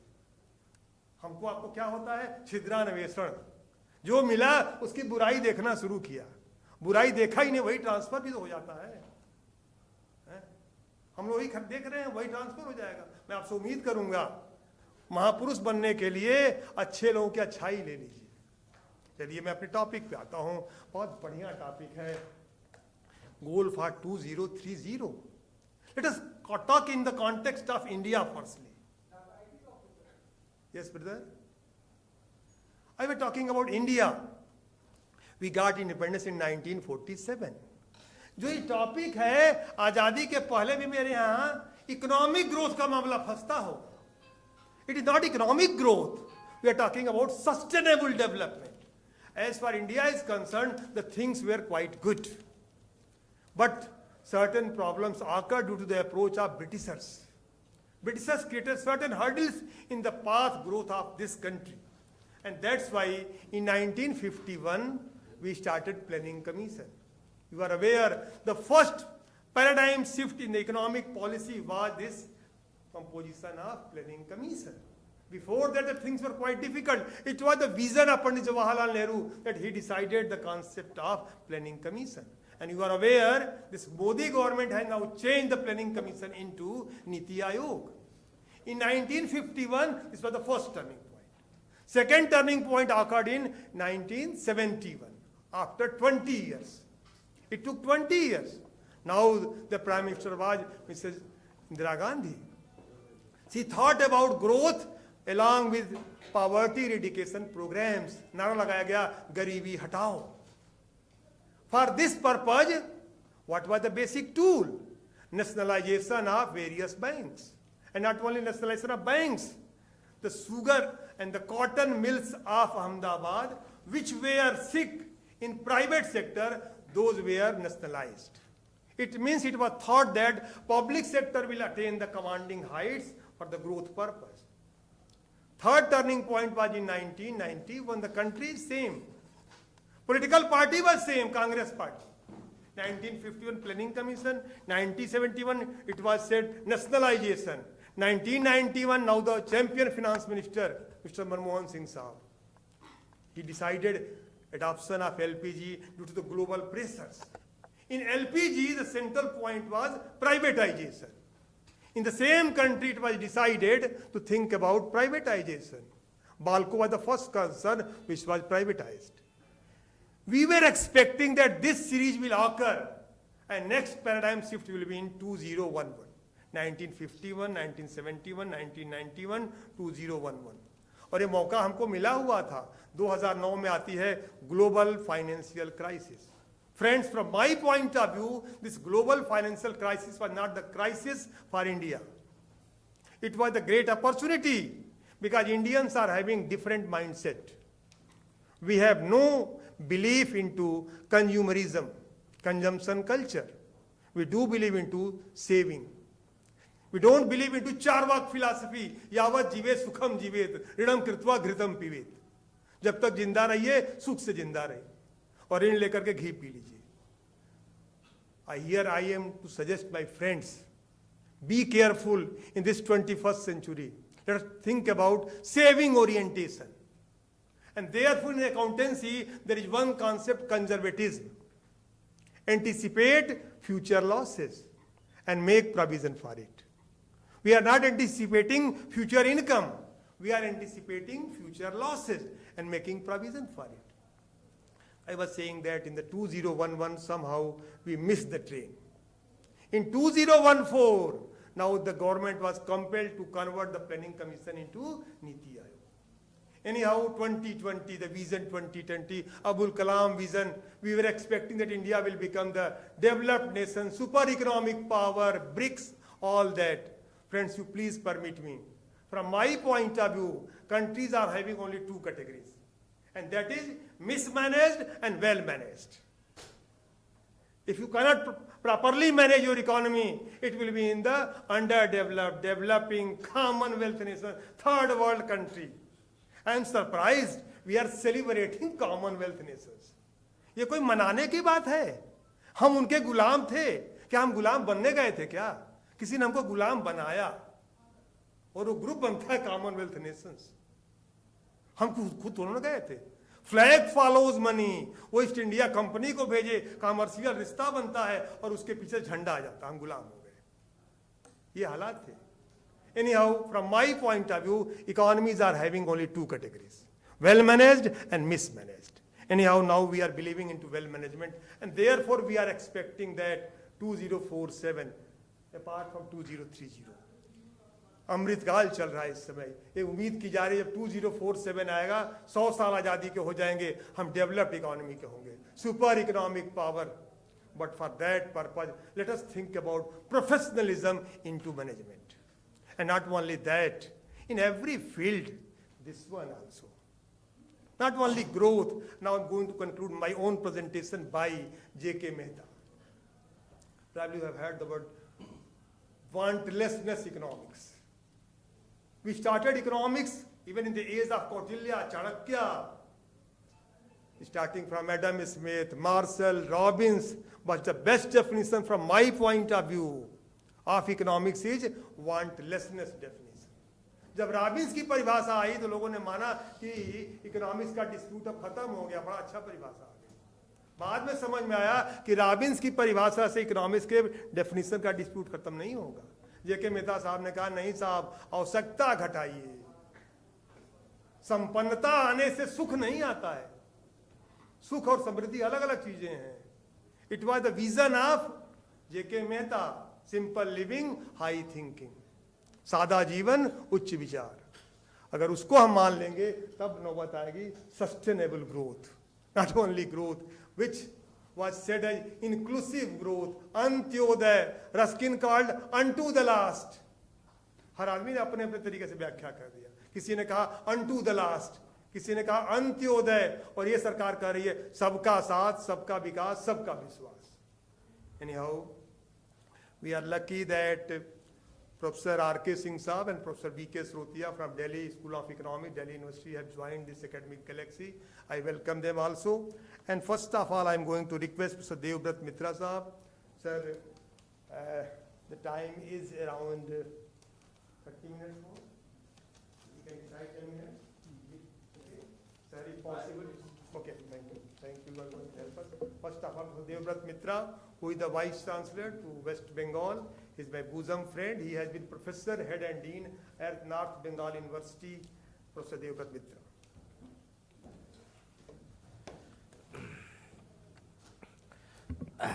Very good afternoon, distinguished academicians of commerce and management fraternity of this country on the dais, chairperson and coordinator of this session, Professor Harendra Kumar Singh, the former Vice Chancellor as well as professor, renowned professor of Banaras Hindu University, Hemant Kumar Manoj, he is the professor and executive dean of Jindal School of Banking and Finance, and other dignitaries on the dais, and of the dais, specifically Professor V.K. Shrotria and Professor R.K. Singh of the Commerce Department of Delhi School of Economics.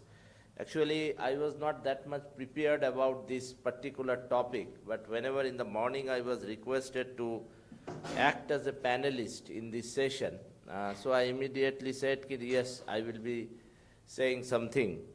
So the topic which has been chosen here, that is Sustainable Development Goals 2030, that is after another 6 more years to come.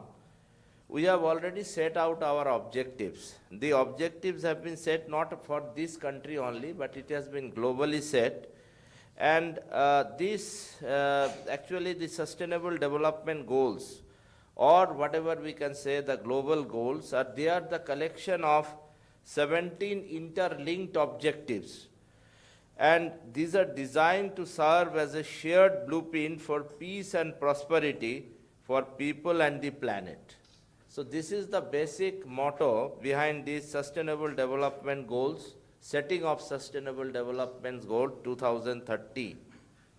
And these Sustainable Development Goals are interlinking, nothing but the interlinking of 17 targets, 17 goals. They have been interlinked with each other, and ultimately they have met these Sustainable Development Goals 2013.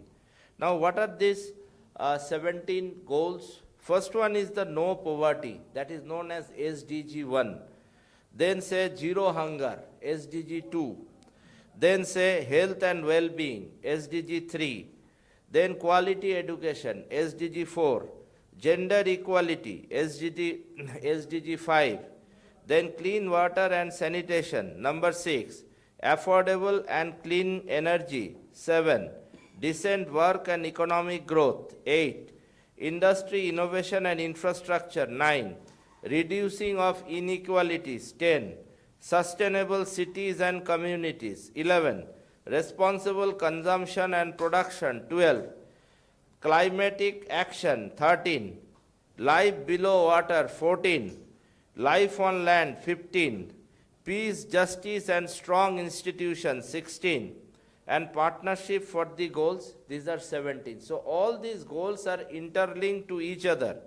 And whenever we see that these SDGs, that is Sustainable Development Goals, they emphasize the interconnected environmental, social and economic aspects of the sustainable development by putting sustainability at their center, at the center focus of it.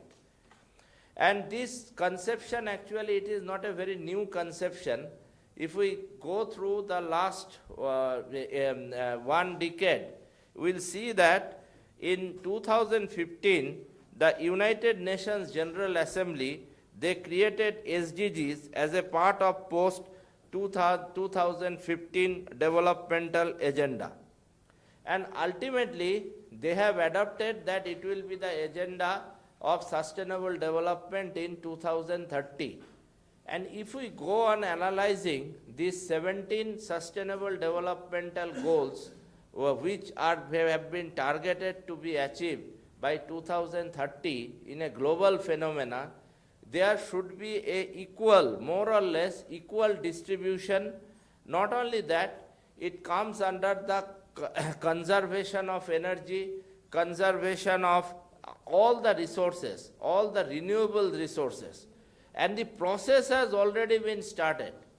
As we are aware that our petrol, diesel, and all these things will be, it will be consumed within a short period of time.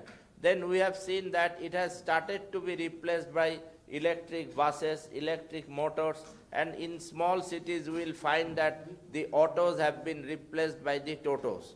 So overall, and if we want to achieve these sustainable developmental goals of 2030, then these 17 bindu, जिसको कहा जाते हैं, these 17 points should be kept in the mind. And all these 17 points are actually interlinked to each other. And our education, they have emphasized on the quality education. Now, if we go through our National Education Policy 2020, then we'll see that in case of higher education, much emphasis has been provided on quality education. Because 3-year degree courses have been replaced by 4-year degree courses, and lot of opportunities have been provided to our students. Even if a person who have not done a bachelor's in a particular subject, he can opt for other subject in master's also, as per our very recent UGC circular. They have given the opportunity to the students, and so that they can choose their subject, pick up their subject as per their own choice. And in case of higher education, in the global situation, we have already seen that human teacher, that I am standing in front of the human being, I am teaching in the class, that has been replaced by the robots. In few days before, I was just seeing in a newspaper, possibly in Times of India, that in Harvard University, robots have already started taking the classes. In India, we have not yet been accustomed with that particular type of teaching pedagogy of teaching by a robot. So I think that within next 3-4 years, also that robot will come and start teaching in the classes, and possibly the universities which are super standard so far as the NIRF ranking, they will certainly will find like Delhi, JNU, BHU. So what will happen, we will have to adjust our mindset with the robot also. And robot is also be able to answer the questions that will be asked by the students in the class. He will also, he or she, I don't know, he will be interacting with the student. So something is new is coming, and some sort of developmental process. And we have talked so much about the sustainable development. And whatever the development in case of our country, because in 2047 it has already been declared by our central government that India will be a developed country. So naturally, keeping the space in view and progress of all over the country, as well as it is expected that 2026-27 we will cross 5 trillion economy also. Though the target is 2025, it might be achieved also I don't know what is the real situation is going on. But whatever the case may be, we have emphasized so much on this sustainable development. And if we can set up the goals, and if we, whatever the 7 indicators, 17 points, 17 components that has been identified by the United Nations, if we go on emphasizing it, if in our country also, I hope that certainly we'll be able to reach the target. Thank you so much. Thanks to the our coordinator, moderator, Professor Harendra Kumar Singh, for giving me this opportunity. Thank you so much.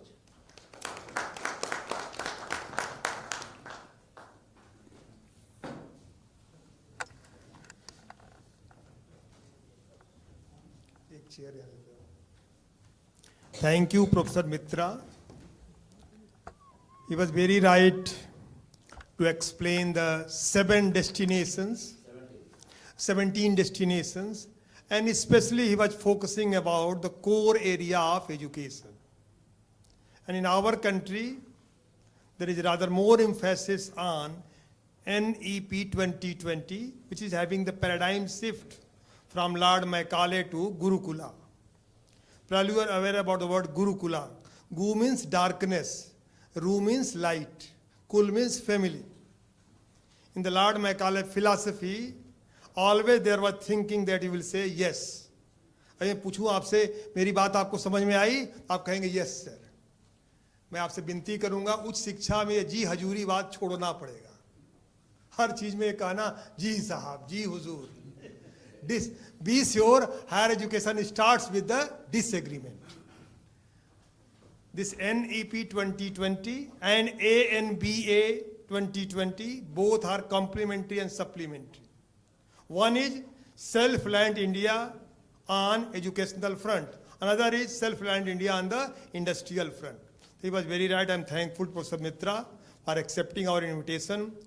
I'm very lucky that Professor R.K. Singh Saab, who has been the professor, head and dean at Delhi School of Economics. Just now I have requested and he has accepted my invitation. I am requesting the host to please bring one chair here. Professor R.K. Singh Saab, please be here. Firstly, I am requesting the host to honor him.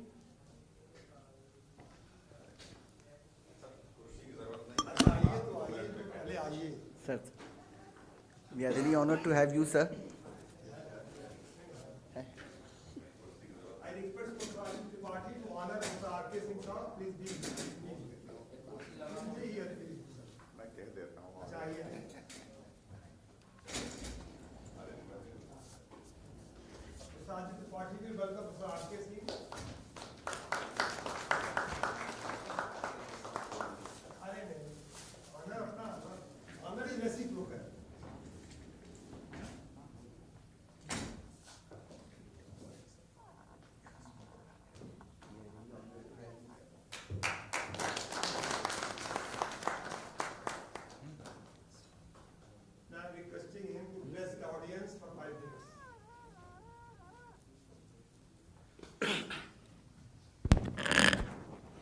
Thank you, Chairman Saab,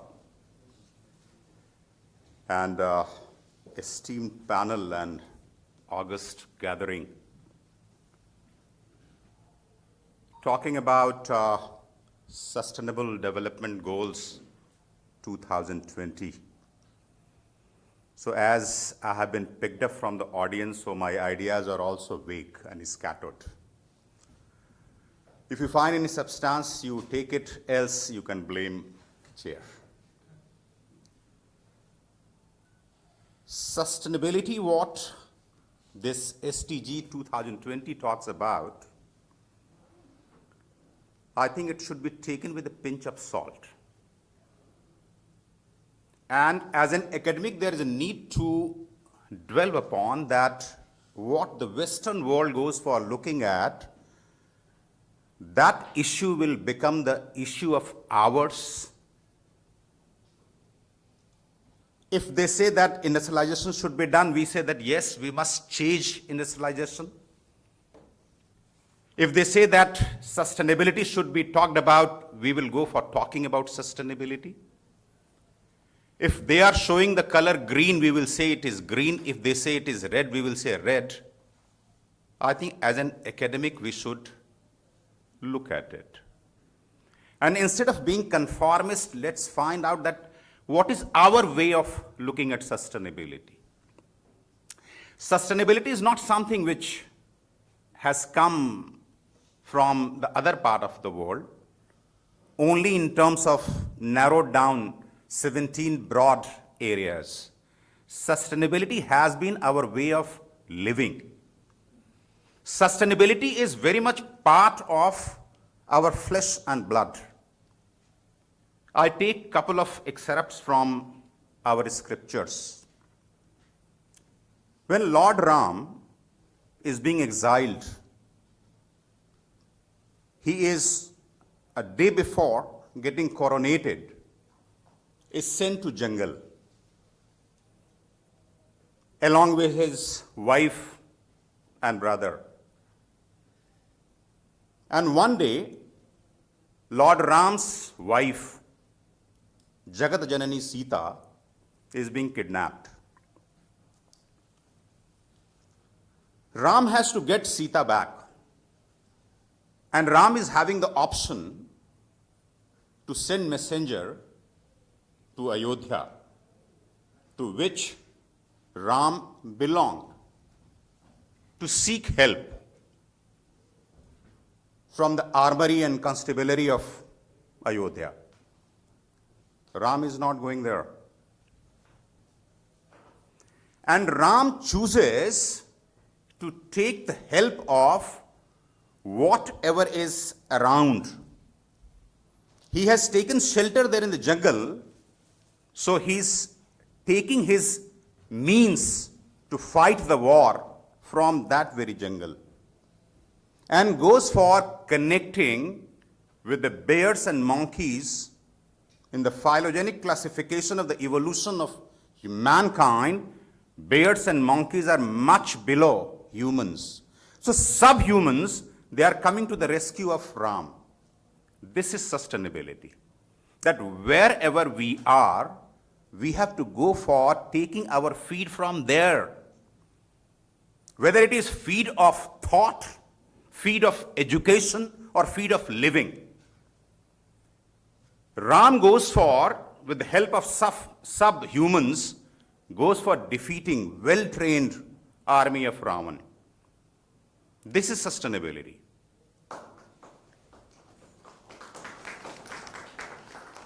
In Dwapar, the best archer of that time, Arjun, Sarvasreshth Dhanurdhar, Savyasachi, using both hands with the equal might and power.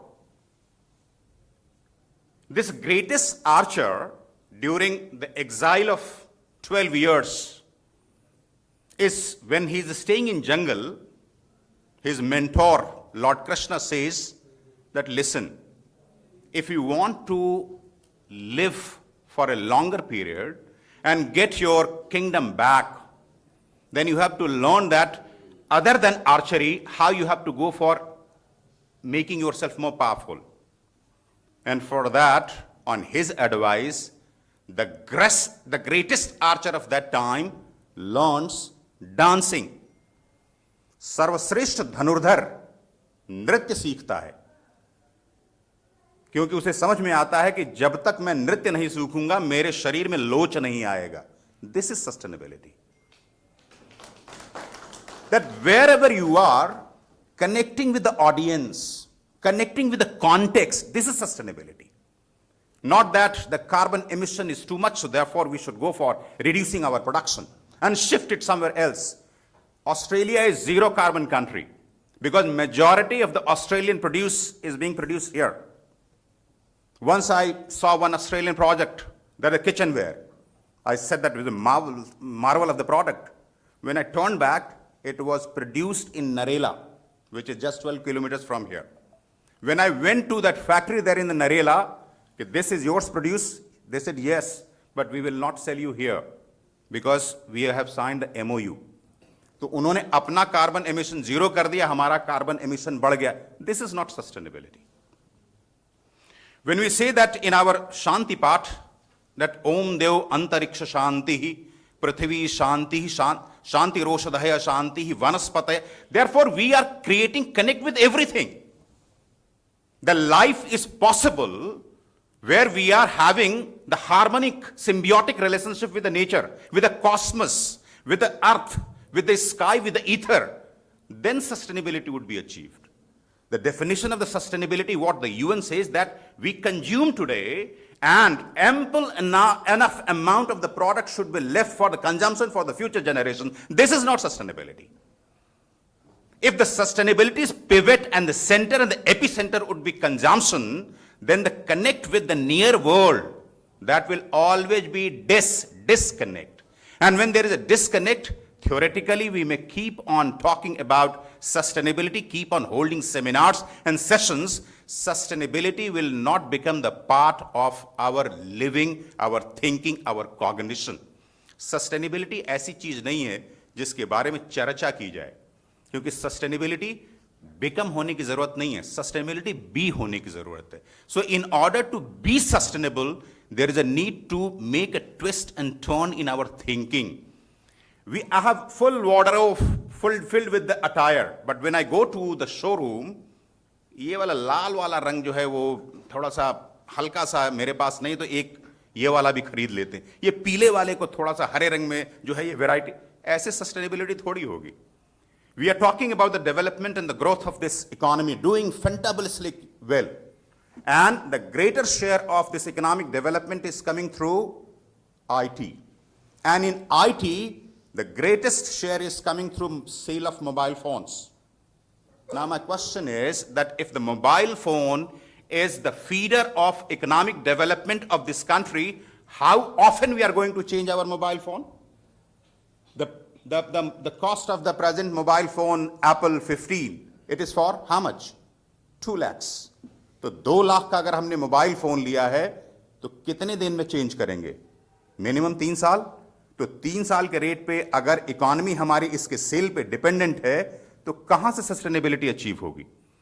एक mobile phone खरीदा तो अगले साल फिर दूसरा mobile phone खरीदें, फिर तीसरा मोबाइल फोन खरीदें. Are we heading towards the sustainable economy and sustainable society in the real terms of the term? There is a need to deliberate upon. And for that, there is a need to think that what we have, aparigraha, how much we can go for taking from the nature and how much we are going to give to the nature. If we would be able to strike a balance and harmony in that, we would be able to make our living sustainable, our life sustainable, our thinking sustainable, which will help us not to achieve sustainable goal 2020. It will help us to become sustainable for 2030. Thank you so much.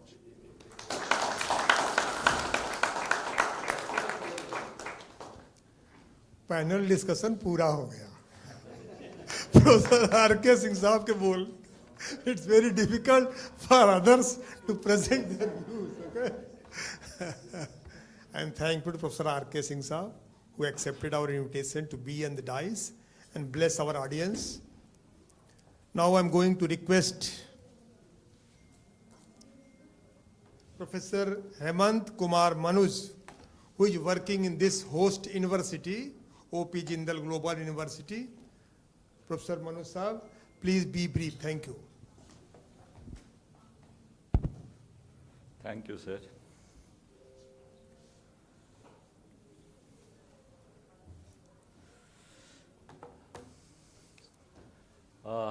Respected honorable colleagues on the dais, my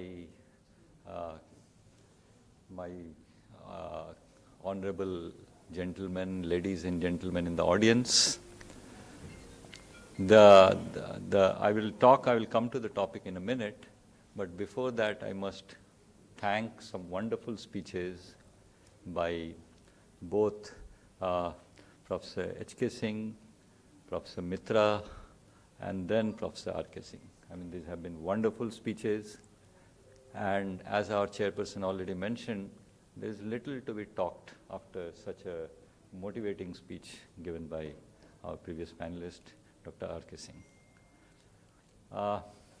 And also thank you for making my life easier, because I don't have much to talk and you told me to keep it brief.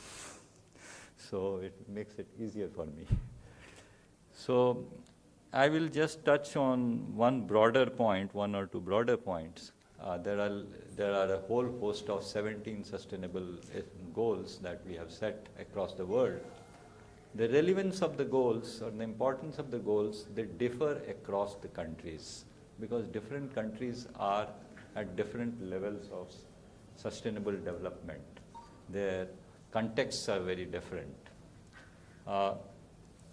Just to give an example, one of the, I'm reading verbatim, one of the goals is to implement nationally appropriate social protection systems and measures for all.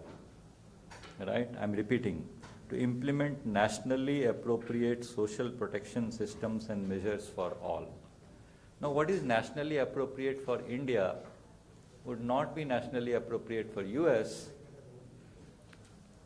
Even among the emerging market countries, what is appropriate for India would not be appropriate for China, because there are different systems of governance, different systems of business methods.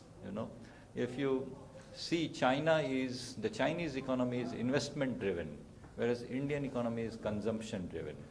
Now China is trying to be more consumption driven, but of course they have fundamental weakness at the core of it. There is the conflict of what the politics wants over there versus what the business wants, right? So I will not get into deep, that will be more about Chinese economic system, but I believe they have a very fundamental weakness at the core, because of which they will not be, most likely they will not be able to recover from the current economic weakness, forget achieving their long-term sustainable goal. This is not being critical of China, this is just being a matter of factual thing that there is a huge conflict over there. In India, we are on the right path, but our governance system, our business system is pretty different, right? We have our own trade-offs to solve. We have a large section of the population who has not grown over the last 75 years, who has not grown in the same proportion, in the same way that the country as an average has grown, right? So the top few percentage of the population, they have the wealth which is the predominant measure. So 5% of the population, they hold 90% of the wealth of the country. So what is important is to reduce the inequality. So the short-term measure that we are adopting is through various kinds of doles that the government is giving. You have the direct benefit scheme, Pradhan Mantri Yojanas of various kinds. You get food, you get some kind of basic support. All these are short-term measures. But in the longer term, you need to think of generating employment along with giving them good access to health and education. That requires hard work, both at the government level as well as the implementation by the operational people. So our trade-off is a little different from China or from the US. We cannot stop the coal plants because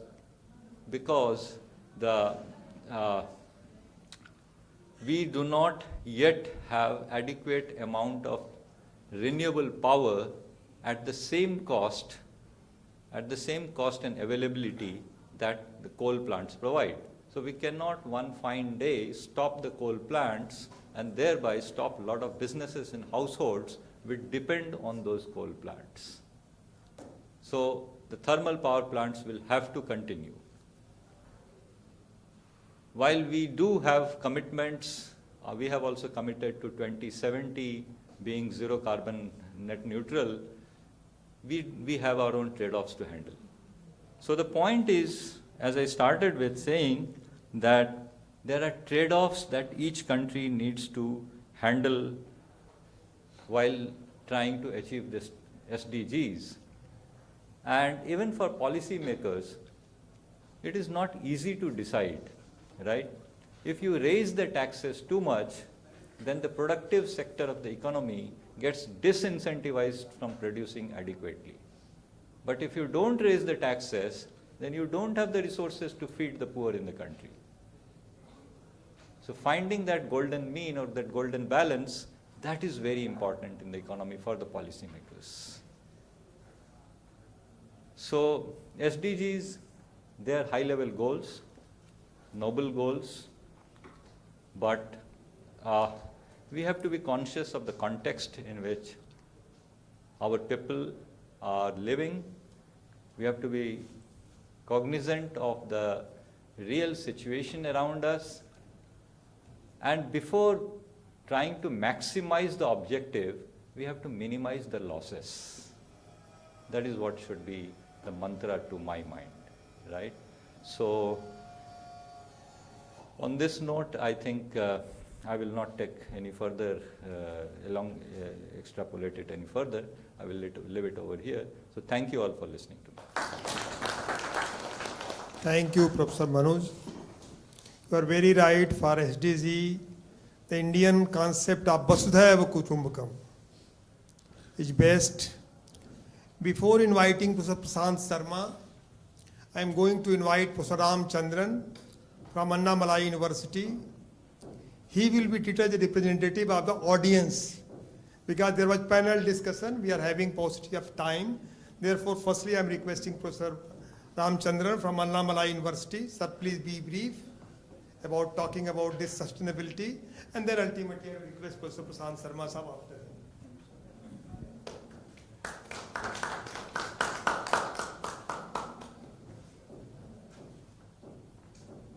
Most respected and honorable chairperson and professors of the dais, it's a great pleasure to go on to share some of the points how India is on 2030. As there may be a bright picture and which goes on to reveal some prospects with the challenges. That challenges might have to be attained with some positive and optimistic way as per the directions of policy of the Indian government. That will be the very initiative point for the futuristic perspective of achievement of sustainable goal development, and it will be rest upon the business concerns as well as the society of which they have to be taken into consideration of reaching the point. Towards at this juncture, it comes to my mind what Swamiji Vivekananda told long before in Chicago. Arise awake and stop not till the goal is reached. That's what Swamiji told in Chicago. And Indian nation, when we come over to the Kanyakumari to meditation, as our country might have to go for to reach the goal with the all forms of resources what we have in our land. All resources. That's what you see, my dear friends. The Chinese president and Russian president and North Korean president are crying over the platform that India is having all the resources. That's what they are going on, liberalizing on different policies.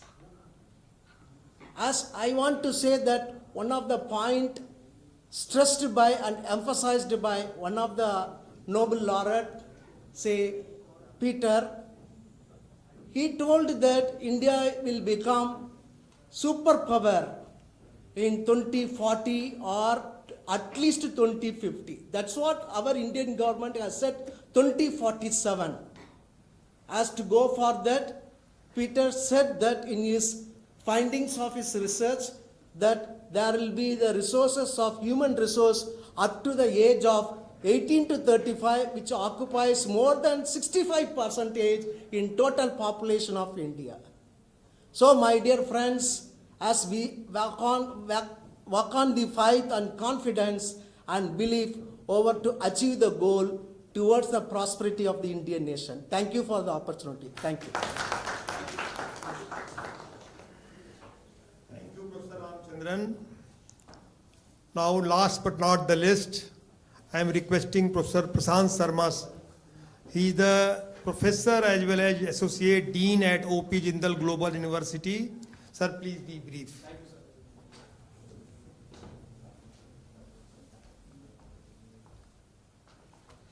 Good afternoon, honorable panel members on the dais, and ladies and gentlemen.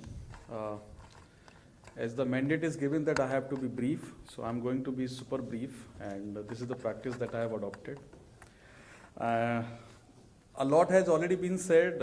I'm the youngest to this panel, and as sir mentioned that we got 11th hour invitation, so we are ready with our 11th hour thoughts, right? So I was just listening to all the panelists, and all the panelists have added a lot of value to this discussion, including Professor Mitra, Professor Singh, and then Professor R.K. Singh mentioned, he basically summarized the whole discussion in his 5 to 7 minutes of discussion. So I was wondering that what should I discuss now? Because one, you are the youngest. Second, you have a limited sort of knowledge and information with this, as compared to the panel which is sitting over here. So my idea is that what should I talk about? So then I just thought that as a younger one in this family, I can always pose some questions to this house, to this panel, and we need not to discuss, deliberate those questions, but we can discuss, deliberate in our due course of time, because that is what we are going to do. So that is what my idea is, that in spite of sharing any thought, any idea, any vision and all that, I'm just going to raise some questions, and maybe whenever and wherever we are going to meet next, or wherever we are going to have another round of discussion, probably at that time we can discuss these questions. And those questions comes from the amalgamation of few SDGs. So one such SDG is this SDG 4, which talks about quality education, and then there is another SDG, that is 12, which talks about responsible consumption, right? And we are the one, primarily we all are academicians, and we are the one who are dealing with those crowd in our classes or in our routine life, even in our families also. Those who are going to lead this country, those who are going to lead even the entire world also in next 1 or 2 decades to come, right? But my question is, and that is the first and prime question that comes to my mind is, are we preparing them to have responsible consumption, and are we providing them the quality education which is required to be sustainable in nature? As Professor Singh mentioned that our way of doing things should not be driven from the Western world. Professor Hemant also talked about that we need to go with some sort of trade-off. Are we making this trade-off in our classes with the kind of audience that we are interacting with? Because if we are not doing this, then certainly this is not going to lead to a positive direction, and we need to deliberate on this, that how it has to be done. And as I told you, I'm not going to talk about any solution because I don't have the one. Probably they have the one, they can provide you. I'm just raising the questions, right? The second question that comes to my mind is, and sometime back I read a book called Courage to Teach by Professor Pakal J. Palmer. So this was a book that talks about that a faculty, whenever you are entering into the class, you are actually, whatever reflection you are going to give in the class is basically reflection of what you are within, right? Now, if we are talking about all these for our students, for our class, and for the entire society, are we practicing this? We have discussed a lot that we need to refine our consumption pattern and all that, but what is happening? We are also becoming victim of all that. And actually not sometimes victim, we are also the culprit of that thing also. Because as long as our economic prosperity is going up, and obviously whosoever is sitting in this room, we fall into that 3 to 5%, 10% wealthiest people of this country. And what is our consumption pattern these days? We prefer to consume every single thing which is being launched in the market on a very next day. Sir, whether it is a red color suit or whether it is a yellow color suit, we are consuming it. So idea is, are we doing sufficient for that? As an academic community, sir defined the definition of Gurukul, right? So this is a place where you go from dark side to the lighter side, and that is the family that you are going to achieve. Are the gurus playing as a role model these days? No, we are also part of the same thing. We are also going with the flow. So this is the second thing that comes to my mind, and certainly I don't have an answer for this, right? Third thing is, when we talk about management education, because primarily this is a commerce conference, and commerce, yesterday Lieutenant Governor was also talking about that finance is all about managing money, creating the wealth, increasing the wealth, and finally sustaining the wealth and all that. Now, in order to do all that, are we actually training our students to do this in sustainable ways? Many times when they are going to launch themselves in the market, they prefer to take all the shortcut methods. So this reminds me of a small story when I was studying in my master's. So my vice chancellor, he was talking about ethical issues in the class, and I was sitting in the audience, and I was a very young fellow in the class. So I just said, sir, I have a question, and the question was on ethical dilemma. So I said, sir, I am somebody who is being placed as a marketing executive or the sales executive with a company, and my entire family life, my entire survival is dependent upon the income that I am going to generate from this job, and somehow I am not able to connect with the client, and I am not able to make it, but if I can do something here and there, then probably I will be able to generate something. So what are your thoughts on that? So in front of all, he scolded me like anything, right? This is ethics class, you can do it like this and that. And he's a well-known professor, we all know that. He has been the chairman of AICT and all that, right? But outside the room, because he was kind of mentor to us, outside the room, he gave us some practical insights also. And the idea was that it is not like that you are going to make this an universal phenomenon. It's just that you have to develop your own ways and methods to do it, right? So my question is, how are we incorporating this in our finance thing, in our financial education? We are talking about accounting, corporate finance, all market stuff and everything. Everything start with the wealth maximization, goes and end with the wealth maximization. Where are we talking about this? So these were 3 questions from my side. Thank you so much. Thank you for the opportunity, and I'm extremely happy to be part of this such a esteemed panel. Thank you so much.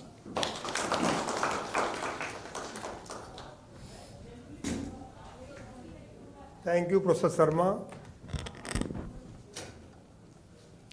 In this panel discussion, various specific points were raised, and I'm very happy to find that at around 16 hours, when we are ready for the meeting, annual general meeting, even then such serious crowd is here. I am thankful to all of you. The point which was being raised by these panelists, especially for Indian economy, we have shifted from crisis economy to the surplus economy. Previously there was crisis economy, and therefore Government of India was compelled to start various revolutions, like Green Revolution. There was crisis of food, not only crisis of food, but also by China, there was defeat to us. And that's why Lal Bahadur Shastri started Jai Jawan, Jai Kisan, Green Revolution, White Revolution, Yellow Revolution, Blue Revolution. There was production orientation, more and more production. There was crisis economy. But after 1991, and especially in 21st century, we have shifted to the surplus economy. And in surplus economy, there is shift from production to the marketing. हम लोगों के ज़माने में एक कोई अध्यापक होता था, and we were saying he or she is the best. You come to my Banaras Hindu University, we are 60 teachers. अगर हम तैयार होके नहीं आएंगे तो बच्चे कहेंगे H.K. Singh is the worst. Darwin's theory, survival of the fittest. In this surplus era, there is problem about it, because there is over production. And that's why I was suggesting everyone to think about saving orientation. Professor R.K. Singh was also talking about that. In place of consumption culture, let us think about saving culture. Bharat की बुनियाद यही है. जितना सनातनी साहित्य आप पढ़ेंगे, समय चूंकि नहीं परमिट कर रहा है, नहीं तो मैं उन्हीं बिंदुओं पर चर्चा ज़्यादा करता हूँ. Let us think about saving orientation. Only then growth along with sustainability will be possible. I am thankful to everyone, especially these panelists. Now, we are very lucky that such senior peoples are available here, like Sir V.K. Srotia, who is presently professor at Delhi School of Economics. He has been the professor head and dean at NEHU, one central university. Professor Chandrama Singh Saab is there, who has been the senior most professor. Sir, please stand up. You can see you, because after a long gap we are finding you. Please give a big hand. Such senior professor who has been professor, head and dean various times, MLC at Bihar. He is also attending our this panel discussion. Now I am requesting Professor Aditya Pathi to propose vote of thanks. Thank you so much, sir. Now it's time for me to extend my formal vote of thanks. Before I extend my vote of thanks, the galaxy of intellectuals we are having on the dais, they have spoken on the topic, and they have deliberated in a very apt manner. And what I could witness as a learner, as a student from Professor R.K. Singh sir, brevity is the soul of wit. This I have read. And every time whenever I have some chance to listen to him, I find that he proves it time and again, every time. Thank you so much, sir, for touching the broad contours of sustainability by simply putting it in a line that we have to be sustainable. We are not supposed to become sustainable. Thank you so much, sir. With this, I extend my sincere thanks to all the panelists, esteemed panelists, for giving their precious time and deliberating on the issue. Thank you so much. And thanks to the audience also for being a patient listener. I extend once again a sincere thanks to each one of you for being here. And since time doesn't permit, otherwise we must have gone for some questions also. We have already crossed the time limit of 15 minutes. So thanks to everyone. Thank you so much.